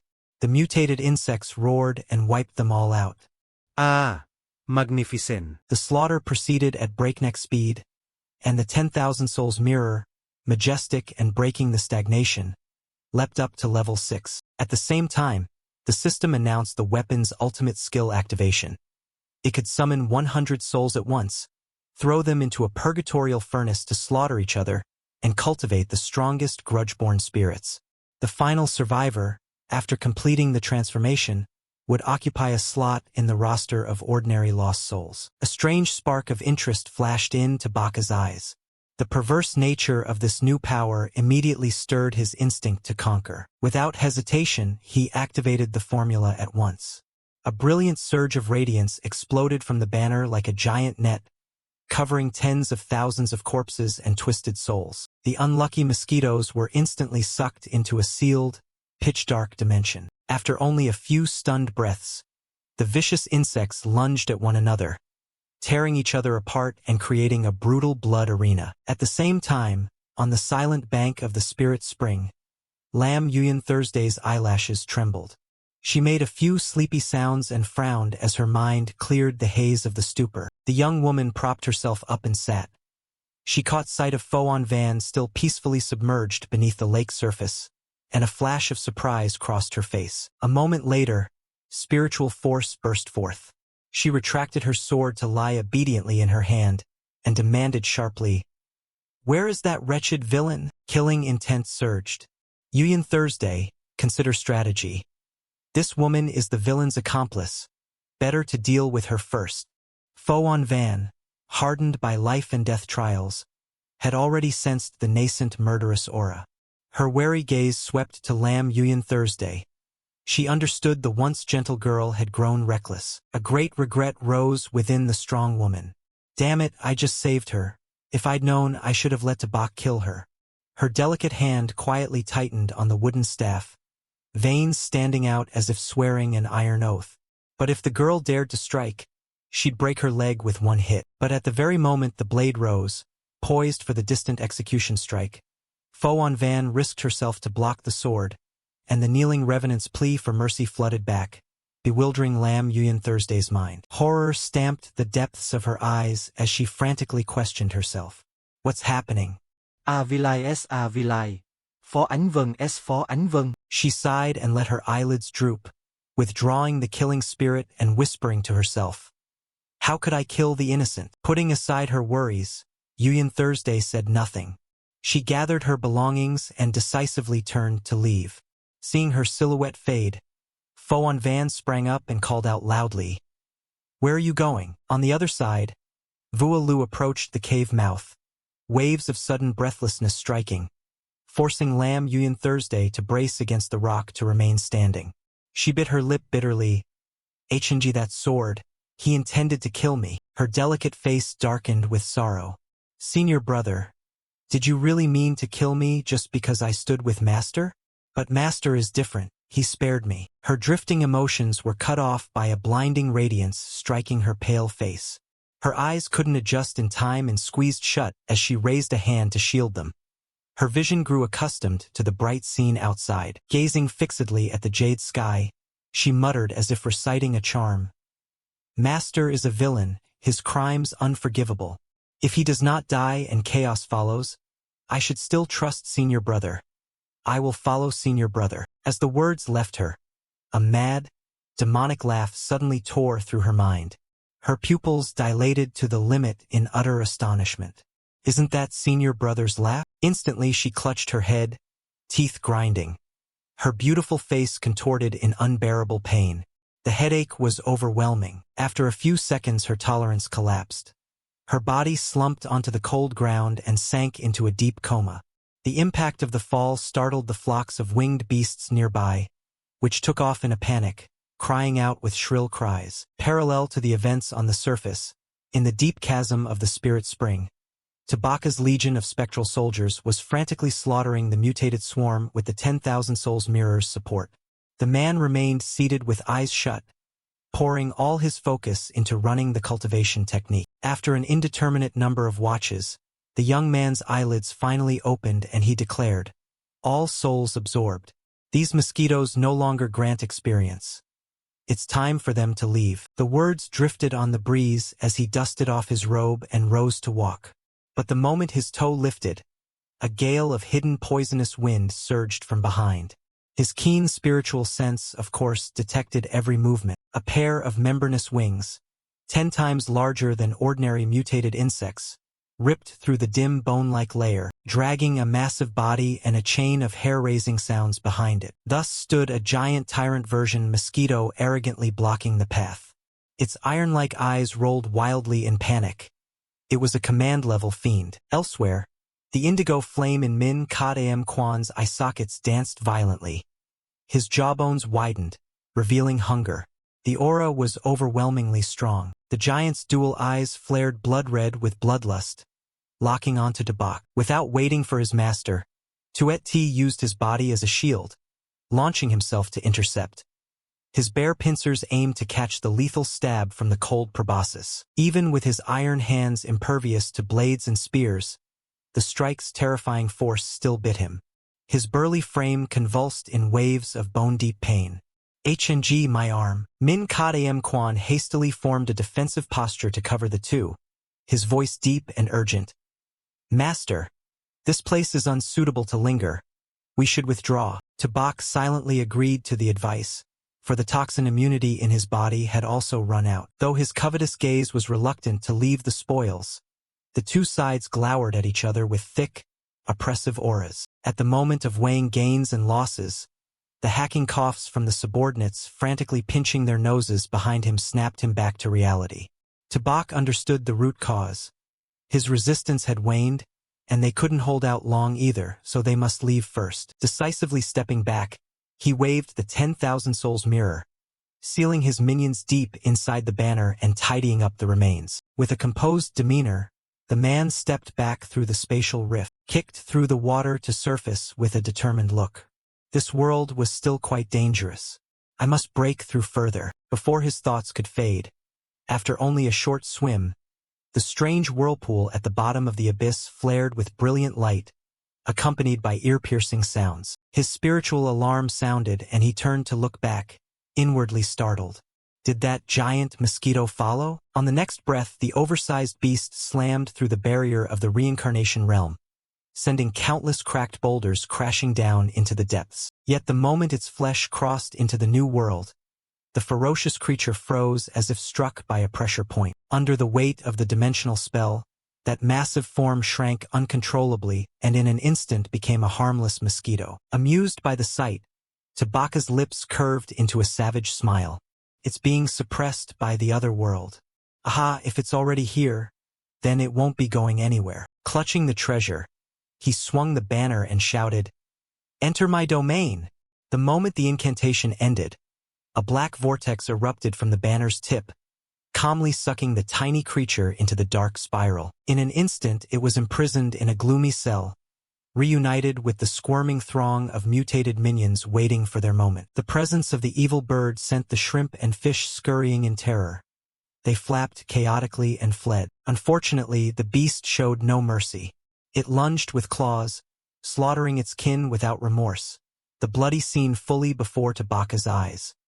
He pondered and concluded, it seems that Red Mosquito was likely suppressed by its bloodline. Not caring further about the death match with the mosquito, his gaze swept the ruined cliff face. This place must still seal countless mysterious encounters. Fine, rather than compare with other worlds, I'll keep hunting spirit sites to raise my power first. As he let his mind paint future prospects, the distant seen Yuyan Thursday pointed sword of life and death suddenly appeared, snapping him out of self-questioning. Why am I the villain? After settling all consequences in the abyss, he smoothly beat the water and rose to the lake's surface. Why did Tam Van Bin betray me? The question looped into iron truth. To solve the mystery, he still needed to increase his strength. As the clear water lapped at his crown, he sent a whisper into the skull space and asked, Iron Hand, what did you call that command level before? In the dim space, Thiat T respectfully raised an ancient scroll and reported, Master, I have an old map. Please look it over to understand a bit more. The coarse paper unrolled to reveal a map spanning 10,000 miles. His eyes lit up and he silently praised. This is certainly a rare treasure. Every nook of power distribution, traces of dark cultivation, and coordinates of spirit sites were annotated in meticulous detail. Soon after, his footsteps left prints on the shore rock. Seeing her beloved return, Foan Van hurriedly jumped up, pouting with reproach before finally acquiescing. Where did you run off to so long? Tabak cast a cold glance around the quiet area and spoke indifferently. Lam Yuan Thursday left. She's been gone half an hour, she curtly replied.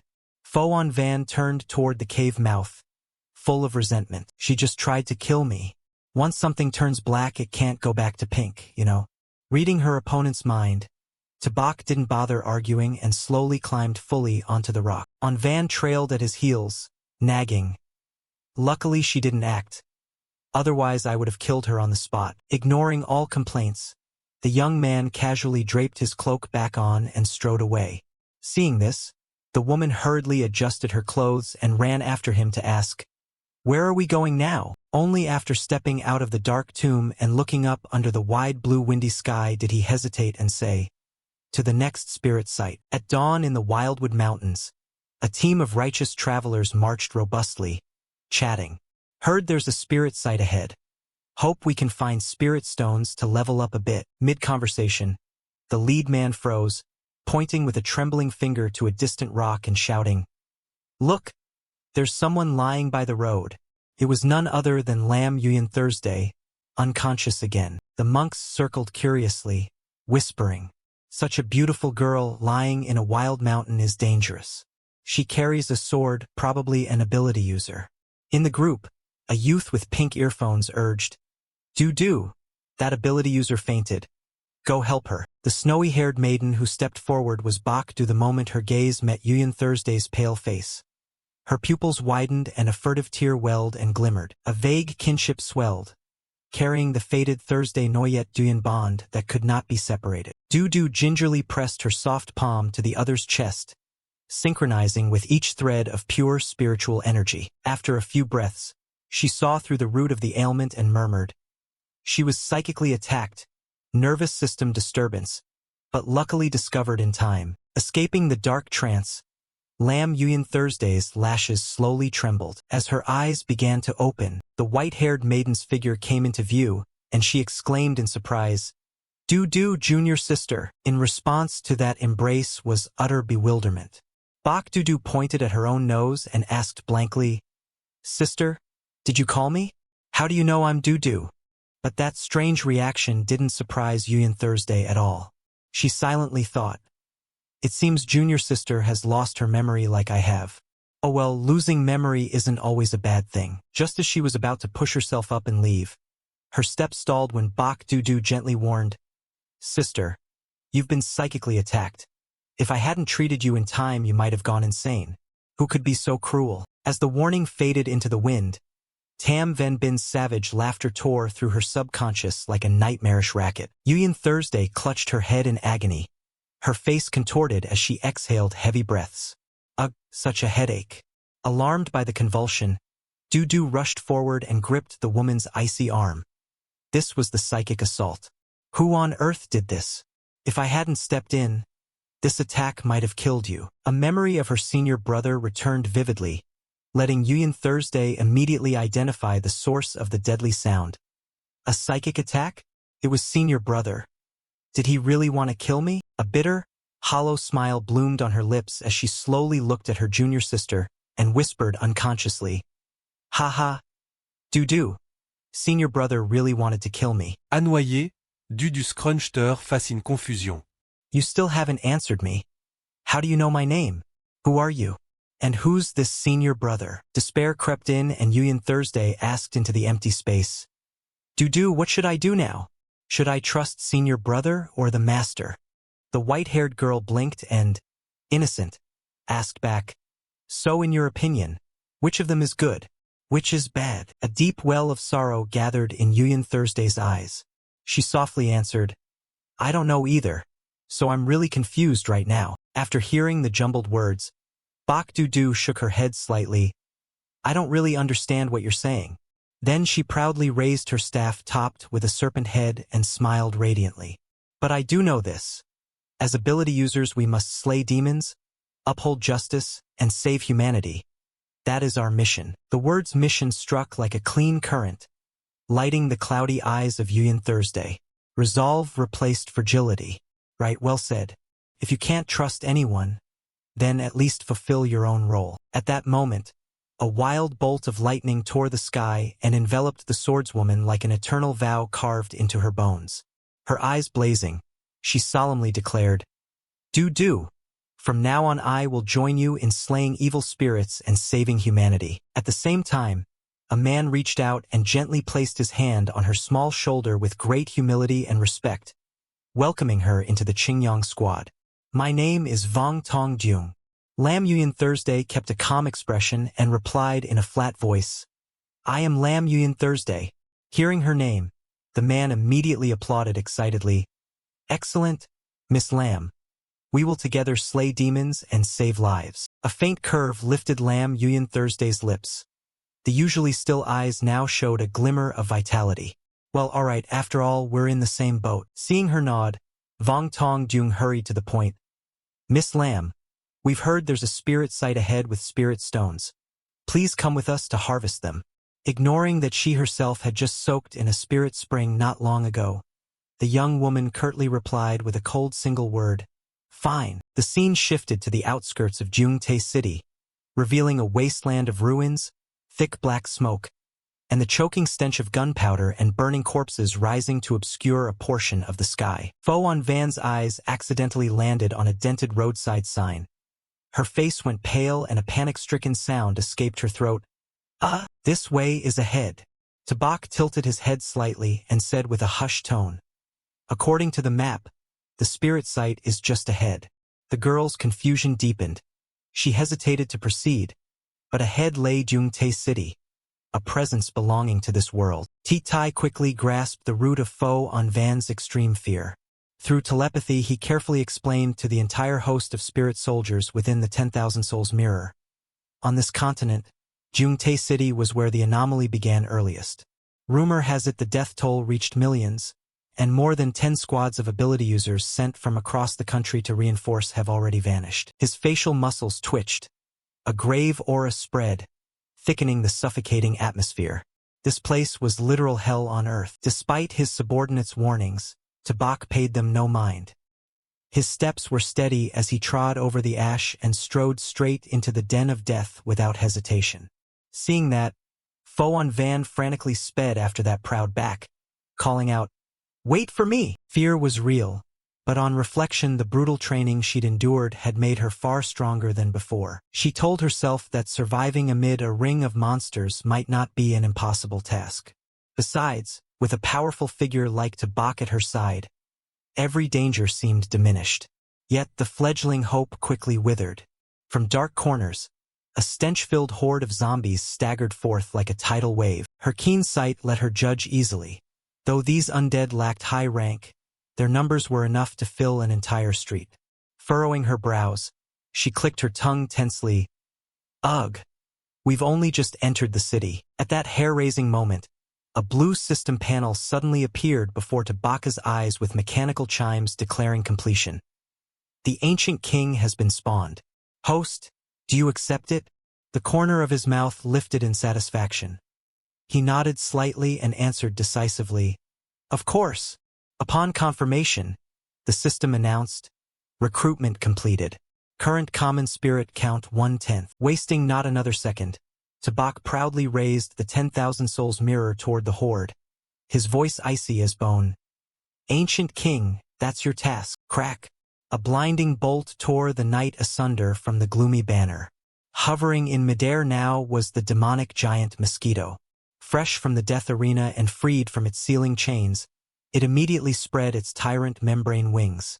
Its spindly legs bristled with sickle-sharp claws flailing at its sides. It swept like a flesh-grinding machine across the zombies, madly reaping heads one by one. Witnessing the brutal massacre in an instant, the spirits inside the skull space widened their eyes in astonishment. They whispered, Is that the master's new servant? It's too strong. Seems even stronger than us. Thiat T's brows knitted deeply. A fighting will ignited in his blazing eyes, as he silently calculated that he needed to devote more effort to cultivation. In no time, the massive undead army was swept clean. After the cleanup, the demonic mosquito proudly banked and returned to report. Beside it, Foan Van rubbed her chest and sighed in relief, her eyes outright praising. Impressive, seems I worried for nothing. Turning his gaze back from the blood-soaked battlefield, Tabak coldly offered a brief commendation. Not bad, recover, and someday I may make you a boss-level servant. With that, he used a spirit technique to shrink the ancient king's giant body. Black Chi surged and dragged the bloodthirsty creature back into the 10,000 Souls mirror, officially inscribing it among the ranks of his minions. The ancient king trembled with excitement and swore loyally, "Master, I will strive even harder." The three former gods standing nearby took in the newcomer's expressions, but merely exchanged meaningful looks and offered no comment. Suddenly, from a pile of ruined debris not far off, a withered, veiny arm slowly reached out, followed by the stooped figure of an old man in tattered paint-stained clothes, leaning on a cane, who crawled painfully out of the wreckage and croaked hoarsely as he held them back. "You two, young man, wait." The successful call made to Bach and Foan Van halt and look back. Seizing the chance, the old man staggered forward, his wrinkled face full of gratitude. "Young man, thank you for saving us, but don't go any further." Not matching his words, a few mud-smeared figures crawled up from gaps beneath the underground shelter to seek refuge. Seeing the terrified looks of the survivors, Foan Van smiled brightly and offered a confident reassurance. "Sir, don't worry. You can see we're ability users, and very strong ones at that." But the old man shook his head wildly, his bony hands gripping his cane as his voice trembled with fear. "You don't understand." His expression darkened. His cloudy eyes cast a grim, chilling look. Jungtae was the earliest city affected after the apocalypse. The outskirts were only ordinary monsters for now, but the deeper you went the deadlier they became. Inside there were beasts taller than buildings. A squad of ability users numbering 30 once entered. Swallowing hard, the old man continued to recount the horror. "They were like you, cutting down the undead like slicing melons. Yet the whole unit was wiped out. I even saw an extraordinary man and woman running hand in hand as if haunted, only to be smashed dead by a monster in one blow, reduced to a pulped heap." Hearing the grisly tale, cold sweat trickled down Foan Van's spine and her earlier arrogance evaporated. She lifted hesitant eyes to the young man beside her and stammered a suggestion. "So, maybe we should retreat." Contrary to the woman's panic, from within the spirit device Thiat T respectfully clasped his hands and proposed clearly, "Master, the way ahead is dangerous. We should focus on increasing our strength." At this, the corner of Tabaka's mouth curled into a contemptuous smile. He snorted softly, his gaze igniting with an unshakable flame of ambition. How could he retreat before danger? Opportunities have always come that way, both chance and risk. With that, he straightened and stepped forward, leaving the refugees behind. Watching the bold pair's backs disappear into the smoke, the old man could only heave a helpless sigh. Good counsel rarely persuades the damned. Beside him, a filthy child scratched his cheek and innocently asked, "Grandpa, are they going to face that giant monster?" The old man bent down, gently pushed the two children forward, and lifted a harmless, kindly smile. "It's okay, children. Go call everyone out. They've killed the undead. We're free now. We can leave." The announcement was like a miracle.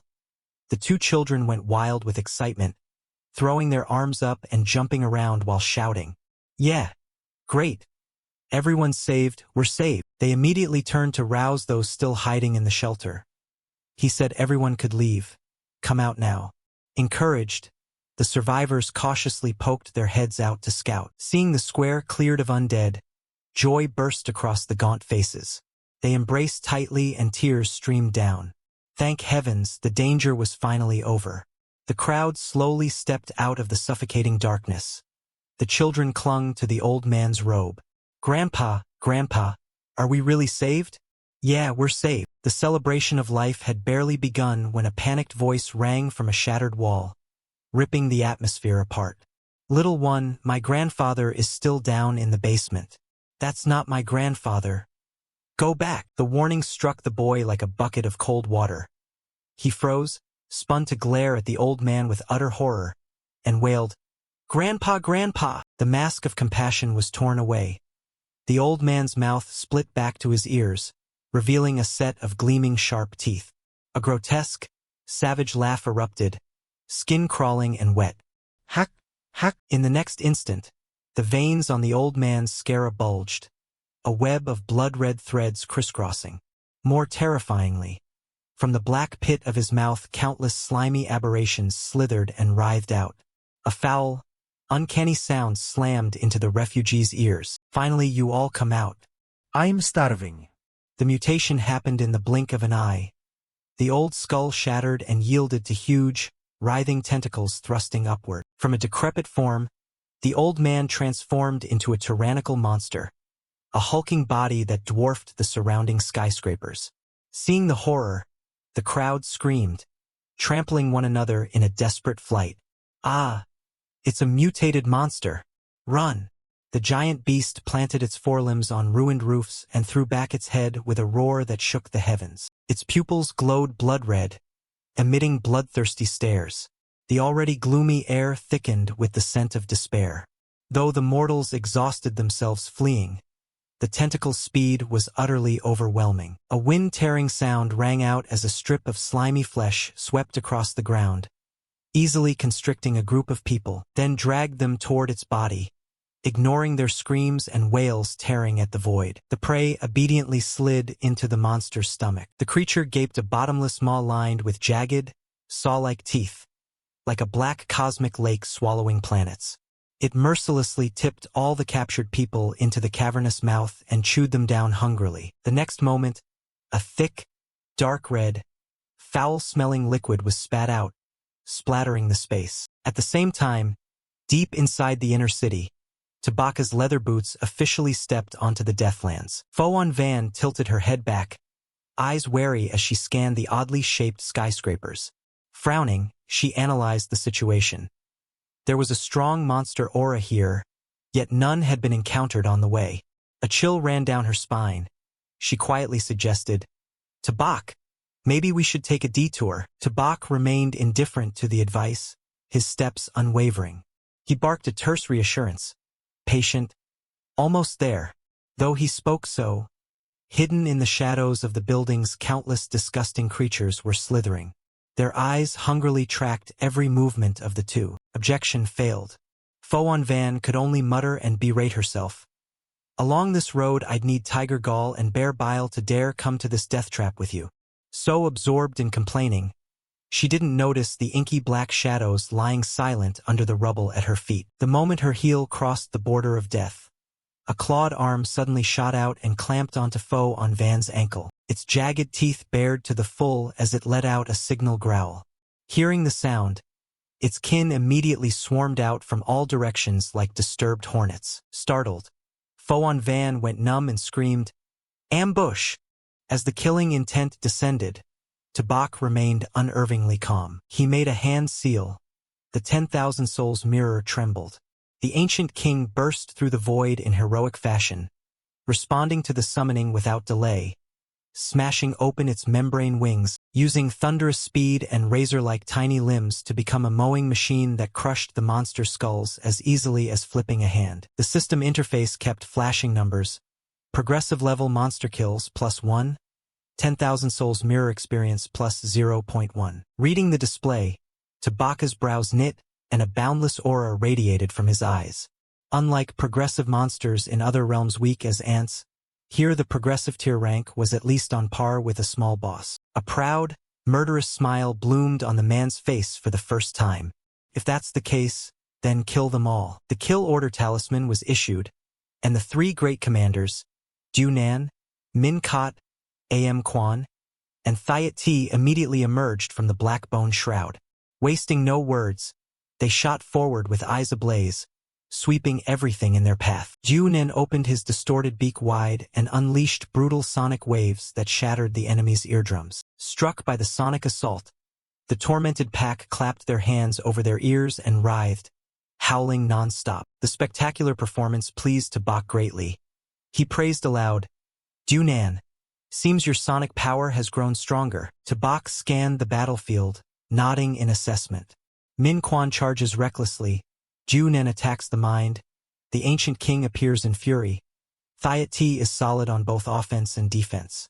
This coordination isn't bad. In another corner, Foan Van's wooden staff swung furiously, striking a monster's skull and drawing a pitiful shriek. She grimaced and asked, "What good is killing these low-level monsters?" Tabak casually raised the 10,000 souls mirror overhead, purple lightning flashing along the artifact's body, and replied coldly, "It's no use just clearing the way." With that, the mystic art activated, and the souls of the heaps of corpses strewn at their feet were immediately forced to separate from their flesh and become brilliant blue streams of light that surged into the mirror's portal. The slaughter continued, and in the blink of an eye it was already the next dawn. The green notification frame displayed again. The 10,000 souls mirror had leveled up, current level 7. Tabaka's face relaxed, unable to hide his delight. So fast and already cleared out, he smiled inwardly. But it didn't stop there. The system delivered more good news. The mirror's refinement ability had been unlocked. This power can convert absorbed souls into energy for servants to receive, and grant both the caster and the receiving servants a portion of the refined one's strength. Shaken by this overpowered function, Tabak calculated silently. That would make boosting subordinates even easier. With his plan decided, he brandished his flag and cast a spell. A thick mist shaped like a refining furnace rose from the void, wavering as it enveloped the retinue. Min Kot and Am Quan were the first to receive the benediction. Their eye sockets flared with fire, voices hoarse with surprise as they felt strength rapidly restoring. Thiat T clenched both fists and roared with exhilaration. "Not only restoring, I feel it's increasing too." Joining in, Dunan flapped his wings and cried out boisterously, "Caw caw!" So pumped. On the other side of the battlefield, the ancient king relentlessly wielded every weapon on its body, slaughtering the undead without pause. The bloodthirsty creature proudly affirmed its worth. Indeed, its master had a way to help it level up. "As long as I kill more and kill faster, I can become the master's official servant." Not only the spirits, the figure of Foan Van also spun within the dance of death. Her clothes clung to her, soaked with sweat. Overexertion left her muscles aching. The pure energy from the spirit spring, long accumulated, now seized this chance to fully permeate her limbs and core. She looked up at the broad back ahead and suddenly woke inwardly. This was his true intention, wasn't it? His cherry lips curved into a radiant smile. She silently pledged a solemn vow. "The only one who can help me grow is you, Tabak. So for life, Foan Van will go with you." The romantic thought was abruptly cut off by a familiar voice from afar. The refugee old man had somehow followed them here and was frantically waving his bony arm. "Young man!" The two immediately became alert and fixed their gaze toward the source. The old man's hands trembled as he leaned on his bamboo cane, overacting his weary humiliation routine, dragging each heavy step toward them. His chest heaved violently, breaths ragged as if his life force were nearly spent. Moved by his pitiful appearance, Foan Van hurried forward, took his arm, and gently said, "Sir, why are you?" He painted a benevolent, kind smile across his face and cut her off. "I truly cannot be at ease about you." Then he stated plainly, "You are the most powerful Esper I've ever seen. But really, don't go any further." His tone was sincere, yet at the corner of his mouth lurked an utterly wicked, sinister smile that no one noticed. Although he gave no obvious slip, Tabaka's keen instincts sounded an alarm. He narrowed his eyes, gaze growing deep and cautious. Gripping the 10,000 souls mirror tightly, he slammed the staff's butt against the ground, producing a sharp, dry sound. Completely unaware of the danger, Foan Van remained placid and softly advised the old man. "Everyone is already prepared to fight, so don't worry about us." Before she could close her lips, from the shadow behind the old man a slimy tentacle shot up like a serpent flicking a poisonous tongue. Her expression froze, her face paling in terror. Words lodged in her throat. Giving the prey no chance to resist, the tentacle, riding a slicing gust, shot forward and coiled around the young woman's ivory neck. Her desperate scream was strangled. Before the cry finished, the monstrous creature's terrifying strength hoisted her up, dangling her like a marionette with cut strings. All her strength proved powerless under the overwhelming suppression. Every struggle was futile. In an instant, the old man's disguise of compassion peeled away, revealing a tyrannical beast with a gaping, dripping maw. It gleefully manipulated the tentacle to bring Fo-on Van to the very edge of the throat's deathly abyss. Faced with this life-or-death moment, how could Tabak stand idly by? His knees buckled, he drove his force upward into the air. The 10,000 Souls mirror in his hand emitted blinding arcs of lightning. With a flawless move, he reversed the banner. The banner's sharp tip pierced through the tentacle's flesh. The tentacle was severed, lost its hold, and Fo-on Van's body fell freely toward the ground. In the critical moment, Tabak lunged forward, stretching his powerful arm to catch her. He used one foot and a knee on the ground as a brace to absorb impact and ensure her safe landing. Steadying her, Tabak gently helped Fo-on Van to her feet, meeting her eyes full of admiration and shock. The young man tossed his chin, a faint, haughty smile curling his lips, radiating an imposing aura. "Humph. I'm a proper immortal noble. I've just broken through to Foundation establishment. My perception has been greatly strengthened, my whole being filled with a deathly aura. Did you really think you could fool me?" While the monster roared in a furious rage, in a secluded corner far away, Fo-on Van bowed her head against Tabaka's arm, coughing violently in fits. She blamed herself and muttered, "Ah, I'm such an idiot." Seeing this, Tabak Cao Tran-Tru placed his hand lightly over her chest to channel healing spirit force. Immediately a brilliant turquoise light condensed, flowed gently, and seeped directly into the young woman's body. The man frowned and, in a low voice, cut off her self-reproach. "Don't talk nonsense. Staying alive is good enough." Despite her dwindling life force, the little girl stubbornly brushed off concern for herself and urged anxiously, "Tabak, don't worry about me. Focus on dealing with the monster." But before the admonition finished, the octopus-like beast burst into arrogant laughter. KRRK, KRRK, KRRK.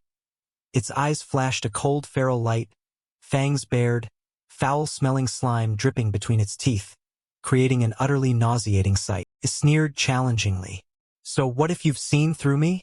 Come closer." As it spoke, the loathsome creature gaped its jagged mouth and roared madly. "Today you will become my meal." Seeing their master humiliated, the corpses of the underlings instantly surged with killing intent and charged forward with overwhelming momentum. They howled in fury, "You rotten monster, don't be arrogant. If you want to touch our master, you should have asked us first." Leading the charge, Min Kadam Kwan swung his weapon in intimidating arcs. The blade tore the air and easily severed several tentacles, sending them flying. Looking at the severed flesh writhing on the ground, the gaunt man threw his head back and laughed heartily. "Ha ha, that's all you've got." In the blink of an eye, Ko Vong dashed away with speed, slipped into the blind spot behind the beast, and declared confidently, "Speed is my specialty and assassination is my strength." Not missing the opportunity, he beat his wings and sped forward, clinging to a hanging strip of the octopus's flesh. Slyly he muttered, "Leave your blood to me." Ignoring all restraint, the vicious appendage drove its sharp suction beak into the epidermis, causing a spray of dark red plasma to burst into the air. Just when the sneak attack seemed to decide the prey's fate, the situation reversed in an instant.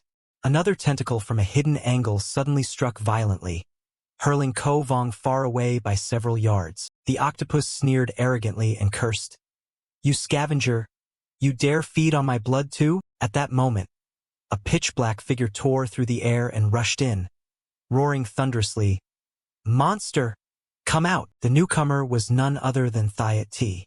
With bushy ash-colored brows, he drew one arm back, concentrated all his spirit force into a fist, and shouted, "Take my punch!" No sooner had he spoken than a 1,000-weight punch struck directly at the slippery body of the octopus.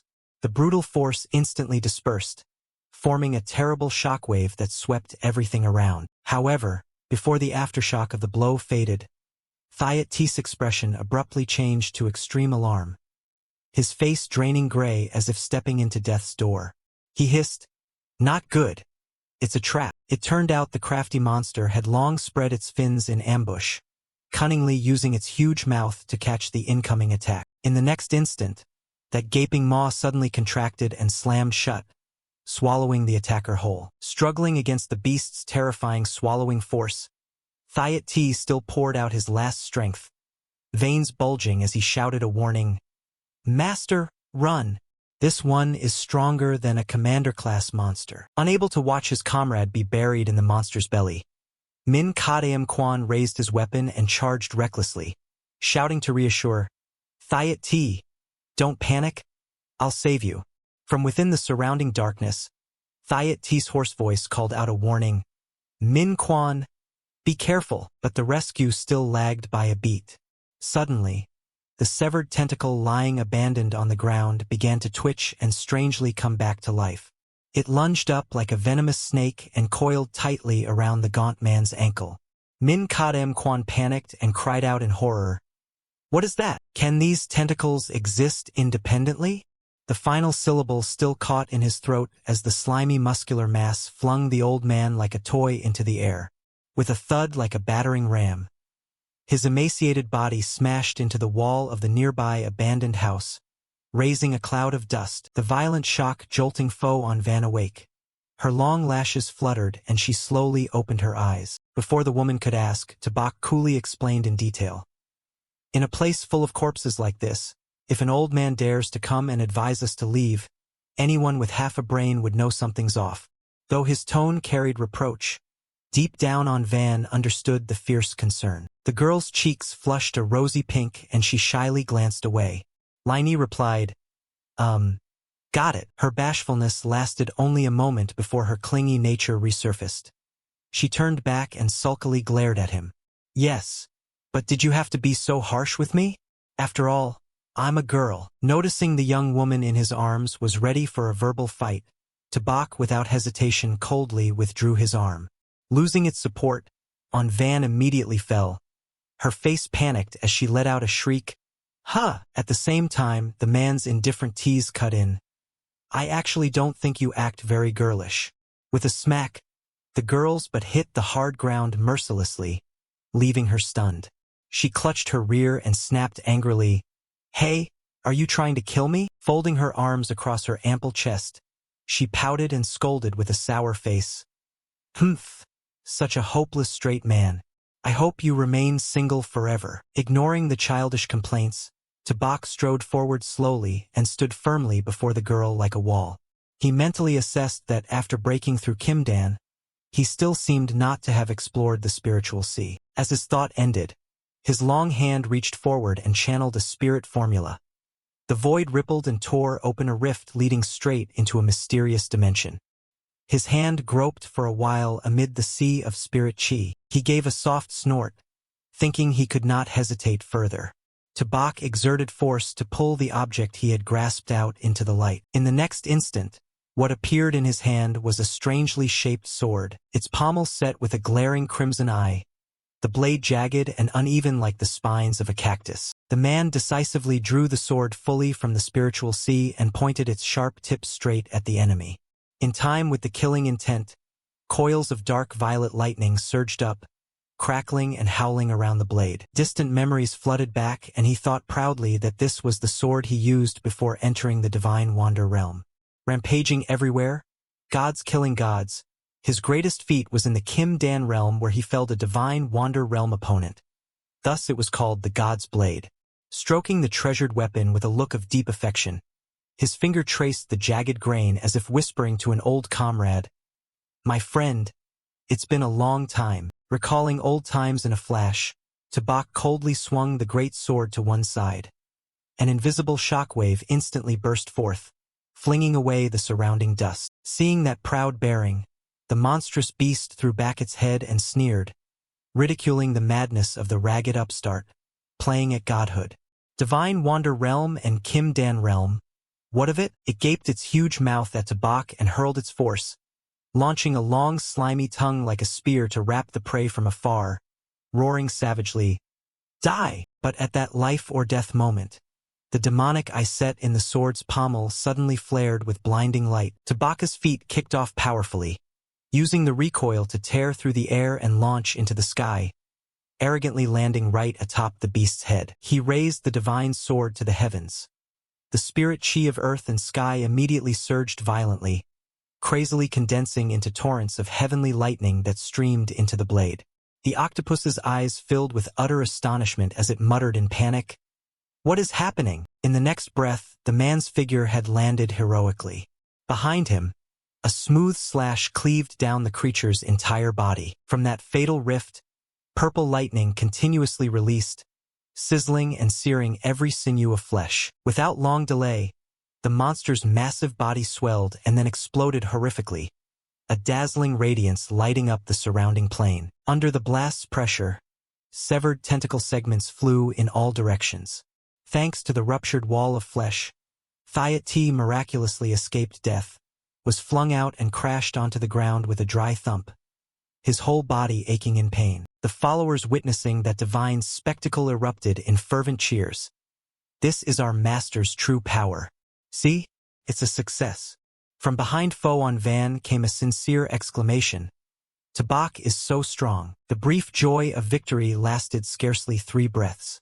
From the mound of viscera, a sinister laugh suddenly rose, rasping. Everyone startled and spun around, horrified to find the monster's huge mouth still moving, spitting out sarcastic words.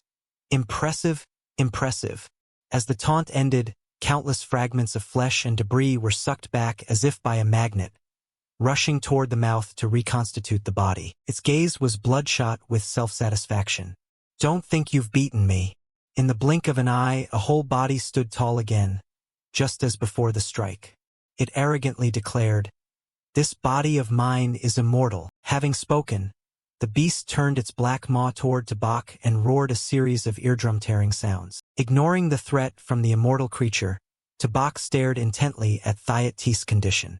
Behind him, the octopus finished regenerating and threw back its head to laugh like an insolent rogue. "No matter how you hack at me, I won't die." The man slightly tilted his face, a corner of his mouth lifting with contempt as he asked, "Who said I wanted to kill anyone? I simply wanted to rescue them." His gaze shifted to his loyal subordinate and he ordered decisively, "Thiat T, get up quickly." Receiving his lord's command, Thiat T grit his teeth, pushed up on his hands, and rose, his heart overflowing with gratitude.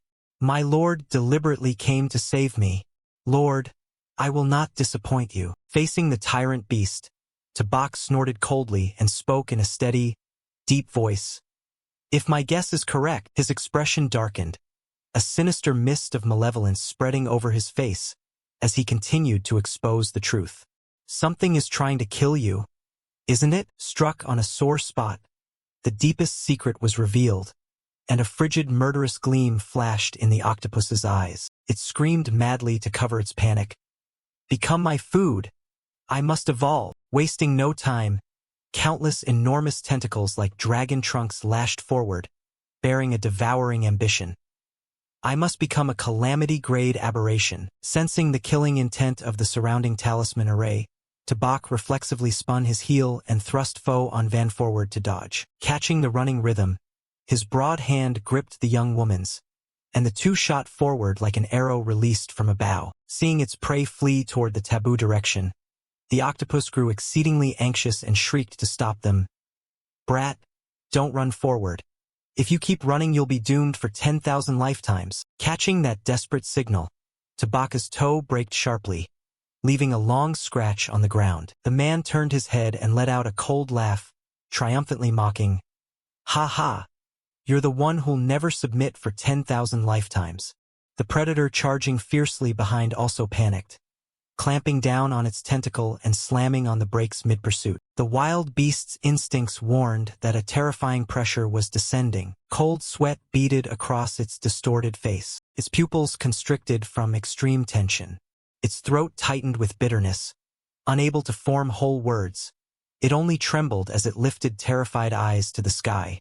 Looming in its view was a massive black silhouette perched arrogantly on a rooftop, exuding an oppressive aura that made the octopus's blood run cold. Bathed in the blazing sunlight, that high position inadvertently cast the figure into a mysterious, assassination-filled monument, intimidating the intruder. The creature atop the tower bellowed deafeningly to assert the absolute authority of an emperor.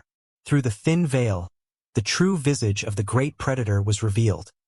A supersized mutated mantis. Having had its fill of intimidation, it coiled its hind legs, then snapped them out hard, cracking a section of the rooftop as its claws flashed like lightning. In the space of a few breaths, the razor crescents sprouting from its forelimbs swung up to sever the writhing mass of tentacles. Blocked by another predator, Bok Tak growled resentfully, "You old mantis, get out of here.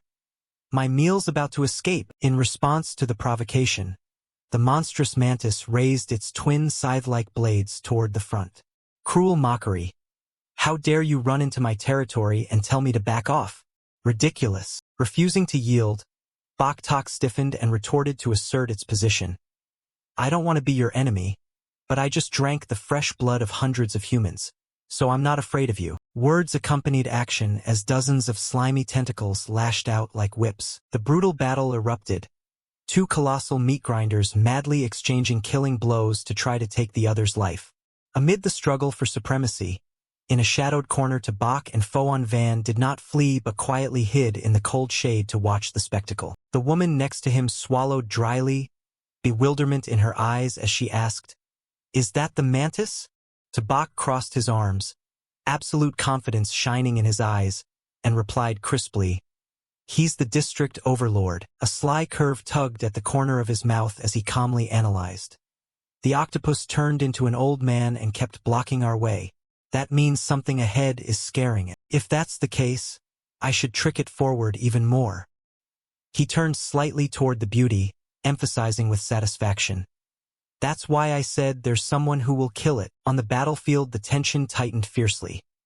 Bok Tak, emaciated, used entangling tentacles to coil around the mantis's legs, the chain of force horrifyingly tugging as both massive bodies shuddered from excessive drain. However, the mantis's forelimb crescents were unmatched in sharpness.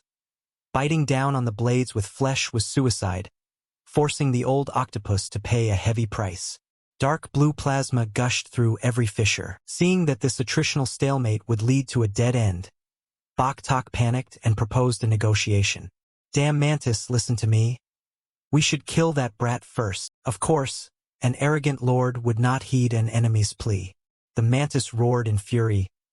"What the hell are you babbling?" Instantly its paired blades slashed with lethal precision like guillotines, raining brutal cleaving blows on Bok Tak's flabby body, accompanied by the blood-soaked declaration, "I'll eat your family first." Driven into a corner, the old octopus had no choice but to unleash its final deadly strike. Exploiting its biology, it sprayed a jet of foul-smelling black fluid straight into the enemy's face. The mantis reflexively snapped, letting out a pained roar and screwing its eyes shut. It frantically used its claws to wipe away the disgusting substance, coughing and retching as the deadly stench hit its brain. "Damn, it stinks." Once the haze was washed away, the mantis's eyes flared with red veins. It glared at the ruined mass before it and sneered, "Goddamn, your core has been damaged. Just stay there and wait to die." Hearing the verdict, Bok Tak spat and let out a bitter laugh, replying sharply, "Pfft, your whole body is my poison. Don't even think about it." As the two great beasts grappled and toyed with each other, measured footsteps echoed calmly from the dark alley. A glint of light highlighted Bok's cold face as he called out with taunting contempt, "You two pests seem quite comfortable, huh? My turn now." Realizing it had been trapped, Bok Tak angrily blamed, "Damn it, old mantis, this is all your fault." The mantis spat a mouthful of blue blood in bitter complaint that it had let the other reap the benefit. Seeing the unfavorable situation, Bok Tak quickly retreated, coiled up and dashed onto the rooftop of a high building, gagging as it snarled, "Ugh, I'm done playing with you." 8 tentacles clung to the tiles as it looked back and offered a rude farewell. "Bye-bye then." Bok's brows lowered, a cold, murderous fire flaring in his eyes. He ordered, Trying to run? Not that easy. As he formed the seal, a gigantic black bird tore through the void and spread its wings to fetch its master. Without hesitation, he stomped onto the bird's back and rode the wind in pursuit of the prey. Looking down from above and seeing the man cling only to his melee weapon, the old octopus curled its tentacles in smug delight and lectured, "Don't waste your effort.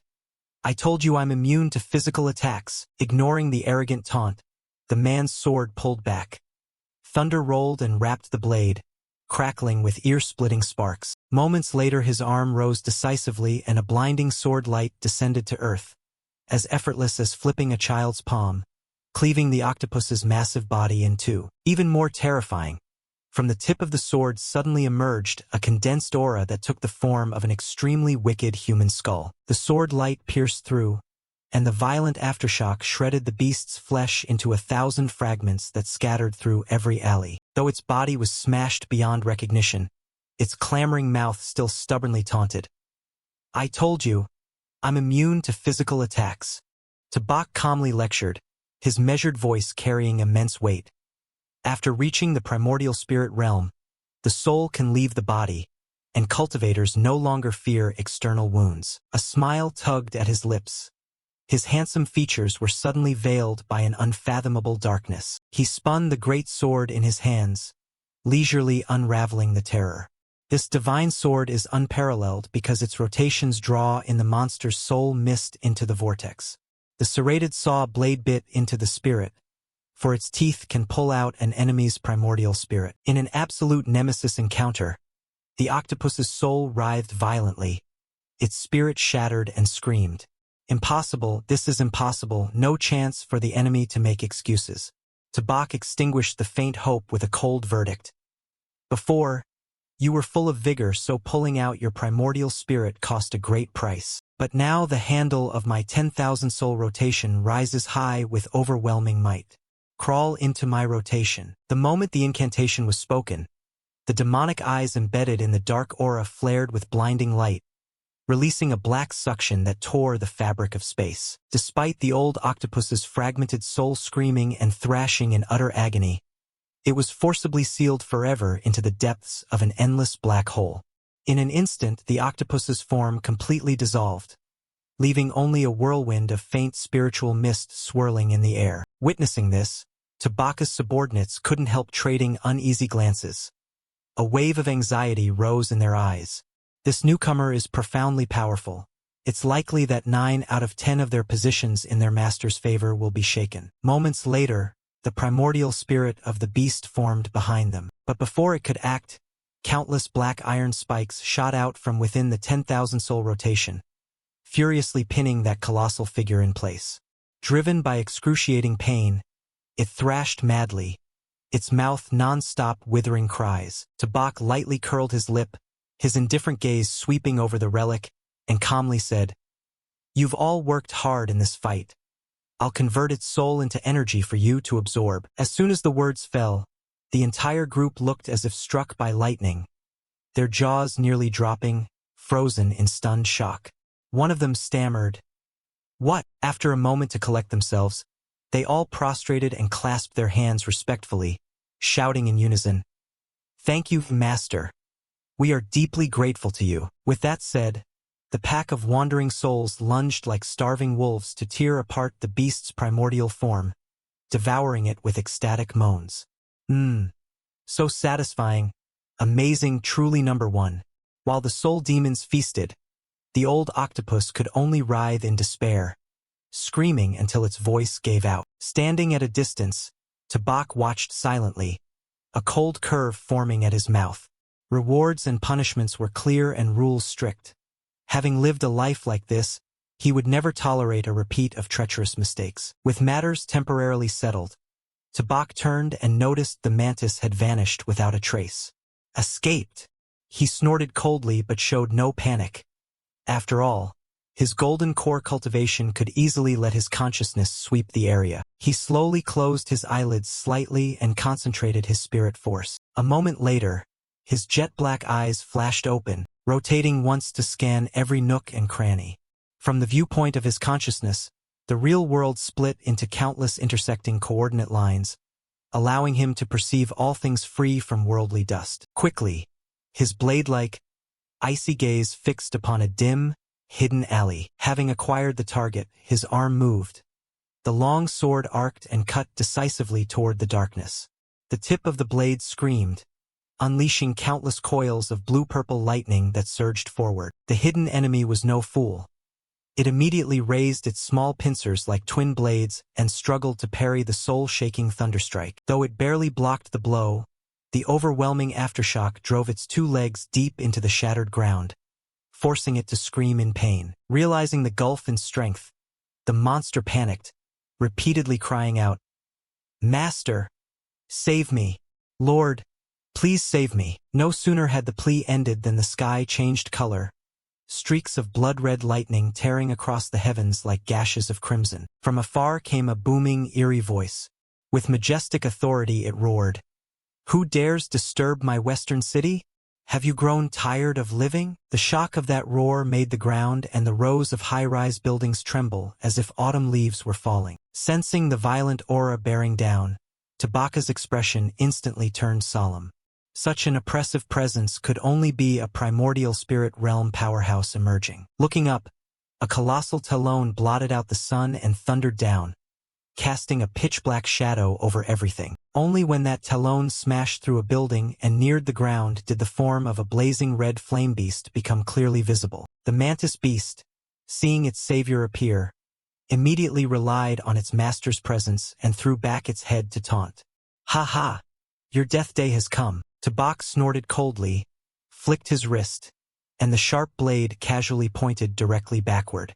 The mantis stammered in confusion, "You!" In the next instant the sword sliced the air cleanly, sending the monster's head flying off, its own eyes frozen in shocked despair. Having dealt with the nuisance, the fiery talon arrived overhead. He stood unmoved like Mount Tai, deploying the 10,000 soul rotation to snare the enemy's fragmented soul, despite the raging sea of flames, ready to swallow his lone back. From afar, Foan Van reached out in panic, her voice breaking with fear as she screamed Tabaka's name with all her might. Alas, the violent gust buried every sound. The fiery talon slammed ruthlessly into the ground, causing an earth-shattering explosion and a blinding cloud of dust. As the red smoke settled and the shockwave from the devastating strike dissipated, the Birdman flapped his wings in alarm and cried out, "Master!" Immediately, the faceless assailant who had launched that killer blow began to take shape, adopting a contemptuous pose, curling his lips in triumph and jeering. Couldn't even withstand one strike. Just as his arrogance swelled, the man's eyes suddenly widened and his pupils contracted in terror at an anomaly. Beneath the ash layer of the fiery talon, a stream of primordial spirit glowed quietly with a cyan blue light. The Birdman gaped, muttering in stupefaction. Instantly, the nimble primordial spirit slipped through gaps in the flames and spectacularly broke free. Realizing their master was safe, the bird excitedly flapped and screamed madly, "Master, it's Master!" He absorbed the octopus monster's ability. Witnessing the scene, the faceless man immediately reigned in his power. The Birdman rejoiced uncontrollably, shouting repeatedly, "Recovered! Recovered!" The man frowned, squinting to appraise the young man before him, murmuring in doubt, This person." A chill of uncanny familiarity rippled through his mind. Why does this one look exactly like that benefactor from years past? His gaze fixed sharply on the straight-backed figure and the long sword heavy with murderous intent at his side, astonished to find the weapon bore the same form. A stream of memories flooded back like a rolling film, recalling that fateful day in the desolate mountain valley when a three-headed titanic demon burst forth, blotting out the sky with a thunderous roar. The murderous aura radiating from the great beast pressed down, forcing all life in the forest into a frantic stampede as they trampled each other to flee. Rooted to the spot before that towering evil stood a small monkey, eyes wide, jaw frozen, cold sweat pouring as if bathed. Suddenly, the three-headed monster thundered forward toward the tiny monkey. The savage head, bearing the shape of a feral beast, opened its mouth like a basin of blood and frenziedly exerted force to form a whirl that devoured all things, sweeping every living being into its bottomless stomach. The overwhelming suction tore eardrums and snapped ancient trunks rooted deep in the earth.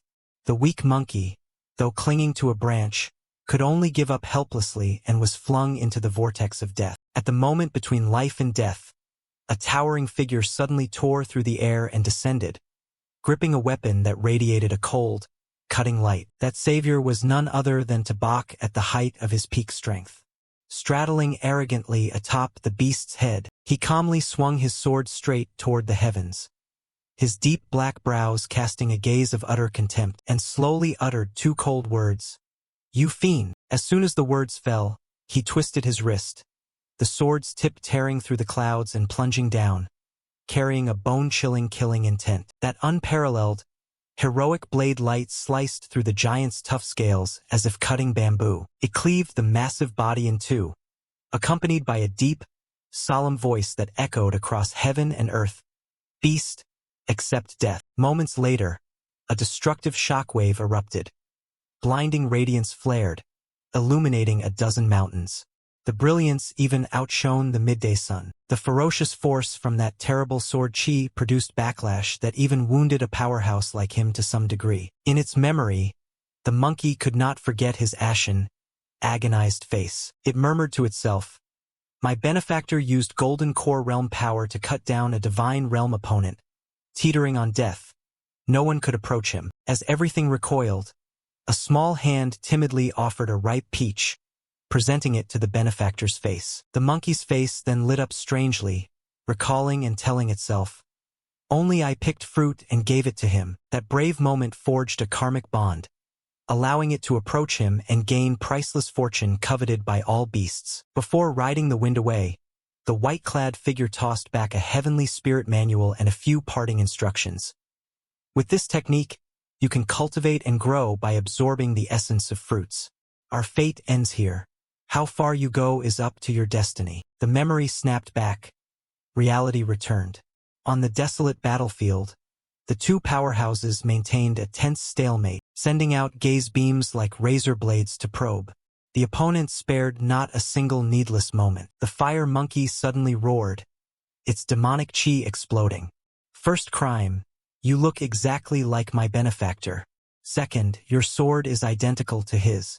Third, you killed my subordinates." A swirling sigh and blue vortex of energy gathered in its palm, an unmistakable death sentence.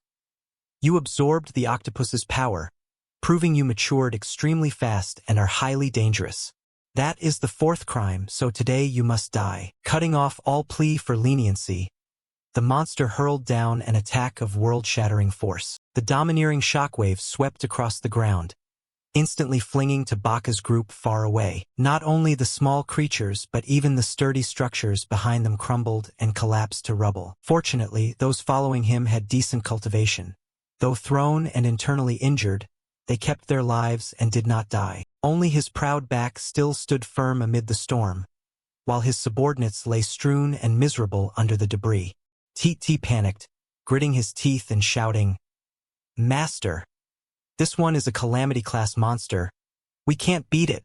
Elsewhere, Foan Van struggled up on her hands, forcing her exhausted body upright, her eyes dazed in disbelief. She trembled and said, "A calamity-class monster? A legendary tier rank? Are we really facing this?" The octopus and mantis were commander class, and he is calamity class. Sensing the spreading despair, the birdman flapped and urged retreat. "Master, run! I can fly and get you away quickly." Tabak calmly shook his head and refused, casting a nonchalant glance at the colossal medicinal fire dominating the area, and spoke each word evenly. "Faced with this realm, we can't escape by running." Having swallowed the primordial spirits of two commander-class superiors in one breath, if he lacked the courage to clash with a calamity-class beast now, it would be a wasted cultivation. He even felt ashamed before his own righteous heart. That thought flickered past, and the youth's lips curved into a sly, provocative smile, revealing arrogant composure. "Then let's fight." No sooner had the words fallen than his wrist trembled. The 10,000-soul banner fluttered high, summoning the ancient king into battle. A bloodly silhouette tore through the wind in excitement, its sharp voice clamoring. Heart obeys command. Excited mosquito. I want to make merit. I want to be officially promoted. Contrasting the blazing fighting fire, Thiat T's face went as black as a pot bottom. His hands clenched until his teeth cracked, revealing a bitter self-mockery. He muttered sarcastically. When a calamity-class monster descends, all life is doomed. If it were before, this little life would have fled without looking back. A flash of resolve suddenly lit Thiat T's eyes. He reminded himself that this life was taken back from death by his master. No matter mountains of blades or seas of fire, this old life swore to die fighting for his lord until the last breath. With an earth-shaking roar to rally morale, Thiat T surged forward like a grasshopper breaking a siege. Carried by that fierce spirit, the Birdman and Min Kot Am Kwan wasted no time and simultaneously formed an attack formation. Exactly. Our lives were given by our lord. There's nothing to hesitate about. Seeing the wavering courage of the spirits, Foan Van shed her fear, her mouth breaking into a bright, bold smile. Ah, the plan you made is thrilling, Tabak, but I like it. In an instant, the whole formation closed in on the spirit monkey medicinal fire that stood arms crossed proudly atop the tower. The enemy narrowed his eyes and cruelly swung a hand, unleashing the source of his magic. Immediately, an icy chill like a flash flood swept down over the assembled fighters. Where the ice spirit passed, flesh and blood froze in an instant into jade-like ice. Even the brave subordinates and resilient Foan Van were struck full-on by that fatal attack. None were fortunate enough to escape. Taking in that tragic scene, the flame spirit lord's lips curled in a half-smile of contempt. Thus the entire unit, sealed in that magic, fell dumbly in freefall from tens of stories high, like soulless blocks of ice. At the moment they struck the ground, the ice sheaths burst into 1,000 shards, driven by a blizzard of snow. Suppressed, pained roars rose, signaling heavy injuries. While the subordinates were still struggling to get up, the flaming-furred great beast rode the wind and glided down unhurriedly. Its muscular form stamped the earth, a violent pressure spreading to envelop the weak group. Instinctive survival made them instinctively pull in their necks and retreat with extreme caution. In Thiat T's terrified, dazed eyes, sweat drenched his brow. He bit his teeth, trembling, and asked himself, is this really a calamity class? It's terrifying. Despite the brutal reality, Min Kot Am Kwan still boldly babbled that if he could regain the golden power, one strike would send the beast to the king of hell. The Birdman, hearing this, frantically flapped and snapped. Old bonehead, shut up. You're at least far weaker than him right now. Crushed by the atmosphere of death, Foan Van's spirit plummeted, her vacant gaze marking helplessness. She sobbed in despair. It's over. I'm not even married yet and I'm about to die. Just as she voiced that despair, her keen instinct warned of an abnormal shift.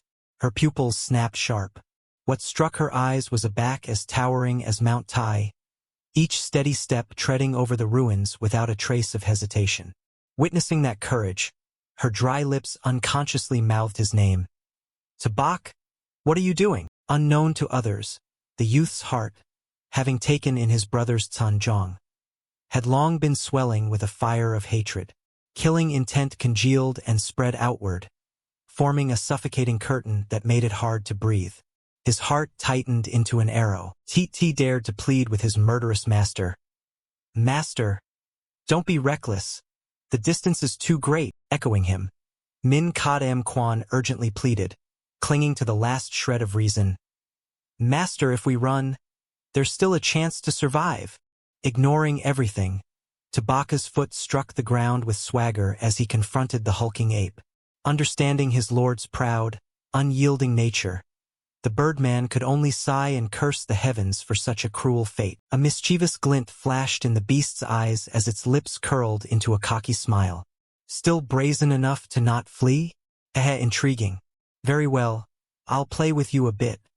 Let's see how much power a golden core like you can muster. Ignoring all taunts, the youth stood calm as an autumn lake, his gaze like a spear piercing to the opponent's core. In an instant, 5 fingers tightened on the 10,000 soul banner's haft. Without theatrics, he thrust the weapon straight forward, intent on taking the enemy's life. The demon ape showed no alarm, merely leaning aside to dodge that barrage of deadly intent with effortless grace. It clapped and mocked, "Ah, too slow." Still, the blade in his hand remained perfectly composed. His assault pressed on in rapid succession like torrential rain, pinning at vital points. Unfortunately, the beast's footwork was sublime, weaving left and right, slick as a fish in deep water. After toying with him, it bared razor teeth in smug triumph. "Ha ha ha! Someone like you can't hurt me." Suddenly an abnormality exploded. The eye on the 10,000 soul banner flared like a demonic ember. The weapon tore free, spinning up and alighting above the monkey's head, releasing a wild indigo radiance that closed in around it, forming an illusory prison layer. However, beyond that flashy display fell an uncanny silence. Experiencing a body suddenly whole and unhurt, the spirit monkey instantly regained its haughty demeanor and curled its lip in disdain. "Humph! What is this treasure? Just there to catch wind?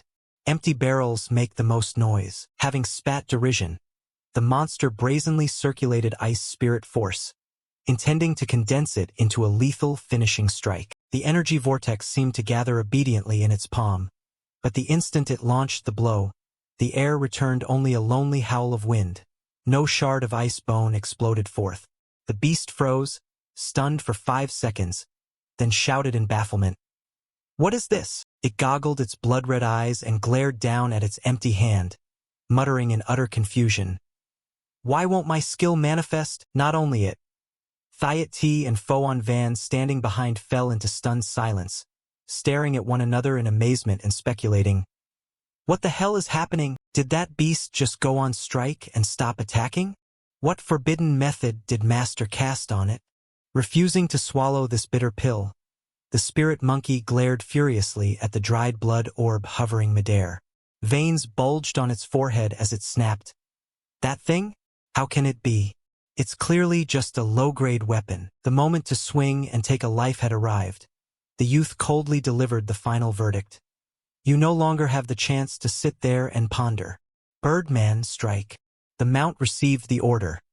Its wings beat, shadowing the sky. It settled beneath its master's heels and let out a deep roar, obeying. Borrowing the birdman's agility, he became a streaking meteor thundering toward the blocking monster. Seeing the prey deliver itself to his door, the beast clicked its tongue and jeered, "Don't overdo it and exhaust yourself. After all, you're just a puny golden core whelp." Unexpectedly, the glorious vision it imagined was snuffed in an instant. The supreme aura it unleashed fell eerily silent as if deathly, with not a trace of demonic chi present. Tabak gave the enemy no moment to soberly consider why things had gone awry.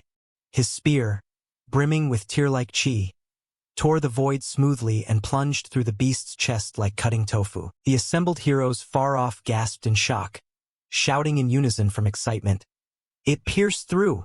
Powerful, truly powerful!" In less than a blink, that inadvertent slash tore the spirit of the spirit monkey clean out of its mortal body. The defeated stood dumbfounded, frozen as if his eyes would pop out, gulping cold air.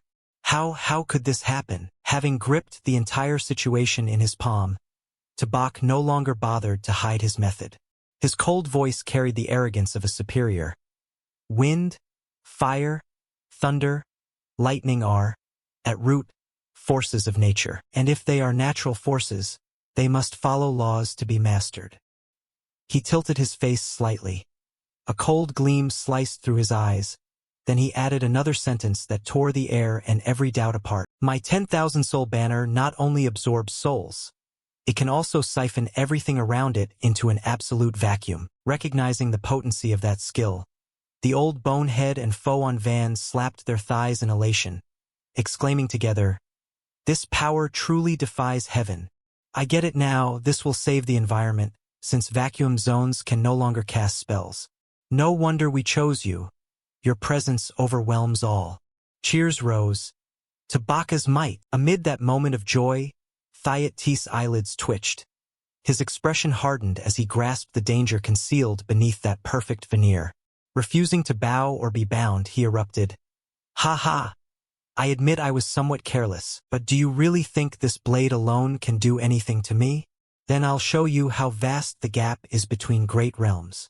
The sharp voice cut off as the primal spirit orb violently expanded, its azure shifting into blazing orange. The ruined flesh turned to ash and scattered on the wind, his form illusorily transformed. He thumped his chest to vent the pent-up fury. If I just forcefully ignite a fragment of my cultivation and paint the result with blood for those who insult you, don't expect anyone to survive leaving Yangshi City, like thunder in their ears. A.M. Kwan and On Van's hearts skipped a beat as they frantically urged restraint to salvage the situation. If a calamity-class monster self-detonates, it could destroy an entire city. The realm gap is too great. This isn't a joke.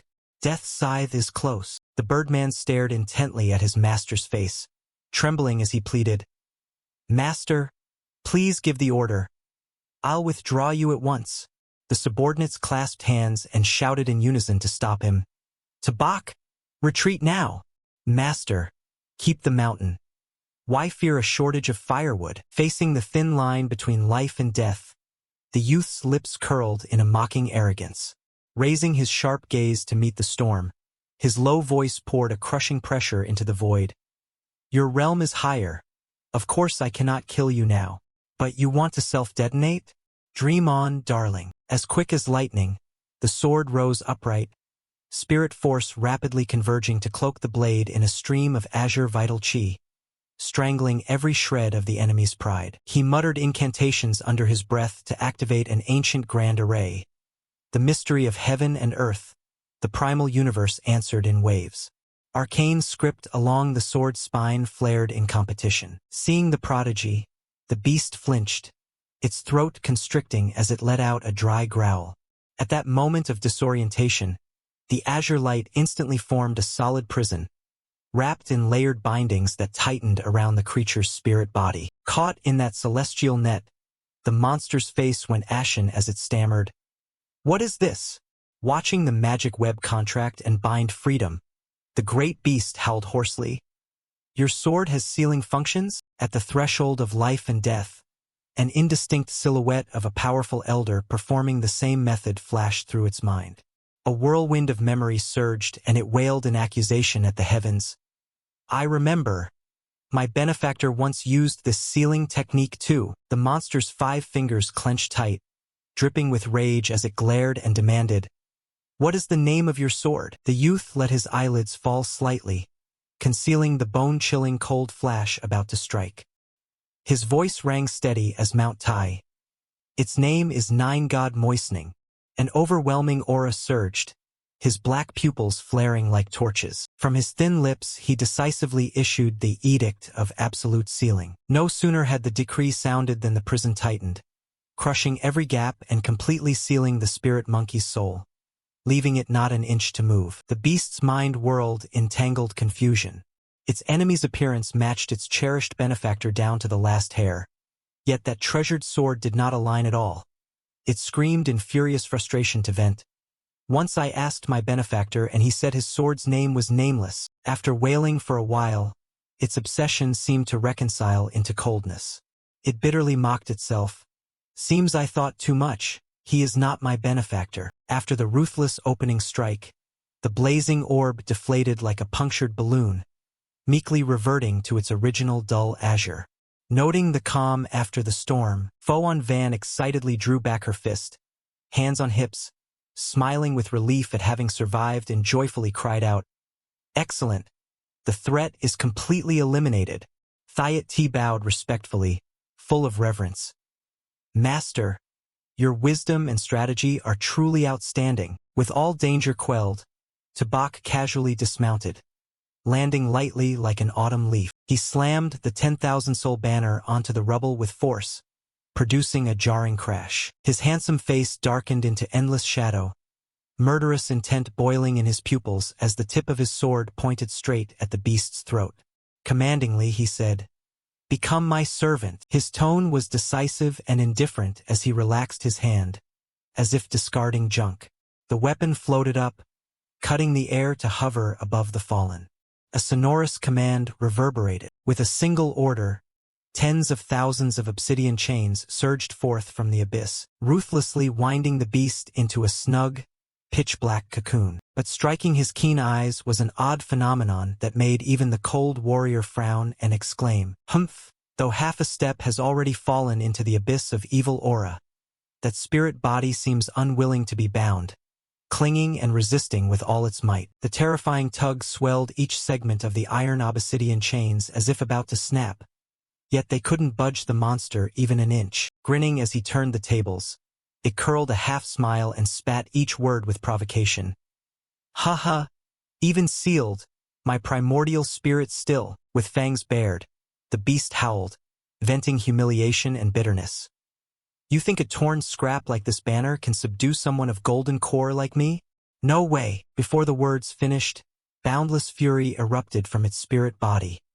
Destructive force detonated, tearing through the chains and shredding them into 100 fragments. The violent aura shoved everything back, forcing Tabak to fold his arms and brace against the sweeping shockwave aimed at smashing the barrier. He reassessed the balance of power and muttered inwardly, "What a pity!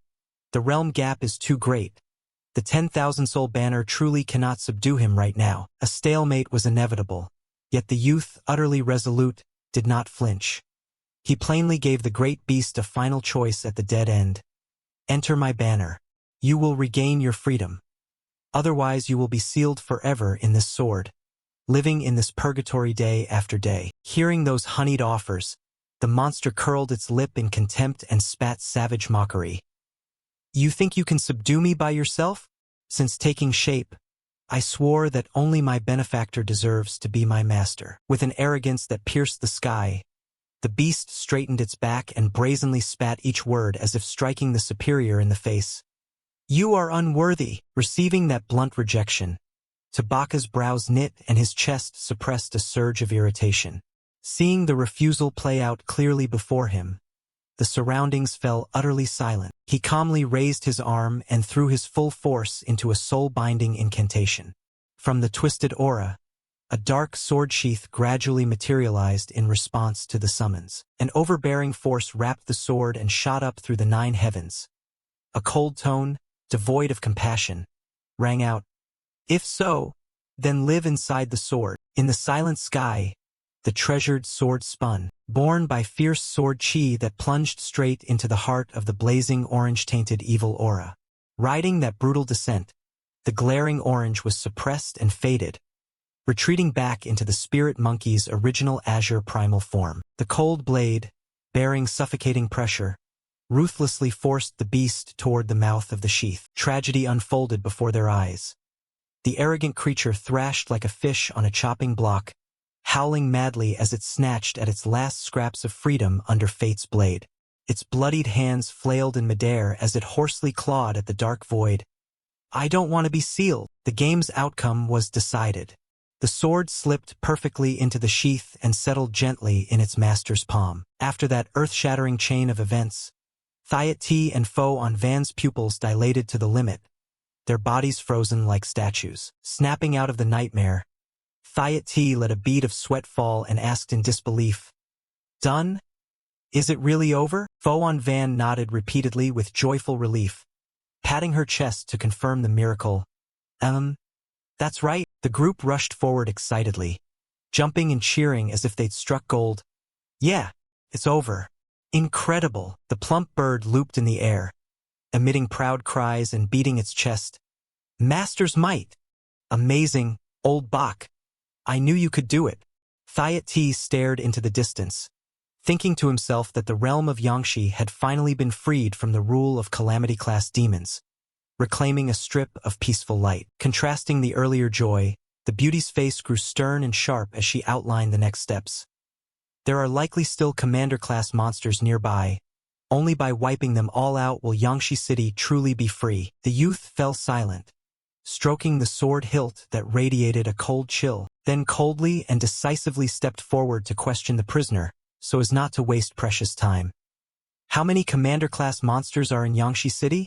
Where are they located?" A cluster of flickering primal spirits formed around the sword sheath, scoffing with a twisted challenge.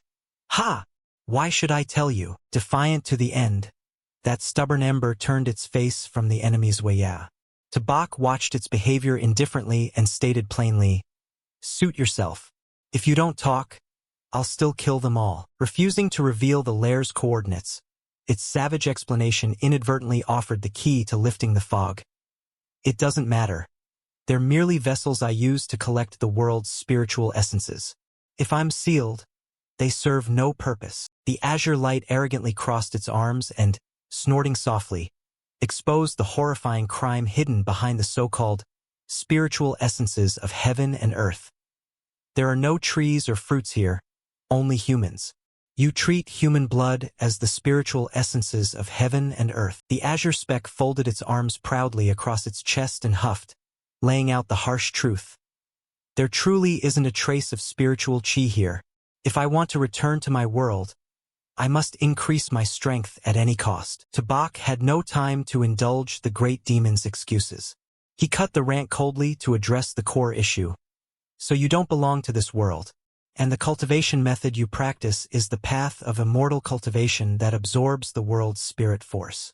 Caught on the sore spot, the prisoner bristled angrily. "So what?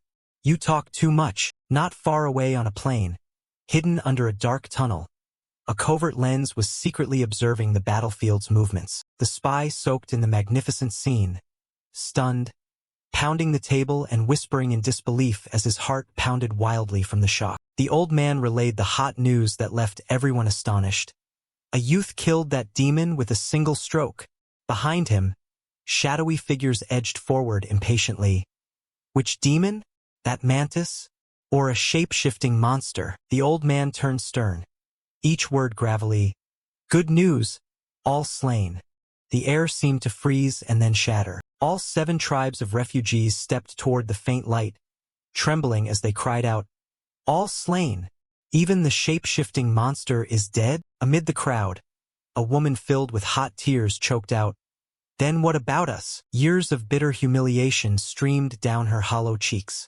"We're free." The old man swallowed softly, his aged face wet with sorrow as he reverently confirmed, "An extravagant hope? Are we really free?" In an instant, the entire shelter erupted.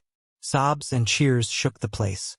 Some leaped in celebration, others crumpled and wept, releasing long-held restraint. 100 voices rang out, "Yeah, we're free.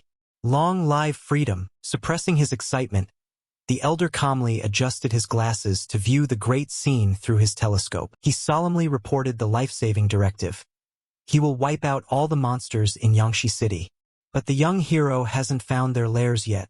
We must quickly provide that information to him. The old man turned gravely, placing the responsibility on the crowd, and demanded in a steel voice, "Who dares volunteer to deliver the information now?" At the mention of leaving the life-saving bunker, morale instantly cooled. The crowd shrank back anxiously, recalling rumors. What if it's a trap? Those monsters are cunning. Amid countless refusals, the old man sighed in sorrow, suppressing his disappointed gaze at the people before him. Silence suffocated the cramped tunnel.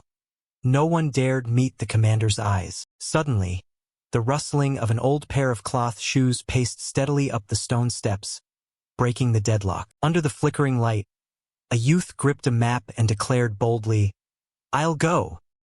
His tone was as firm as a nailed peg, ringing among the masses.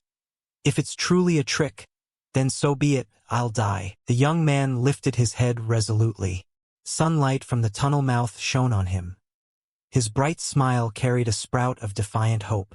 But if the trial by fire is real, his determined gaze fixed ahead, then true freedom can be won. Amid the ruined wreckage of Yangshi City, choking dust still churned painfully through the air. As Tabaka's group finished clearing the aftermath and prepared to leave, a clear, childish voice suddenly called from behind, "Hero, please wait." It turned out the voice belonged to the refugee boy from the bunker. The child bowed deeply at a 90-degree angle, speaking with solemn respect. "Thank you for helping us kill those monsters. The people of the city will remember you forever." As soon as he finished thanking them, the boy scampered over and respectfully handed up a crumpled scroll. His muddy face split into a radiant smile. "This is information about Yangshi City. Please accept it to help you slay the demons, rid the city of monsters, and save Rebirth. Tabaka's gaze skimmed the scroll indifferently, then abruptly froze when he noticed a faint spiritual light flickering from the boy's brow. A rare flash of surprise crossed the man's eyes. He silently judged. A glowing brow is a sign of being chosen by heaven. Though waves stirred inside him, he kept a cold, still demeanor like an autumn lake. He slowly reached out to take the priceless map. Having obtained what he'd been hunting, Tabak showed no excitement, merely lifting a faint smile, his long hand lingering to lightly pat the boy's head, making the kid itch and pull back, eyes wide and bewildered. The man spoke in a measured, steady voice. "I see you have fate.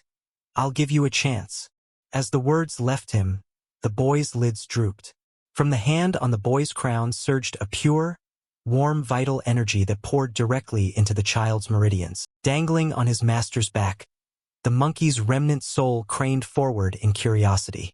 The familiar aura rushed into its nostrils, making its spirit shudder in astonishment. It muttered a grunt. Those blurred memory reels suddenly flooded back in vivid clarity. This warm, solemn sensation felt so familiar, just like the way the benefactor once taught it. Catching the trailing spirit's disturbance, Tabak raised an eyebrow, his tone icy and cutting. "What are you restless about? They are no longer vessels for primordial spirits." Having put the spirit in its place, he flicked his hand and ordered Thyatai to pass the map to everyone.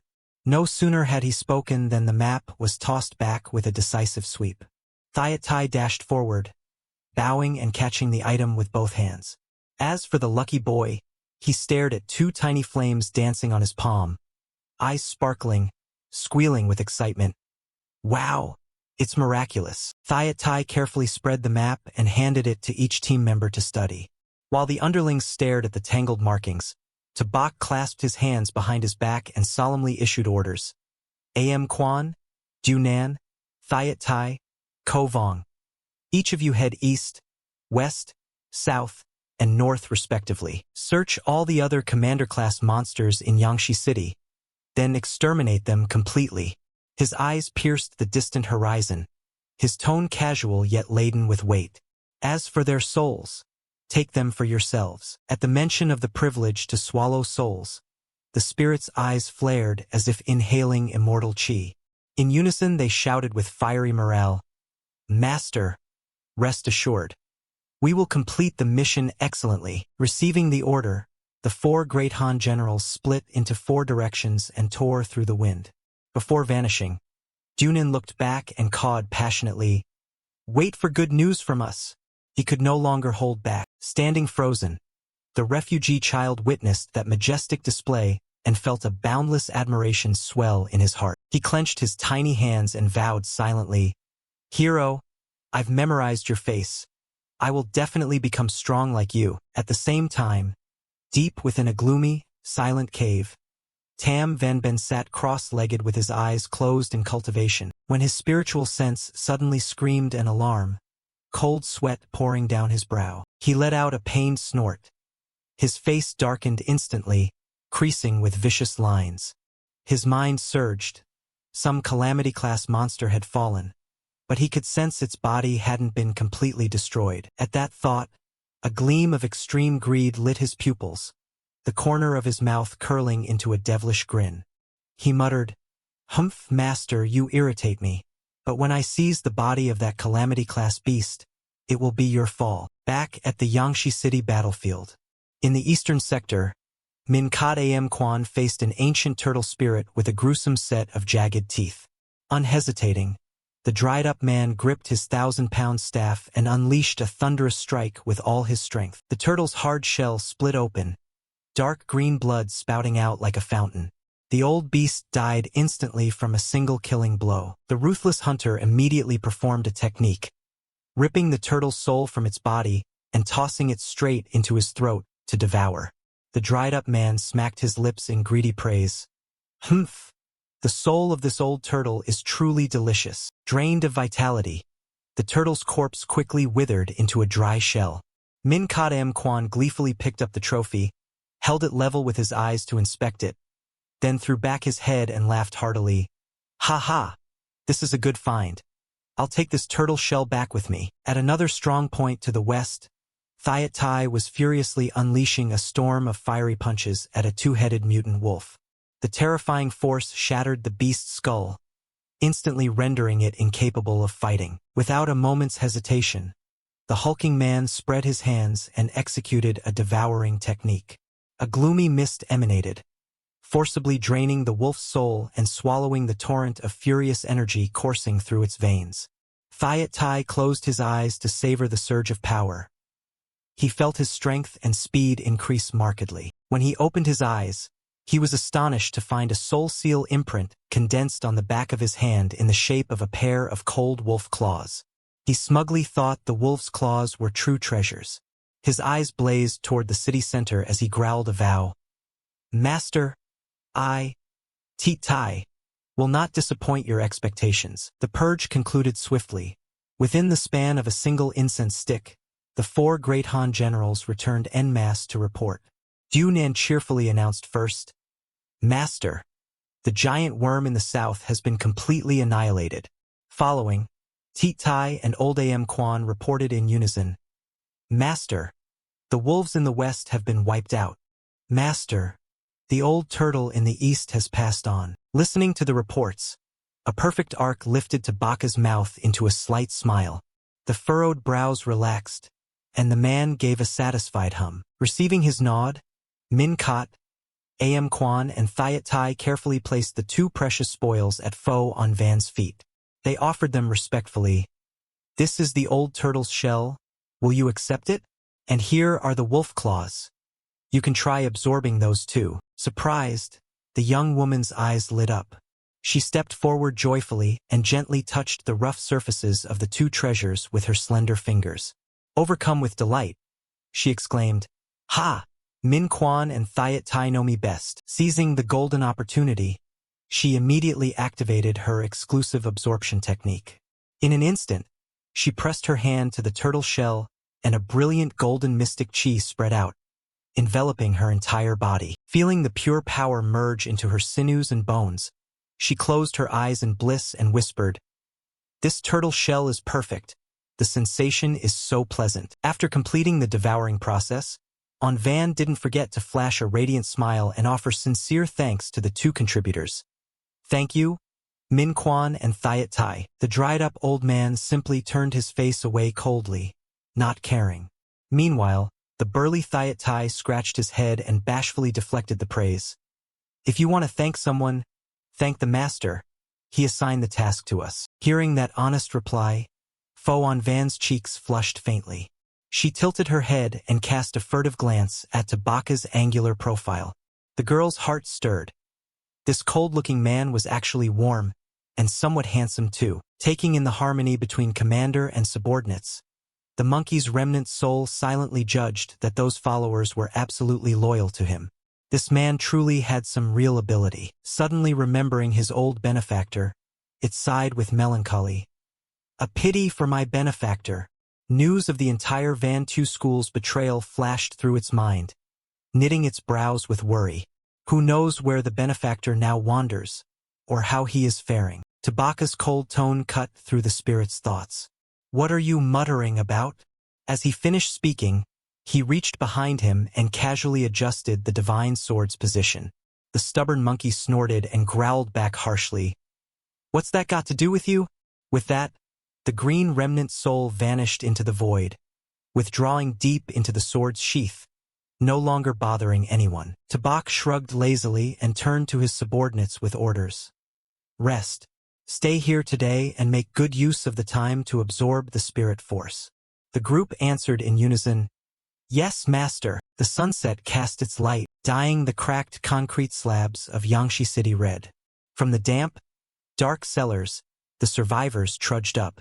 Seeing the familiar streets though ruined, tears of joy streamed down their faces. They embraced, sobbing as they knelt toward the uncertain sky. Thank you, heroes, for returning peace to us. We must erect a monument to the hero. Eternal worship. Someone in the crowd quickly wiped a tear and called out curiously, What is that hero's name? While the townspeople basked in jubilation, in a shadowed alley a dense, sinister black chi quietly lurked. Soon the black smoke congealed, outlining Tam Van Ben's figure. He gently set his toe on the muddy road and stopped before the giant, stiff corpse of the flame monkey. Without hesitation, his hand reached out and pressed against the cold flesh of the fiend. He closed his eyes and calmed his mind to probe. After a few breaths, his lip twitched and then split into a crazed, excited smile. He murmured in disbelief, "These fragments of the corporeal form have gathered here. I wonder which exalted figure in this world could defeat a calamity-class disaster barehanded." The smile on his face twisted ever further with delight. "But it's left me the great prize to pick up." With that said, he decisively drew the wicked sword from its sheath. The blade's sharp tip pointed at the crown. Eyes squeezed shut as he began intoning ancient dark incantations. "Use my blood to restore you." No sooner had the blood oath been spoken, waves of black chi surged from deep within Van Ben's body, blackening the alley's corner and bringing with it the breath of death. He pressed the cold blade to his wrist and mercilessly sliced deep to seal the pact. If crossed, heaven and earth would show no mercy. The decisive cut sent jet-black blood spraying, soaking the emaciated monkey corpse. Night fell and passed quickly. The first morning light shone directly on Van's serious face. She sat perfectly cross-legged on the vacant lot, diligently operating her cultivation technique. At some point her long lashes fluttered. She opened her deep eyes slightly, her willow brows knitting as if weighing a momentous decision. Suddenly Van sprang up like a spring, her wooden staff flying into the air to point straight at Tabaka's nose, who was seated at a distance. She shouted with combative will, "Tabak, I want a proper fight with you." Faced with that reckless challenge, the man kept his eyes tightly shut like a stone statue, focusing entirely on absorbing spirit chi. Ignored, Van bowed slightly into stance, a confident, mischievous smile at her lips. She tossed her chin provocatively. "Last night I absorbed the spirit chi from weapons like the turtle shell and wolf claws. Now I feel terrifyingly strong." Her jade-like hands tightened on the staff until the veins stood out, her face radiant with intense excitement. "Come on then." With that she became an arrow from a bow, tearing through the air toward Tabak with the challenge. "Try trading a few moves with me." Closing the distance in an instant, Van vaulted into the air and poured all her newly awakened strength into a 1,000-pound downward cleave. But if it's that easy to land, where's the glory in it? At the very instant the 1,000-pound blow hung by a hair, with the wooden staff only inches from his crown, Tabaka's eyelids remained tightly shut, yet his arm shot up with lightning speed. The divine sword slid from its sheath across the sky, gently intercepting the killer strike. The metallic clash reverberated through the mountains and forests. An explosion that shook the air immediately erupted at the point of contact. The ground and rock beneath them cracked open, dust billowed in choking clouds, and the shockwave hurled the spirit troops like autumn leaves. Though struggling, they braced their feet into the earth to avoid being blown away. Thiat Tai raised a powerful arm to shield himself from flying debris, eyes wide in astonishment as he cried out, "What a powerful strike!" Filled with anxiety, he shouted into the smoke, "Master, are you all right?" The curtain of dust gradually cleared, revealing the battlefield. Van's eyes widened to their limits, stunned and unable to believe the scene before her. After her full-force attack, Tabak remained serenely seated, unmoved in the slightest. More terrifyingly, even the ancient tree towering behind him hadn't lost a leaf, as if the earth-shattering blow had been nothing more than a passing breeze.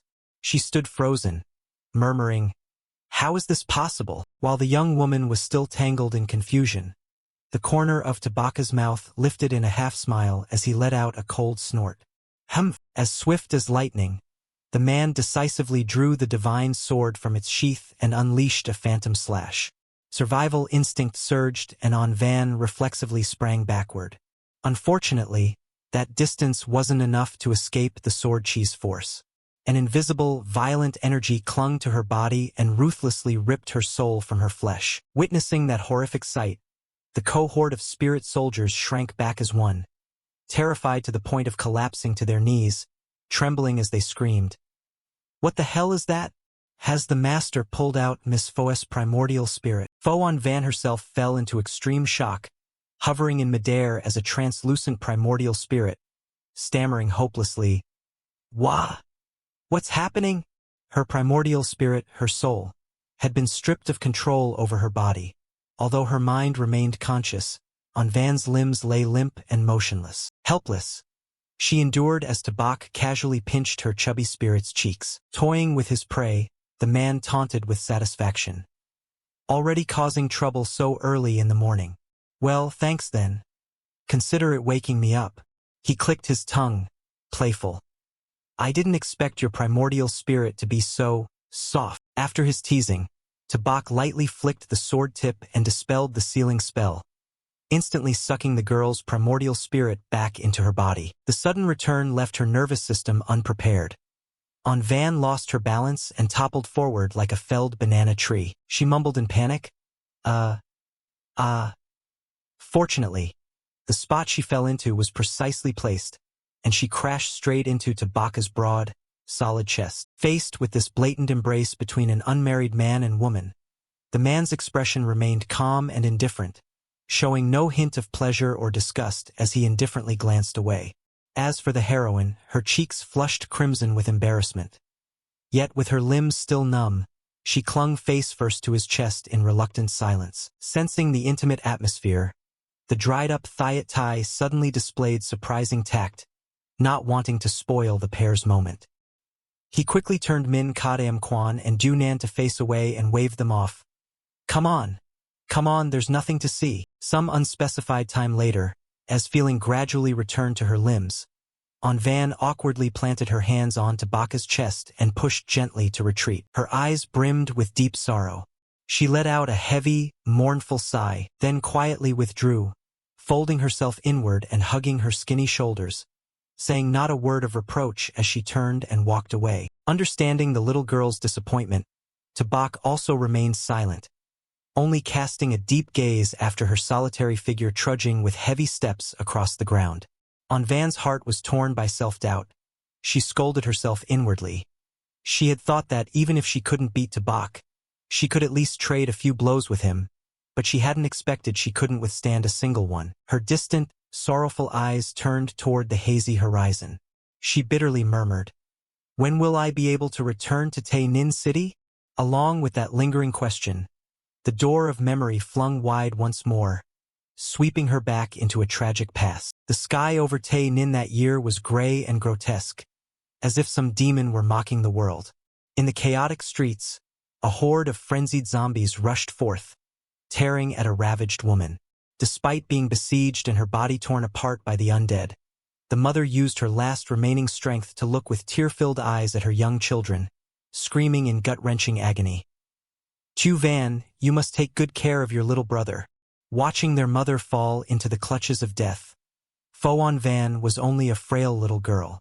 She turned back, her voice trembling and tearing her heart as she cried, "Mother!" All she received in reply was her mother's wailing, the terrible, painful screams as she was surrounded by beasts. The tiny younger brother standing beside her panicked at the sight and began to wail, stumbling forward to try to save their mother. "Mom! Mom!" Reason told her they couldn't both die here. Van wiped her tears and wrapped her arms tightly around the struggling child. Farther off, the blood-soaked mother stood firm, spreading her small arms wide to form a wall of flesh blocking the path of the horde. She looked back with desperate, pleading eyes and shouted, "Run! Run now! I'll hold them!" Her mother's scream ripped their hearts.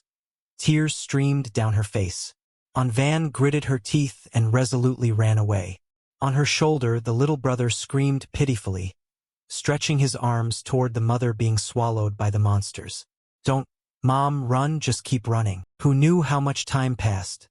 Both sisters' calves ached numb. Suddenly the little brother wiped his tears, pointed at a rotten zombie corpse and cried out, "Sister, look, there's a sword over there." Without pausing to weigh risks or even answer, Van lunged forward and gripped the rusted hilt with both hands. She summoned all her strength and violently pulled the weapon free from the putrid corpse. But something strange happened.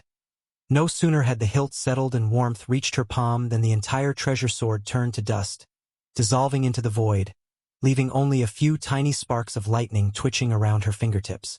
The eerie situation made little on Van's eyes widen in shock, her teeth chattering like a scorpion, cold sweat pouring down her body. She stammered, What's happening?" That brief distraction gave the Legion of the Dead a chance to catch up. The foul zombies stretched their gaunt, tattered arms forward and roared savagely. The aura of death snapped on Van out of her daze.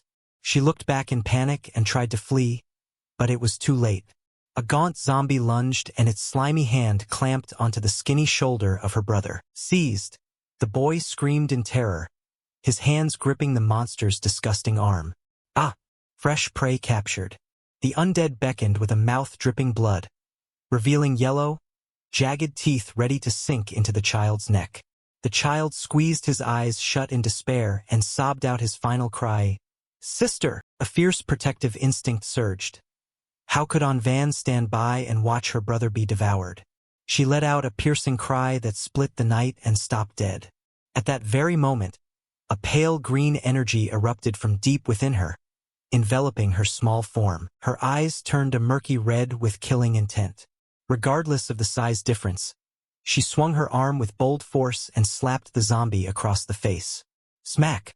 The terrifying force sent the creature's eyeball flying out, along with a mess of black blood and fangs. Not stopping there, its ravaged head couldn't withstand the terrible pressure and literally exploded like an overinflated balloon, shooting into the air. The metallic stench of blood only further provoked the horde. Regardless of their fallen comrade, the other zombies still madly lunged forward to rip the child apart. But Van had now transformed into a completely different person. Her strikes came like lightning. She swung and hacked, invisible razor-sharp palm forces effortlessly cutting down one or two zombies in her path. Just then, from a blind spot behind them, a fat, grotesque zombie with two heads loomed into view. Thundered forward, swinging its mutated arm shaped like a death scythe, aiming straight for the top of the girl's head. Instead of dodging or counterattacking head-on, Van suddenly spread her arms wide to both sides. SHHK, SHHK, SHHK. Shrill sounds like cleavers cutting through flesh rang out repeatedly. In the blink of an eye, Van was kneeling with one knee on the ground, hands arrogantly clasped behind her back. In contrast, the two-headed brute's body bore countless deep gashes. It glared with cloudy eyes, grinding its teeth as it endured the ripping pain. A few seconds later, that massive body suddenly began to come apart, tearing into chunks of flesh and spraying foul-smelling blood in all directions. Amid that rain of stinking blood, Van remained motionless in her pose, her eyes cold and hollow as she stared at the minced remains at her feet. Only when her brother's soft call of "sister" rang out did she snap back to herself, looking down at her small hands stained with blood, shock etched deep in her eyes. It was then she realized she possessed the peculiar ability to absorb weapons. Van's low, sorrowful narration echoed into the present. She lifted her distant gaze to the vast sky and continued to recall. "I looked up into the heavens, but when faced with that giant face in the sky, I knew I was no match for it. So I carried my brother and left Tae Nin City. The two of us walked on until we saw a towering fortress. I arranged for my brother to stay in Fuangchao because there was a garrison there and it would be safer. As for myself, I traveled everywhere, beginning to search for weapons I could absorb. Through each battle, I grew stronger. Everyone knew I could absorb arms, so I was honored with the title of Weapon King. And in the end, I became one of the most outstanding wandering cultivators among them." Her self-account caught in her throat. She admitted it bitterly. "But only I knew that compared to that giant face over Tae Nin that year, the gap between us remained as vast as an abyss." Before her sorrow could abate, Tabaka's dry, practical voice inadvertently cut through her thoughts. "Put those feelings aside for now. Go to Lindong to become stronger. Only then will you have the right to pursue what sits heavy in your heart." That blunt encouragement worked like a charm. Van's eyes lit up. Excited, she whipped her head toward the young man. Tabak was right. Be stronger, much stronger. But before a smile could form, she caught sight of his cold back striding away in a single long step, heedless of the emotions of the one trailing him. Abandoned, she froze for a few seconds, then frantically waved and broke into a run to catch up. Tabak, wait for me. Scene shifts to the perilous land of Windrend Ravine. Tabak and Foan Van were cautiously clinging to the sheer cliff faces. The silence was occasionally torn by the clatter of stones dislodging under their boots. Locked safely within the 10,000-soul banner, T poked his head out to admire the majestic scenery and clicked his tongue in awe. To the north, the Windrend Ravine rose towering over Jungtae, truly living up to its reputation, magnificently imposing. Min Kot Am Kwan folded his arms, putting on the air of a venerable elder, stroking his beard to appraise the world.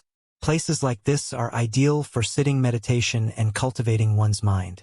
Before he finished the sentence, the Birdman jabbed a mocking retort.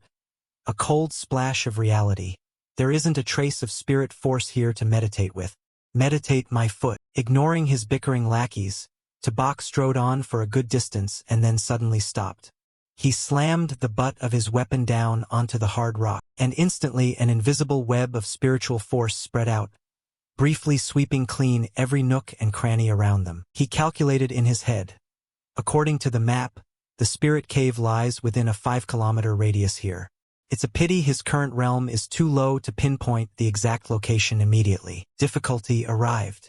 The image of his former student flashed through his mind. Without Lam Yuan Thursday, finding the spirit cave would be far more difficult. He didn't even know if she was still alive. Thinking of that traitor, anger flared and he snorted coldly. Chungoa who? Good riddance if someone like that dies early. His wandering thoughts were abruptly cut off by a huge shadow sweeping overhead. Everyone startled and looked up. Scanning around, the Birdman clearly assessed the creature's origin. It was a golden claw bird, its whole body gleaming golden, about a meter long, a large raptor capable of tearing even a mountain tiger. Thiet T listened, suspiciously twisting. The cry of a golden claw bird can't be that loud. Is this some mutated golden claw bird? The Birdman nodded in judgment, analyzing the danger level. This golden claw bird's power had likely reached the Foundation establishment stage. Above the clouds, the predatory bird soaring leisurely suddenly spotted prey. Its eyes flared with a cold, feral light. It opened its beak wide and let out a screeching cry that tore at the eardrums. Immediately it folded its massive wings in tight, becoming a golden arrow that shot toward the ground. Its target was none other than Tabaka's group. Its razor-sharp talons extended, poised to shred the prey's chest. Thanks to heightened vigilance, Tabak and On Van perceived the ambush early. Both flexed and lightly leapt aside along the rock face, evading the strike spectacularly. Because the bird's flight path wasn't aimed directly at On Van, she quickly regained her balance. The heel of the staff hit the ground and immediately counterattacked. A decisive swing of the club, carrying mighty force, struck the back of the tyrant eagle. Whack! Hit squarely, the golden claw bird cried out in pain, head thrown back, beak agape in a wailing shriek. Fear overcame it. It beat its wings in panic and desperately accelerated skyward to escape the danger zone. Standing on the ground, On Van placed her hands on her hips, smug. I can't beat Tabak, but surely I can take down your little bird. Can I? Ignoring the woman's self-satisfaction, Tabak flicked his hand and ordered Ko Vong to engage. A cultivator's keen instinct told him the bird still carried traces of spirit force and the scent of humans on its body. On command, Ko Vong hurriedly beat his wings and gave chase. While the predator frantically fled through the air, Ko Vong cunningly used the terrain, hiding and reappearing, slipping behind jagged rocks to tail the prey. Ko Vong grinned to himself, pleased. I've absorbed the mantis's power, so my stealth has been boosted another level. Sooner or later, I'll truly transform. The chase lasted a moment. The bird suddenly looped beautifully in the sky, then changed course deliberately.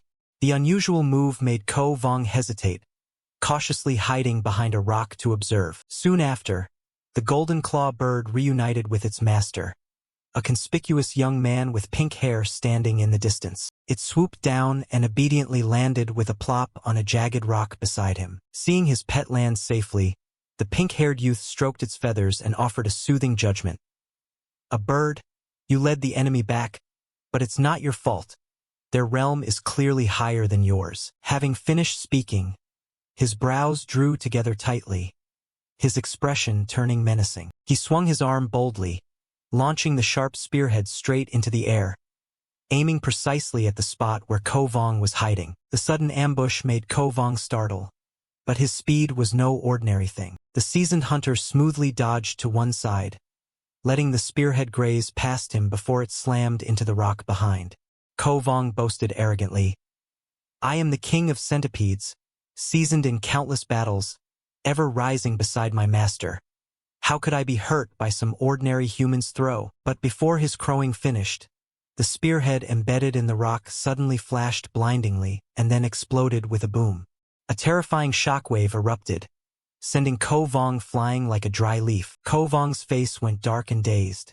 Without understanding how, he was flung and slammed repeatedly against nearby boulders, crying out in pain. On the other side, the golden claw bird spread its majestic wings and cawed as a signal.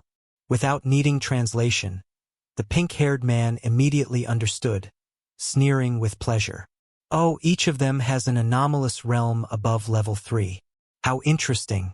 Then let's see what they can do." No sooner had the taunt left his mouth than the silhouette of Tabaka's group riding the birdmen loomed, blotting out a patch of sky. As a seasoned fighter, the pink-haired man keenly sensed the murderous intent behind them. His face hardened and grew serious. He tilted his body and swept his gaze to scrutinize his opponents. Not only did the master turn to look, even the golden claw bird startled and craned its head to inspect them. No pretense. Perched on the bird's back, Foan Van excitedly pointed ahead and shouted, "Tabak! That's the spirit cave!" The corner of the young man's mouth lifted into a mocking curve. He thought to himself, "Worn iron shoes and they couldn't find it. Turns out it's hidden right here." The pink-haired man calmly raised his arm. The spear that had been hurled earlier obediently flew back as if pulled by magnetism and settled neatly into his hand. He scowled, letting his hair fall to obscure half his face. One eye darkened, emanating a chilling murderous aura. His voice was low and menacing. "You're quick, but if you want to lay a hand on my spirit cave." He suddenly stomped hard on the ground, using the momentum to surge toward Tabak, roaring in intimidation. "Then go and die." Receiving the storm-like assault, Tabak calmly reached behind his back and drew the azure spirit sword. He braced himself with both hands, blocking the 1,000-pound force of the spear. In the flash when the weapons met and sparks flew, Tabak keenly noticed the enemy's spear tip turning a blazing red, crackling with lightning. The young man's pupils widened in alarm as he recognized the latent danger. But all efforts to reverse the situation were too late. In the next second, the spear erupted in a horrific explosion. The blast was so tremendous that even the birdman hovering at a distance was hurled spinning like a dead rat. No exception, Tabak, Foan Van, and the birdman were all blown away, crashing thunderously into the jagged stone pillars around them. With extraordinary strength, Tabak quickly resisted the blast's push. He flipped through the air and managed to grab the slender waist of his female teammate before she slammed her head into the rock. At the same time, the pink-haired man landed safely and strolled up slowly. He rested his spear on his shoulder and stood on one leg in a casual, arrogant pose. A sneer twitched his lips as he offered a backhanded compliment. "Not bad for the weak. You're something." Tabak completely ignored the stranger's muttered judgments. His eyes were blade cold as he fixed them on the pink-haired youth and asked bluntly, "Who are you? State your name." Thiat T immediately transformed into a faint stream of azure chi, slipped out of the 10,000 soul banner, and respectfully reported, "Master, I recognize him. He is the leader of the Western Scavengers, the Spear King. This man's spear technique is exceptionally superb." Hearing the familiar name, Foan Van, a native of this world, vaguely recalled some tales. She murmured in surprise, "So it's him." Memories of the rumors flooded her mind. According to earlier gossip, he was a spear-wielding killer commander famed across the land, then suddenly disappeared without a trace. "I've also heard this person has an extremely nasty temper," Facing the scrutinizing stares of Tabaka's team, the Spear King only snorted coldly.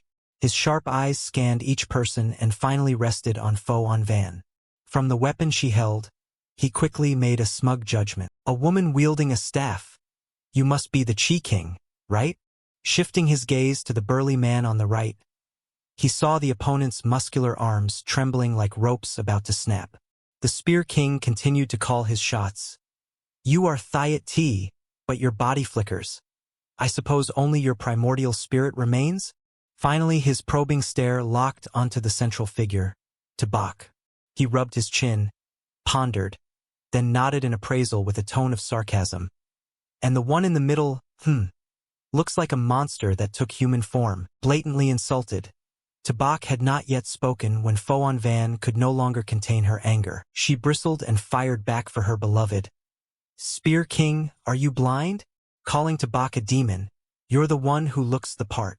Their master insulted. Thiat T also radiated murderous intent, scowling in displeasure. Spear King, it seems your temper isn't the only bad thing about you. Your mouth is just as foul. Undeterred by the criticism, the Spear King remained arrogant. He aimed his sharp spear straight at the skull-like 10,000-soul banner emitting gloomy black chi, arguing with the self-righteousness of one who claims justice. This demon holds the banner to collect souls. How could such an aura not be demonic? He swept his spear through the air as if pitying the deluded. It seems you've been enchanted by him. Right and wrong no longer matter. But that's no surprise. Your cultivation is still too low. Calling himself a savior, the Spear King raised his weapon high and shouted loudly, Chi King, Thiat T, don't be afraid. I've come to save you. With those words he stomped, borrowed force from the ground, transformed into a crimson streak, and lunged toward Tabak intending to kill the supposed demon. But Thiat T had no intention of accepting that cheap favor. Since pledging to his master, his power had surged like a kite in the wind. Why betray him? Seeing the pink-haired man charge, he angrily cursed. Who needs your rescue? Are you insane? Without a second thought, Thiat T tensed and leaped into the air, spreading his armored arms to absorb the Spear King's storm of attacks. Thwarted by the very person he meant to save, the Spear King raised an eyebrow in bafflement and shouted, You! Before he could finish, Thiat T puffed out his chest and confidently affirmed his newly born strength. Ha!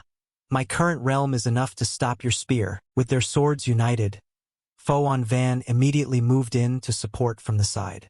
She swung her wooden staff through the air, grinding her teeth as she threatened. Spear King, let me hit you with one staff to wake you up. They expected the coordinated attack to catch the opponent off guard, but reality delivered a painful slap to their confidence.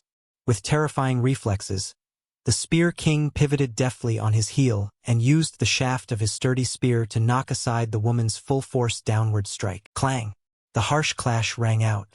Fo-on Van and Thiat T both widened their eyes in shock at their opponent's physical dominance. Both thought inwardly, too fast, such power. Meanwhile, Tabak stood with folded arms outside the fray, his deep eyes silently watching every movement of the enemy. Though stunned, the pair still resolutely launched relentless waves of attacks like a downpour. Facing the storm of fists and kicks, the Spear King emitted not a single complaint or rebuke. He maintained absolute silence, expertly twirling his spear in a perfectly cool display.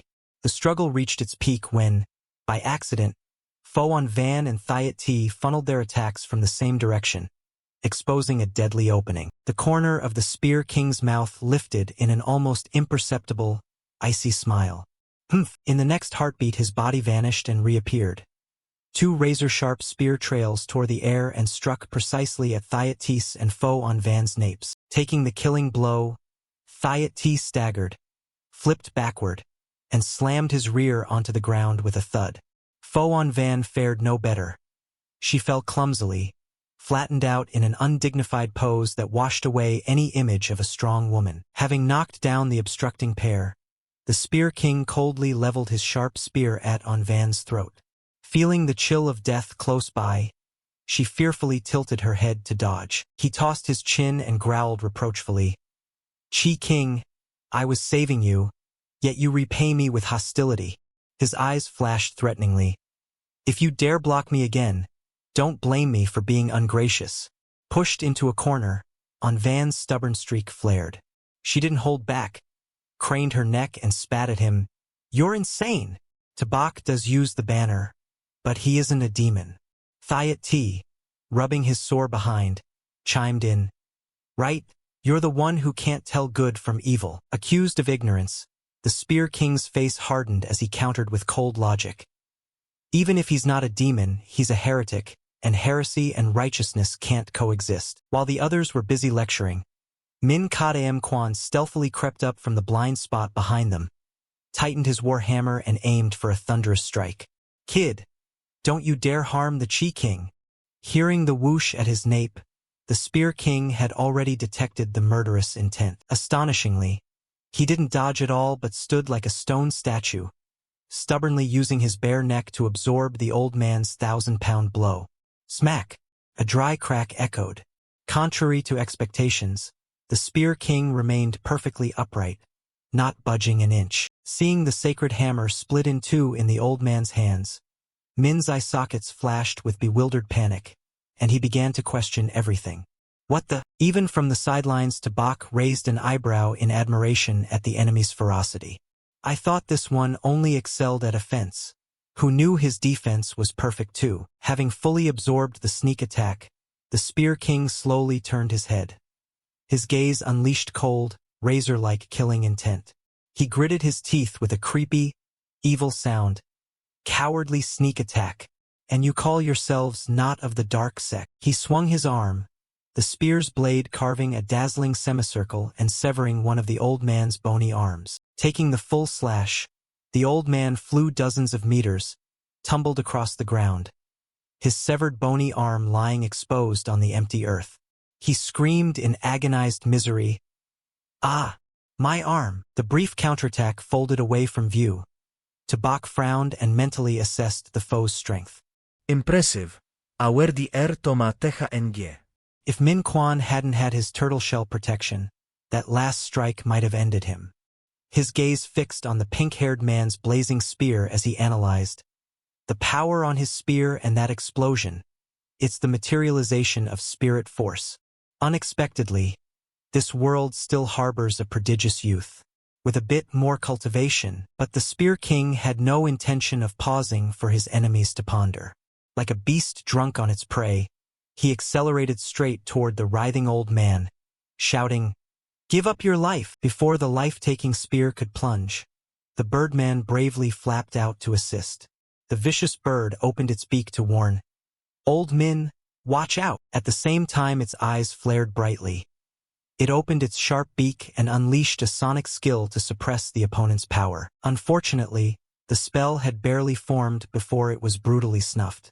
A muscular foot with razor-like talons suddenly shot out, seized the birdman's throat, and squeezed every sound from it. Immediately after, the golden claw bird made an artful loop, used the momentum to fling the birdman aside with force. But in the blink of an eye, the trio of champions had their martial skills completely wasted, lying sprawled on the ground. Witnessing his subordinates' crushing defeat, Tabak sighed and reluctantly stepped forward to clean up the aftermath. Spotting his master's imposing figure, Min Kot Am Kwan rejoiced as if he'd found a lifeline and cried out, "Master!" Tabak ignored the call, his cold gaze drilling into the Spear King as he said in a dismissive but commanding tone, "Kid, we really aren't villains. Why not make peace?" Of course, a zealot like the Spear King wouldn't be swayed by a few words of counsel. He curled his lip in contempt and snapped back, "Who would trust a demon like you? Look down on them." No sooner had he finished speaking than the spearhead ripped through the air. The two sides locked in fierce struggle, weapons clashing and sparking, repeatedly generating shockwaves that churned the space. Seeing the stalemate and unable to fell his opponent with ordinary moves, the Spear King decisively gritted his teeth and activated his ultimate technique. With a thunderous blast, a terrifying jet of fire erupted from the spearhead, blowing soil and stone into a blinding spray. The fierce blast spread, forcing foe Van and Thiat T to brace themselves. Van struggled to shield her face and snapped irritably, Damn it, Tabak! That move again. Returning to the center of the explosion, after exhausting himself to unleash the killing blow, the Spear King stood stunned amid the dust. What met his eyes was Tabak still standing tall, his clothes untouched.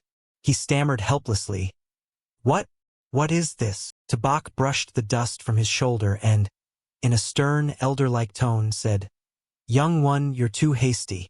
If you don't regulate your breath, you'll end up burning out and losing your mind. Thinking the heretic before him was lecturing and deceiving, the Spear King's eyes narrowed into cold slits and a sinister grin curled his lips. He spat in contempt. Ridiculous. You're saying I'll burn out and go mad? With his spirit force nearly spent, he once more rushed forward like a moth to flame, screaming madly. Let's see who the real demon is. The spear, carrying destructive force, drove straight for his enemy's chest, but Tabak merely flicked his hand. Kang! The man's weapon was easily knocked aside as if shooing a fly. Unwilling to accept defeat, the Spear King gritted his teeth and launched a flurry of vicious strikes. Sadly, the outcome remained absolute zero.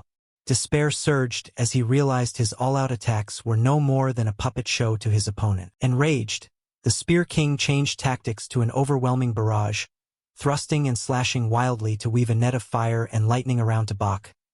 Contrary to his enemy's frenzy, Tabak remained composed.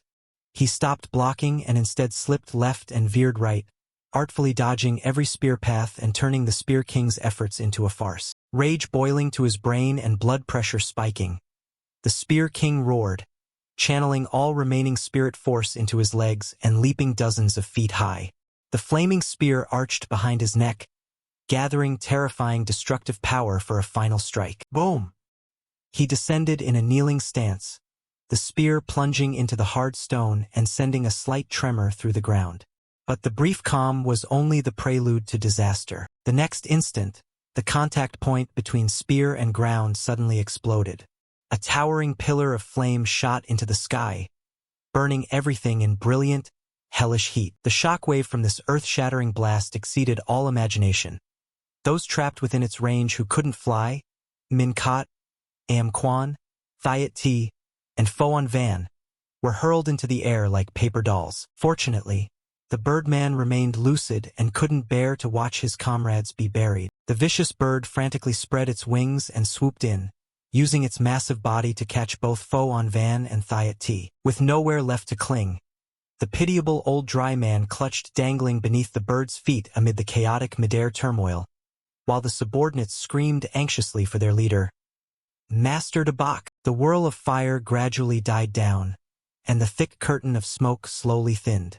The lower half of Tabaka's face emerged, the corner of his mouth curling into an expression of utter contempt. He remained standing in place, not a hair out of place. Across from him, the Spear King stared down at the base of the weapon stuck in the ground. The spear tip had vanished without him noticing. His mind stalled, overwhelmed with confusion. What was happening? Very quickly his gaze casually swept to Tabaka's relaxed hand and he froze. His spear tip was obediently resting in the enemy's palm. He stammered in horror. My spear! No sooner had the words left his mouth than a violent internal injury erupted. The Spear King let out a painful gasp, his face flushing crimson, sweat pouring off him, soaking his robe. After struggling for a few seconds, he could hold back no longer and threw his head back, spitting a mouthful of bright red blood. Seeing his master fall, the golden claw bird cried out in alarm and hurriedly spread its wings to assist. It used its huge wings to gently cradle the battered body of its coughing, weakened master. The Spear King stroked back, panting, voice full of rage and helplessness. How could this be? I clearly hit you. Tabak kept his cold composure, moving with graceful steps toward the defeated man. He spoke slowly, his tone icy. Foolish revenge. It may be your motivation to train hard, but it's also an obstacle to your own progress. Seeing the enemy approach, the Spear King panicked. He frantically grabbed the jagged spear shaft lying on the ground and pointed it at Tabak, barking, "Don't come any closer! Don't you dare steal my soul!" Protecting his master, the golden claw bird immediately spread its wings and ruffled its feathers to intimidate the foe. Witnessing the pink-haired man's rude attitude, Fo-on Van and Thiat T were outraged. Both pointed at him and scolded. Tabak is helping you. Be grateful. This is beyond words. Noticing the other side's intense hostility, Tabak took the hint and stopped dead in his tracks, not advancing another step. Knowing he was about to burn out and that his meridians were in chaos, the Spear King weakly called for the golden claw bird. The eagle startled, whipped its head around, its round eyes filling with tears as it looked at its master. Gritting his teeth, the Spear King planted his hand on the bird's feathers and painfully hauled himself upright. His eyes were sorrowful as he pushed the bird away and spoke his farewell. You should go. From today you are free. But the spirit beast was utterly loyal. The golden claw bird shook its head stubbornly, refusing to abandon its master. The Spear King knit his brows, his tone a mix of anger and despair. Leave me alone, go. My meridians are ruined. I can't be saved. A choking fit of coughing swept over him, turning his face purple. He exhaled, bitterly confessing his dream about Sojong. I suffered in cultivation for a year. I just comprehended the spirit weapon technique and forged the spirit spear. I thought with these I could liberate Tan Jung Tae. Hearing this confession, the birdman narrowed its cruel eyes and burst into mocking laughter. What? Libera thành dương Tây. Ah! Before the vicious bird could finish, a broken piece of wood flew in and cracked it square on the crown, making it real. The Spear King put his hands on his hips and snarled in fury. Bastards! How can liberation of Tan Jung Tae be anything but ridiculous? Blue veins bulged on his forehead as emotions surged. He ranted with growing fervor, his eyes bloodshot with resentment. All because of you damned fiends! Rage flashed, and the Spear King shoved the golden claw bird's wing aside with force, throwing a defiant look at death, his voice trembling. Protect my loved ones. Golden claw bird, you must go. Go now. Despite being pushed away, the bird stubbornly remained, standing guard before its master. The pink-haired man gritted his teeth, forcing the chaotic spirit force through his body despite warnings from his damaged meridians. He roared threats, veins of blood crazed in his eyes. Kill every last one of you. Faced with the enemy's stubbornness, Tabaka's expression remained flat as a mirror. He spoke in a low voice for the last time. Impatience and restlessness are major taboos in controlling your power. Calm yourself now, or your meridians will burst and you'll die. He glanced slightly at the golden claw bird. Golden claw bird, try to persuade him. No sooner had the warning ended than the consequences of forcing his cultivation hit. The Spear King could no longer stand. His knees buckled to the ground. He clutched his chest in sharp pain, coughing uncontrollably. The pitiful scene made the golden claw bird even more alarmed. It shrieked in panic, not knowing how to save its master. Tabak folded his hands and stood silently at a distance, silently assessing the lives in this other world. Those enlightened in this world all seemed to carry an endless passion for spirit force, yet they did not know how to control it. This was very dangerous. Seeing his master writhing in pain, the golden claw bird's eyes filled with tears. It nudged its large beak against the Spear King, shaking its head, its voice trembling. Don't stubbornly resist anymore. The spirit beast's sincerity moved him. The stubborn youth let out a helpless sigh and muttered, Fine, accept my fate. Relying on the bird's support, the Spear King slowly sank down to the ground. Although outwardly the fighting had ceased, the ember of resentment in him still smoldered, causing his whole body to tremble with unwillingness. Seeing the opponent abandon the intent to die fighting, Tabak quickly plucked a small piece of cloth from the 10,000 soul banner. He calculated silently. The Spear King craved victory and had immense pride. Making him admit defeat might be harder than death. Channeling spirit force, Tabaka's finger became like a brush, deftly tracing a few mysterious lines on the black cloth, as if drawing a talisman. When he finished, he flicked the cloth toward the other side and clearly declared, This is a calming mind script. Read it silently for 3 watches. Do not move. The man closed coldly. Whether you survive it depends on his fate. The golden claw bird timidly stepped forward a few paces and carefully took the heretical cloth in its beak. Fo-on Van frowned in puzzlement and nagged, Tabak, he treated you like that. Why are you still helping him? Ignoring the woman's question, Tabak turned and stepped away, issuing a cold order. All right, everyone follow me into the cave. Don't forget the main purpose of this trip. As Tabaka's figure brushed past, the Spear King weakly begged, carrying the grievance of the defeated. If I die, can you save my family? The young man's steps did not stop. He coldly tossed back a harsh warning. Heal well. Rescuing them is your mission. Hearing those cruel yet profound words, the Spear King's nose stung and his eye sockets filled with water. He squeezed his eyes shut and let the bitter tears flow down his cheeks. His teeth clenched as he seethed at his own powerlessness. Tabak watched their departing backs and murmured inwardly, I cherish talent all my life. For sprouts with extraordinary gifts, I always admire and value them. But in this life I value more than just martial skill. The man's eyes suddenly flashed with a chilling sharpness that my rebellious followers did not possess. Memories of betrayal faded, and he placed a fragile hope on the one struggling with death behind him. Spear King, I hope you can get through these 3 watches. Time passed unnoticed. How many watches had gone by was unclear, when the silent air of the refuge was suddenly torn by a clear, youthful call from the distance. Uncle Hatch! The familiar voice made both man and bird startle, hastily turning their heads to look. The Spear King's eyes widened, joy bursting forth when he recognized the speaker. He croaked, Chu Quan? The boy survived and got out of Tan Dung Tae? Without hesitation, the Spear King lunged forward and hugged the scrawny shoulders of his little grandson, urgently bombarding him with questions. Chu Quan, is it really you? You're alive? What about the others? Are they okay? The child beamed a wide, innocent smile and replied, They're fine. They're alive. The monsters are gone. The city Jungtae has been liberated. The news struck like lightning. The Spear King stood stunned for several seconds. He stammered, disbelieving. What? Liberated? Digging into his pocket, Chu Quan carefully pulled out a yellowed manual and proudly showed it off. Uncle Hatch, this was given to me by the hero who liberated Jungtae. He said if you learn this, you can travel the world. The boy obediently handed the manual to his uncle and urged, Uncle Hatch, you're the genius of the Hatch family. Can you read those strange characters? After you learn it, teach me, and later we can be like that hero and go save people. The Spear King's gaze locked onto the yellowed pages.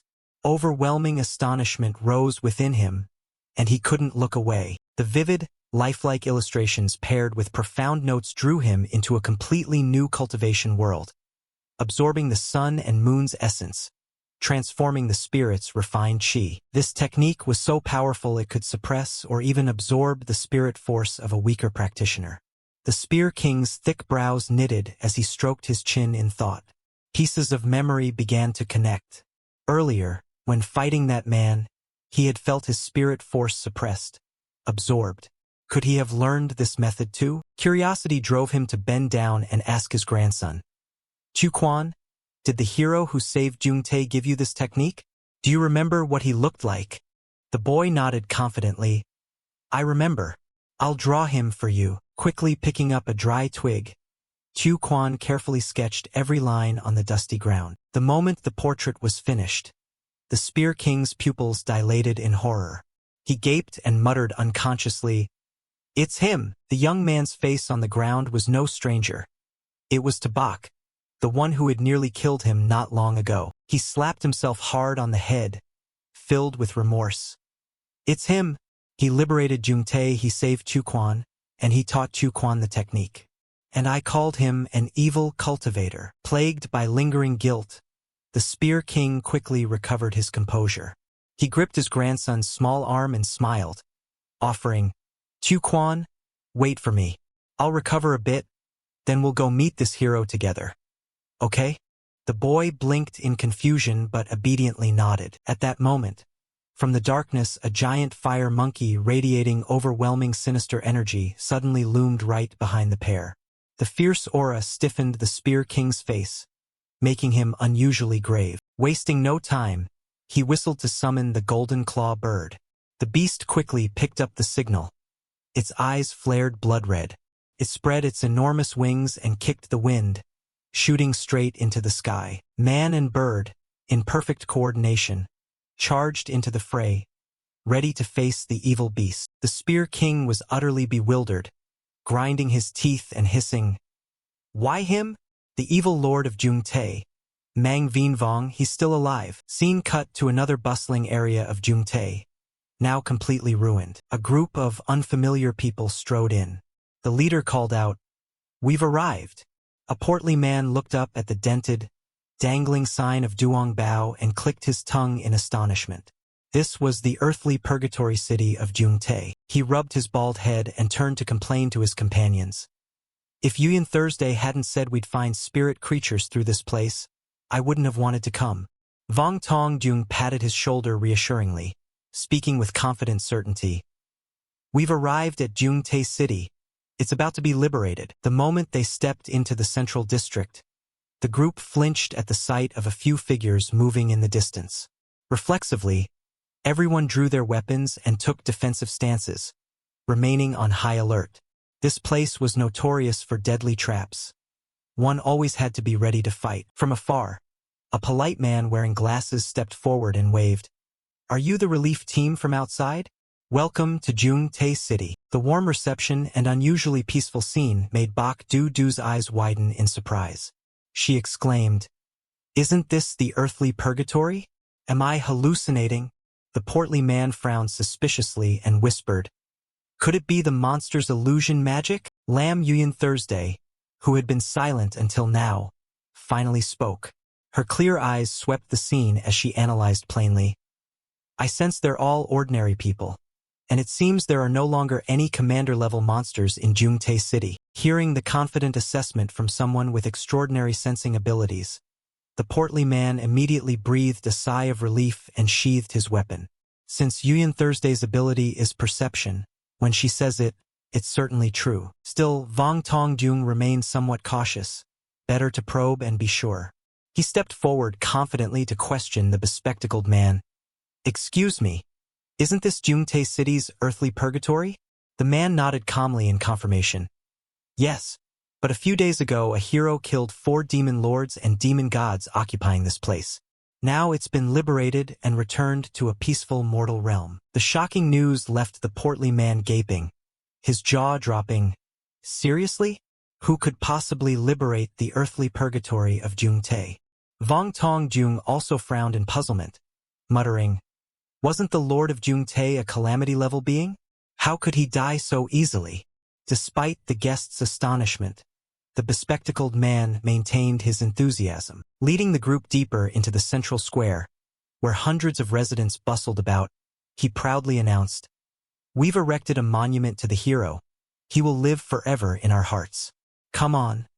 I'll take you to meet him and show you our hospitality." Approaching the imposing statue, still being finished by skilled sculptors, Lam Yuyan Thursday barely glanced and was startled. The familiar facial features made her stammer in horror. A master? Is master the one who liberated Jungtae City?" Bak Du-du standing beside her also asked naively, "Sister Yuyan Thursday, have we met this person before?